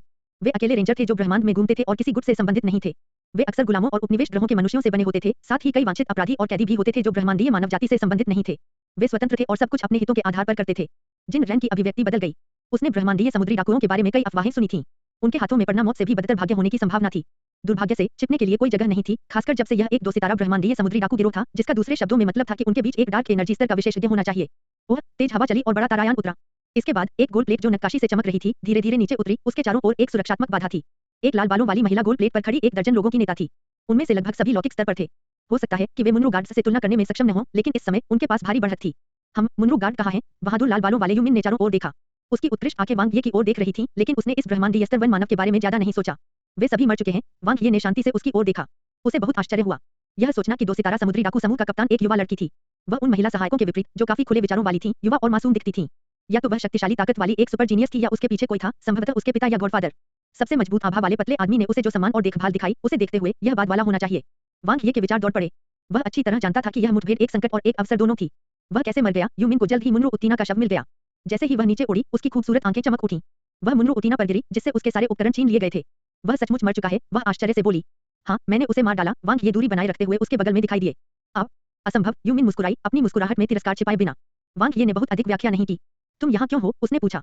मुझे आपको क्यों बताना चाहिए? यूमिन ने अपनी ठुड्डी उठाई और वांग ये की ओर अपनी आंखें सिकोड़ लीं। आप अच्छे इंसान नहीं लगते। वह सिर्फ एक ब्रह्मांडीय समुद्री डाकू थी, तो उसे ऐसा कहने का क्या अधिकार था? क्या आप एक अच्छे व्यक्ति हैं? वांग ये ने तुरंत अपने शरीर का नियंत्रण चुनचुनी पर बदल दिया। बेशक। यूमिन की खूबसूरत आंखें चौड़ी हो गईं। वह अचानक पीछे हट गई और अपनी युद्ध ऊर्जा को उजागर करते हुए अपनी तलवार खींच ली। मुझ पर झाँक रहे हो? तुम मौत मांग रहे हो? इंतजार, वांग ये ने तुरंत कहा। यह पहली बार था जब लिंगलिंग की माइंड रीडिंग विफल रही। ऐसा नहीं था कि महिला समुद्री डाकू बहुत ताकतवर थी, बल्कि उसके पास एक बहुत ही विशेष और शक्तिशाली प्रतिभा थी। बोलो, तुम्हें आखिरी शब्द क्या कहना है? यूमिन की खूबसूरत आंखें हत्या के इरादे से भरी थीं। उसने वांग ये को घूर कर देखा। मैं जानता था कि तुम अच्छे इंसान नहीं हो। मैं जानता था कि तुम मेरे पीछे पड़े हो। वह बहुत बेशर्म थी। मैं आपसे जुड़ना चाहता हूँ। वांग ये ने तुरंत नैन्ते की प्रतिभा को सक्रिय कर दिया। हम किसी भी विकृत व्यक्ति को स्वीकार नहीं करते हैं। यूमिन ने सिर हिलाया। कौन था विकृत? वह कैसे बता सकती थी? वांग ये ने अपने दिल में श्राप दिया। यह सिर्फ एक गलतफहमी है, वांग ये ने कहा। मैंने सोचा कि तुम एक शातिर ब्रह्मांडीय समुद्री डाकू थे, इसलिए मैंने तुम्हें नाराज किया। मुझे उम्मीद नहीं थी कि तुम कीचड़ से मैले होकर निकलोगे और इतने दयालु बनोगे। कीचड़ से क्या मतलब? मैं नहीं समझता। यूमिन ने उस पर नजर डाली और उसकी हत्या का इरादा तुरंत खत्म हो गया। आप बहुत सुसंस्कृत हैं। यह मत सोचिए कि वनवन ने आपको सिर्फ इसलिए छोड़ दिया क्योंकि आप कुछ अच्छा कहते हैं। जैसा कि अपेक्षित था, उसने तरह-तरह के शब्द कहे। एक अनुभवी के रूप में वांग ये ने तुरंत समझ लिया कि उसके सामने लाल बालों वाली लड़की से कैसे निपटना है। पूरी ईमानदारी से मैं तुम्हें पूरी कहानी बताता हूँ। मैं और मेरा भाई एक कॉलोनी ग्रह से भाग निकले और कॉलोनी इंस्पेक्टर की स्टारशिप चुरा ली। परिणामस्वरूप मुनरो गार्ड्स द्वारा हमारा पीछा किया गया। वांग ये ने पूरी प्रक्रिया के बारे में बताया। ऐसी ईमानदार लड़की के साथ व्यवहार करते समय ईमानदारी एक निश्चित कौशल थी। जैसा कि अपेक्षित था, यूमिन की अभिव्यक्ति आक्रोश, सहानुभूति और सदमे के बीच बदलती रही। यह पहले से बिल्कुल अलग था। आप दोनों के लिए यह आसान नहीं रहा। वांग ये की बातें सुनकर यूमिन बहुत भावुक हो गया। फिर उसे अचानक अभी जो कुछ हुआ था उसकी याद आई और उसने सावधानी से कहा, मुझे कैसे पता कि तुम मुझसे झूठ नहीं बोल रहे हो? वहाँ अभी भी 2 महिला सहायक और 2 मुख्य अभियंता हैं। वांग ये कहा। उनसे पूछने के बाद आपको पता चल जाएगा। ठीक है, मैं अभी तुम पर भरोसा करूंगा। यहीं रुको, यूमिन ने वांग ये से कहा। अगर मुझे यकीन है कि तुम सच कह रहे हो, तो मैं तुम दोनों भाइयों को हमारे साथ शामिल होने की अनुमति दूंगा। ठीक है, वांग ये मुस्कुराए। यह कोई आकस्मिक विचार नहीं था, बल्कि इस पर सावधानीपूर्वक विचार किया गया था। यदि यह एक शातिर समुद्री डाकू समूह होता, तो वह निश्चित रूप से इसमें शामिल नहीं होता। आखिरकार मानव हृदय अप्रत्याशित थे, विशेषकर लौकिक समुद्री डाकू। बाकी सब बातों को नजरअंदाज करते हुए उसके पास जो संपत्ति थी, वह शायद उन्हें लुभाने के लिए पर्याप्त थी। हालांकि यह लाल बालों वाली लड़की अलग थी। उसने उसे यह एहसास दिलाया कि वह दुनिया की पीड़ाओं के बारे में कुछ नहीं जानती। यह कल्पना करना कठिन था कि वह एक ब्रह्मांडीय समुद्री डाकू थी और यहाँ तक कि उसकी टीम का सबसे मजबूत डार्क एनर्जी स्तर का विशेषज्ञ भी उसकी हर बात मानता था। इसलिए यदि वह इस समुद्री डाकू समूह में शामिल हो सकता है और छोड़ सकता है, तो सफलता की संभावना उसके अकेले भागने की तुलना में बहुत अधिक होगी। जैसा कि जिन रैन ने कहा था, यह परेशानी वाली बात होगी अगर मुनरो परिवार वास्तव में स्टारशिप के सीरियल नंबर के माध्यम से अपनी स्थिति पर कायम रहे। इसकी तुलना में यद्यपि समुद्री डाकू खतरनाक थे, उनकी स्थिति उससे बेहतर थी। उन्हें सौरमंडल और मुनरो परिवार का क्षेत्र छोड़ना पड़ा। आकाशगंगा बहुत बड़ी थी और ब्रह्मांड भी। वह कहाँ नहीं जा सका। यह एक महान अवसर था जो स्वयं उसके दरवाजे तक पहुंचा था। उन दोनों ने वास्तव में मुनरो गार्ड्स की एक पूरी टीम का सफाया कर दिया। यूमिन आश्चर्यचकित था। यह सही है। मैं पहले ही जीवित बची महिला सहायक से पूछताछ कर चुका हूँ। कॉलोनी ग्रह के ये 2 लड़के काफी प्रभावशाली हैं। बुढ़िया मुस्कुराई। वे प्रतिभाएं हैं, लेकिन टाइम बम भी हैं। ऐसी प्रतिभाएं अहंकारी होती हैं, अंकल फेंग ने गहरी आवाज में कहा। उनके लिए यह असंभव है कि वे समुद्री डाकुओं को तुच्छ न समझें। वह बस भागने के लिए हमारा इस्तेमाल करना चाहता है। बुढ़िया ने सिर हिलाया। जियो फेंग सही है। हमें अपने साथ टाइम बम रखने की जरूरत नहीं है। यूमिन ने कुछ नहीं कहा। उसकी खूबसूरत आंखें जमीन पर पड़े खून को देख रही थीं। वह कल्पना कर सकती थी कि युद्ध कितना क्रूर और तीव्र था। उसे याद आया कि उस दुष्ट ने उससे क्या कहा था। जब उसे पता चला कि उस दुष्ट ने जो कहा था वह सच था, तो वह बहुत प्रभावित हुई। युवा मिस, परेशानी मत पैदा करो। अंकल फेंग उसके चरित्र को बहुत अच्छी तरह से जानते थे। सफेद बालों वाली बूढ़ी औरत ने अपनी आंखें सिकोड़ लीं। सबसे अच्छा तरीका उसे मारना है। मुनरो गार्ड्स के पास बहुत सारे डार्क एनर्जी स्तर के उपकरण हैं और वे सभी उसके हाथों में हैं। अगर हम उसे मारते हैं, तो हम कम से कम दर्जनों या सैकड़ों कॉस्मिक डॉलर प्राप्त कर सकते हैं। यह हमारे साथ टाइम बम लाने से कहीं बेहतर है। अब और मत कहो, दादी। मैं ऐसा कुछ नहीं कर सकता। मेरा सपना लॉर्ड कियानजेऊ जैसा समुद्री डाकू राजा बनना है, यूमिन ने कहा। पिताजी जैसा क्रूर समुद्री डाकू नहीं। एक 7 सितारा समुद्री डाकू राजा। युवा मिस वास्तव में साहसी थी। अंकल फेंग और दादी बाई ने एक दूसरे की ओर देखा। तो आप उसे अंदर ले जाना चाहते हैं? अंकल फेंग मोटे तौर पर समझ गए। यूमिन ने सिर हिलाया। अगर लॉर्ड कियानजेऊ को ऐसी स्थिति का सामना करना पड़ा, तो वह संकोच नहीं करेंगे। वह मुनरो गार्ड्स को मारने में भी उसकी मदद करेगा। हालांकि मैं इतना कुछ नहीं कर सकता, फिर भी मैंने उसकी मदद करने की पूरी कोशिश की है। अफसोस की बात है, सफेद बालों वाली बूढ़ी औरत ने अपनी जीभ चटकाई। वह और जियो फेंग केवल युवा कुमारी की सुरक्षा करने और उसे कुछ सलाह देने के लिए जिम्मेदार थे, लेकिन वे उसके निर्णयों में हस्तक्षेप नहीं करेंगे। हालांकि 2 सितारा समुद्री डाकू समूह में 100 कॉस्मिक डॉलर एक बड़ी राशि थी, लेकिन 3 सितारा समुद्री डाकू समूह में यह कुछ भी नहीं थी। अगर यंग मिस ने निर्णय लिया है, तो किसी को कोई आपत्ति नहीं है। अंकल फेंग ने सिर हिलाया। यूमिन चमककर मुस्कुराया। उसके गंदे लाल बाल विशेष रूप से चमकदार थे। तूफान समुद्री डाकू अन्य ब्रह्मांडीय समुद्री डाकू समूहों से अलग हैं। हम कुछ भी गैरकानूनी नहीं करेंगे, यूमिन ने वांग ये से कहा। हमारे पास सिद्धांत हैं। वांग ये ने सिर हिलाया।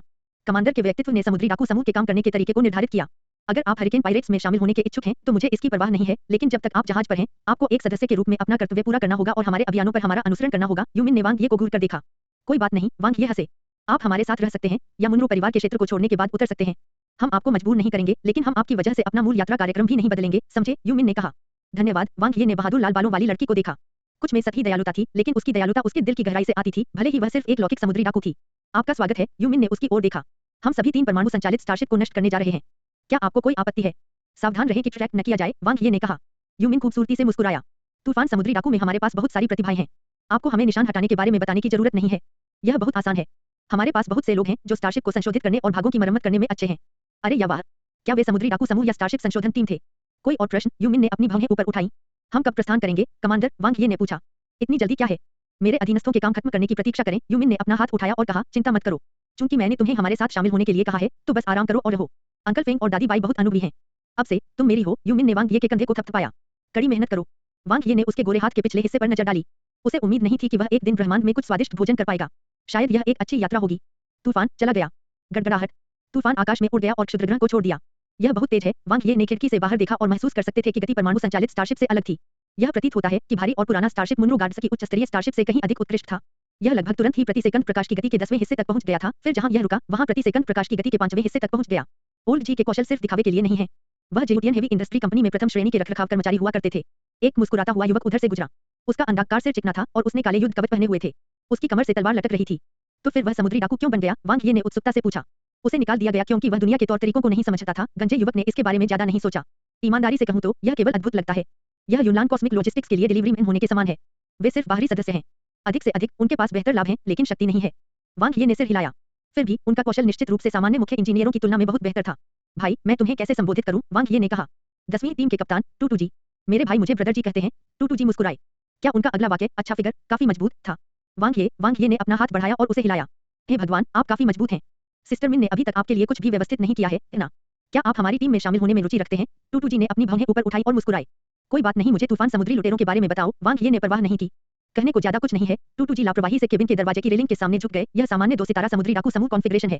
हमारे पास 100 सदस्य हैं जो 10 दस्तों में विभाजित हैं, जिनमें से आधे से अधिक ब्रह्मांडीय स्तर के विशेषज्ञ हैं। दस्ते के कप्तान उन्नत ब्रह्मांडीय स्तर पर हैं। स्टारशिप पर बिखरे हुए तकनीशियनों को मिलाकर हमारे पास कुल 136 लोग हैं।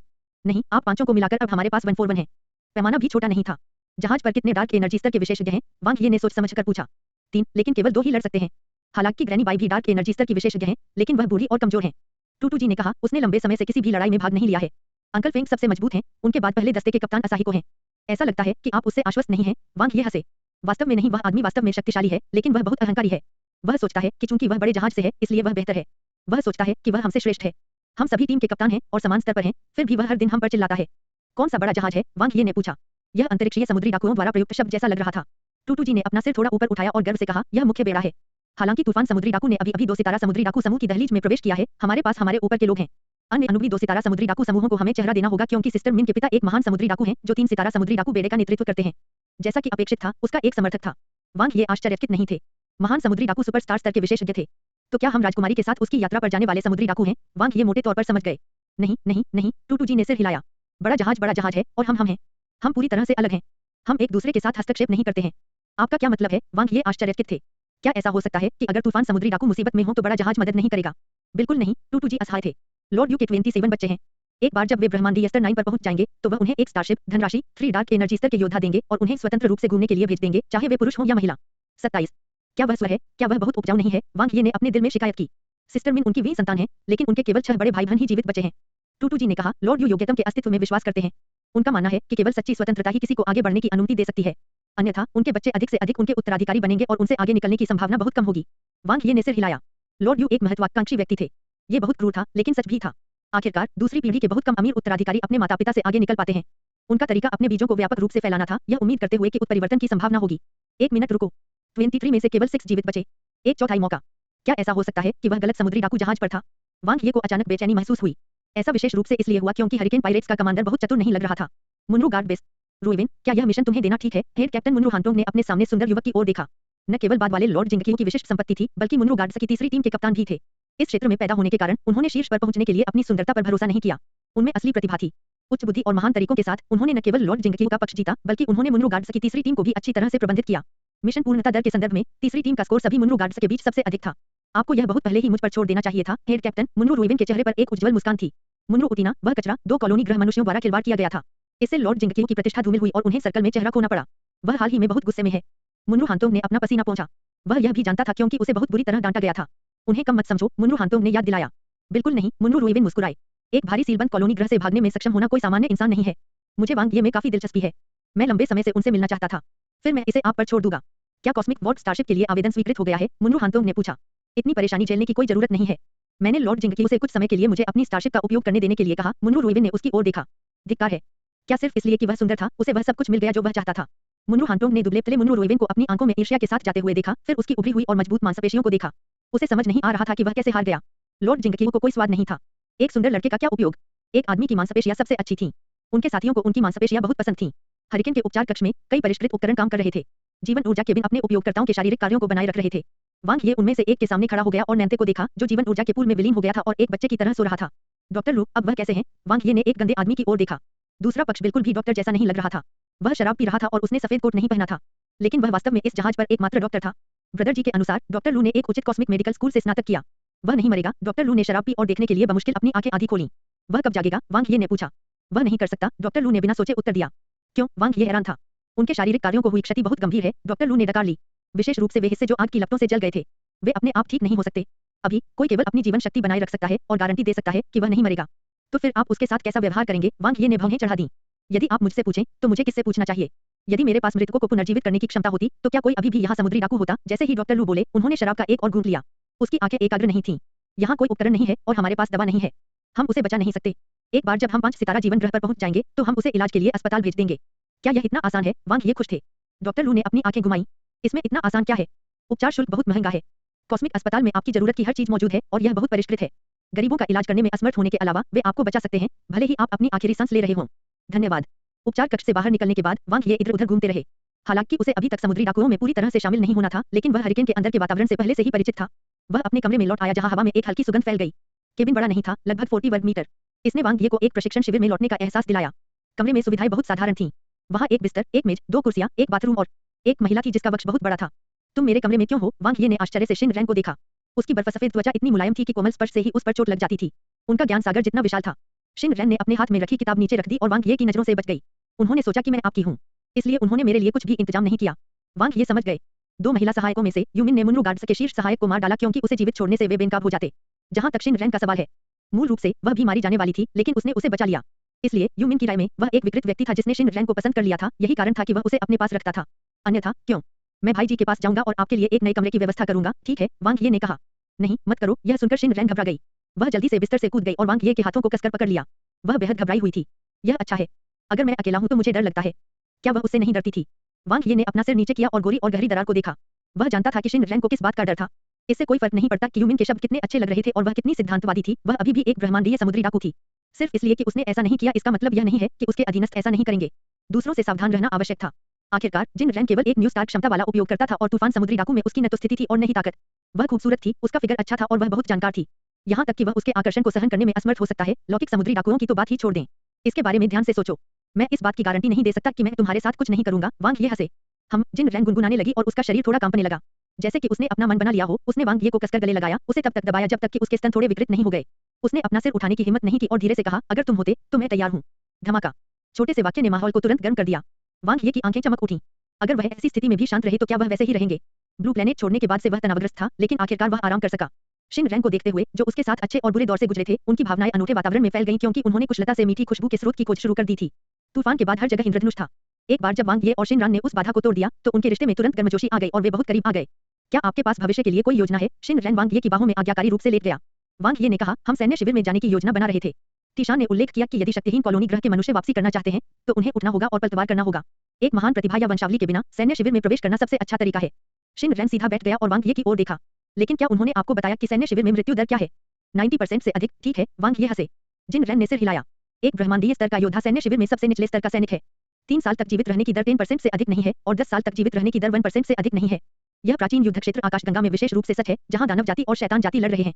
यहाँ तक कि डार्क एनर्जी स्तर के विशेषज्ञों की मृत्यु दर 80% से अधिक है। वापसी करने के लिए कीमत चुकानी पड़ती है। मानव सैन्य शिविर एक मृत्यु पिरामिड है। वांग ये ने सिर हिलाया। वह जानता था कि यह रास्ता कठिन है, लेकिन क्या कोई विकल्प था? क्या आपके पास कोई अच्छा सुझाव है? वांग ये ने शिन रैन को देखा। आप 18 शीर्ष मानव गुटों में शामिल होने पर विचार कर सकते हैं। जिन रैन की खूबसूरत आंखें चमक उठी। यूनलान कॉस्मिक लॉजिस्टिक्स, लियोहे private bank, starry sky communications, जियूटियन हेवी इंडस्ट्री कंपनी और हुआन्यू चैंबर ऑफ कॉमर्स जैसे गुटों में भी अनगिनत अवसर हैं, जो विशाल मानव स्टार फील्ड में फैले हुए हैं। लेकिन हमें सबसे बाहरी घेरे से शुरू करना होगा और धीरे-धीरे इसके माध्यम से काम करना होगा, है ना? वांग ये ने कहा। जिन रैन ने सिर हिलाया। लेकिन यह अधिक स्थिर और सुरक्षित होगा। अपनी प्रतिभा के साथ, जब तक आप कदम दर कदम अपनी ताकत में सुधार करते हैं, आपके पास हमेशा अवसर रहेगा। अवसर दूसरों द्वारा नहीं दिया जाता है। आपको इसे स्वयं बनाना होगा। वांग ये को पता था कि शिन रैन का क्या मतलब है। उनका रुझान पारंपरिक और क्रमिक दृष्टिकोण की ओर अधिक था, लेकिन उन्होंने सीधे मुद्दे पर जाना पसंद किया। उसका तरीका अच्छा था, लेकिन इसमें बहुत समय लगेगा।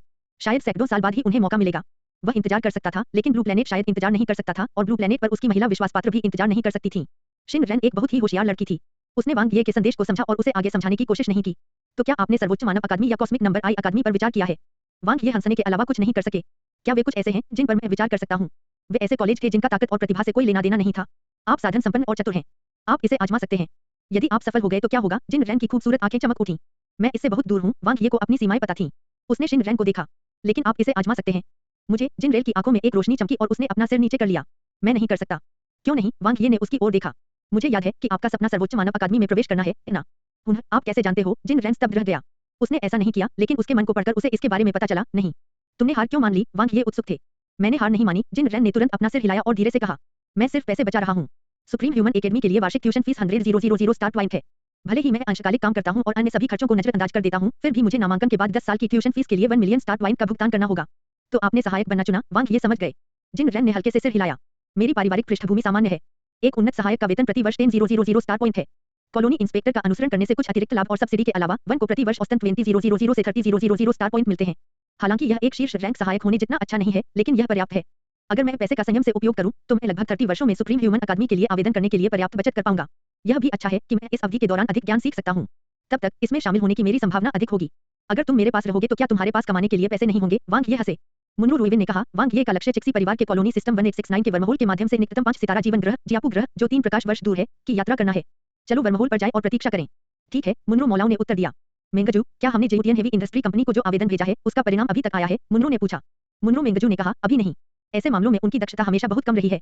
ऐसा नहीं है कि वे अक्षम हैं, बल्कि हम योग्य नहीं हैं। मुनरो रुइविन मुस्कुराए। उन्होंने इसके बारे में ज्यादा नहीं सोचा। अगर यह चिमेंग परिवार होता जिसने इसके लिए कहा होता, तो उन्हें एक लौकिक दिन में परिणाम मिल सकते थे।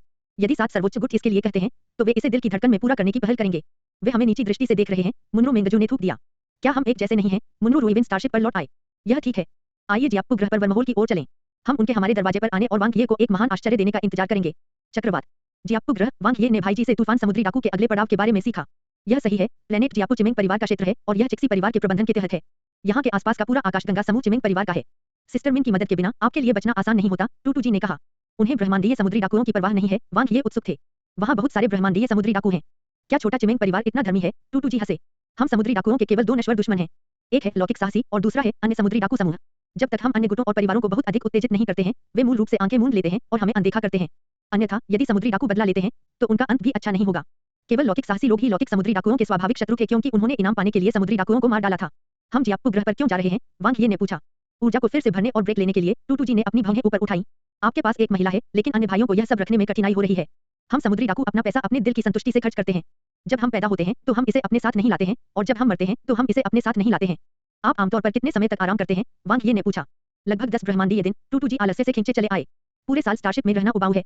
हर कोई मौज मस्ती और आराम करने के लिए हलचल भरे ग्रहों पर जाना पसंद करता है। वांग ये ने सिर हिलाया। वह ब्रह्मांड में सितारा जीवन ग्रह की यात्रा करने का मौका ले सकता है और शिन रैन के साथ सर्वोच्च मानव अकादमी में पंजीकरण कराने के लिए जा सकता है, जबकि वह वहां था। उसके बाद हम कहाँ जा रहे हैं? वांग ये ने पूछा। निश्चित रूप से प्राचीन युद्ध क्षेत्र को साफ करने के लिए, जहां लड़ाई तीव्र होती है। अन्यथा हम ताशी स्टार फील्ड से यहाँ तक क्यों आएंगे? टूटू जी ने अपनी भौहें ऊपर उठाते हुए पूछा। हम युद्ध से बहुत पैसा कमाने जा रहे हैं, भाई। ये लोग युद्ध के मैदान में कैसे जीत हासिल कर सकते हैं?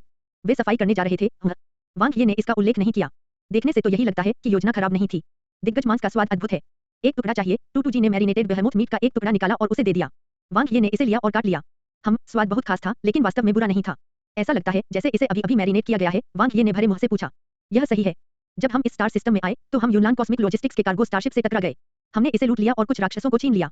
हमारी किस्मत बहुत अच्छी थी, टूटू जी ने खुशी से कहा। यूनलान कॉस्मिक लॉजिस्टिक्स का कार्गो स्टारशिप। वांग ये ने अपने दांत पीस लिए। धिक्कार है समुद्री डाकू। उसकी 40 प्रकाश वर्ष लंबी चौड़ी तलवार कहाँ थी?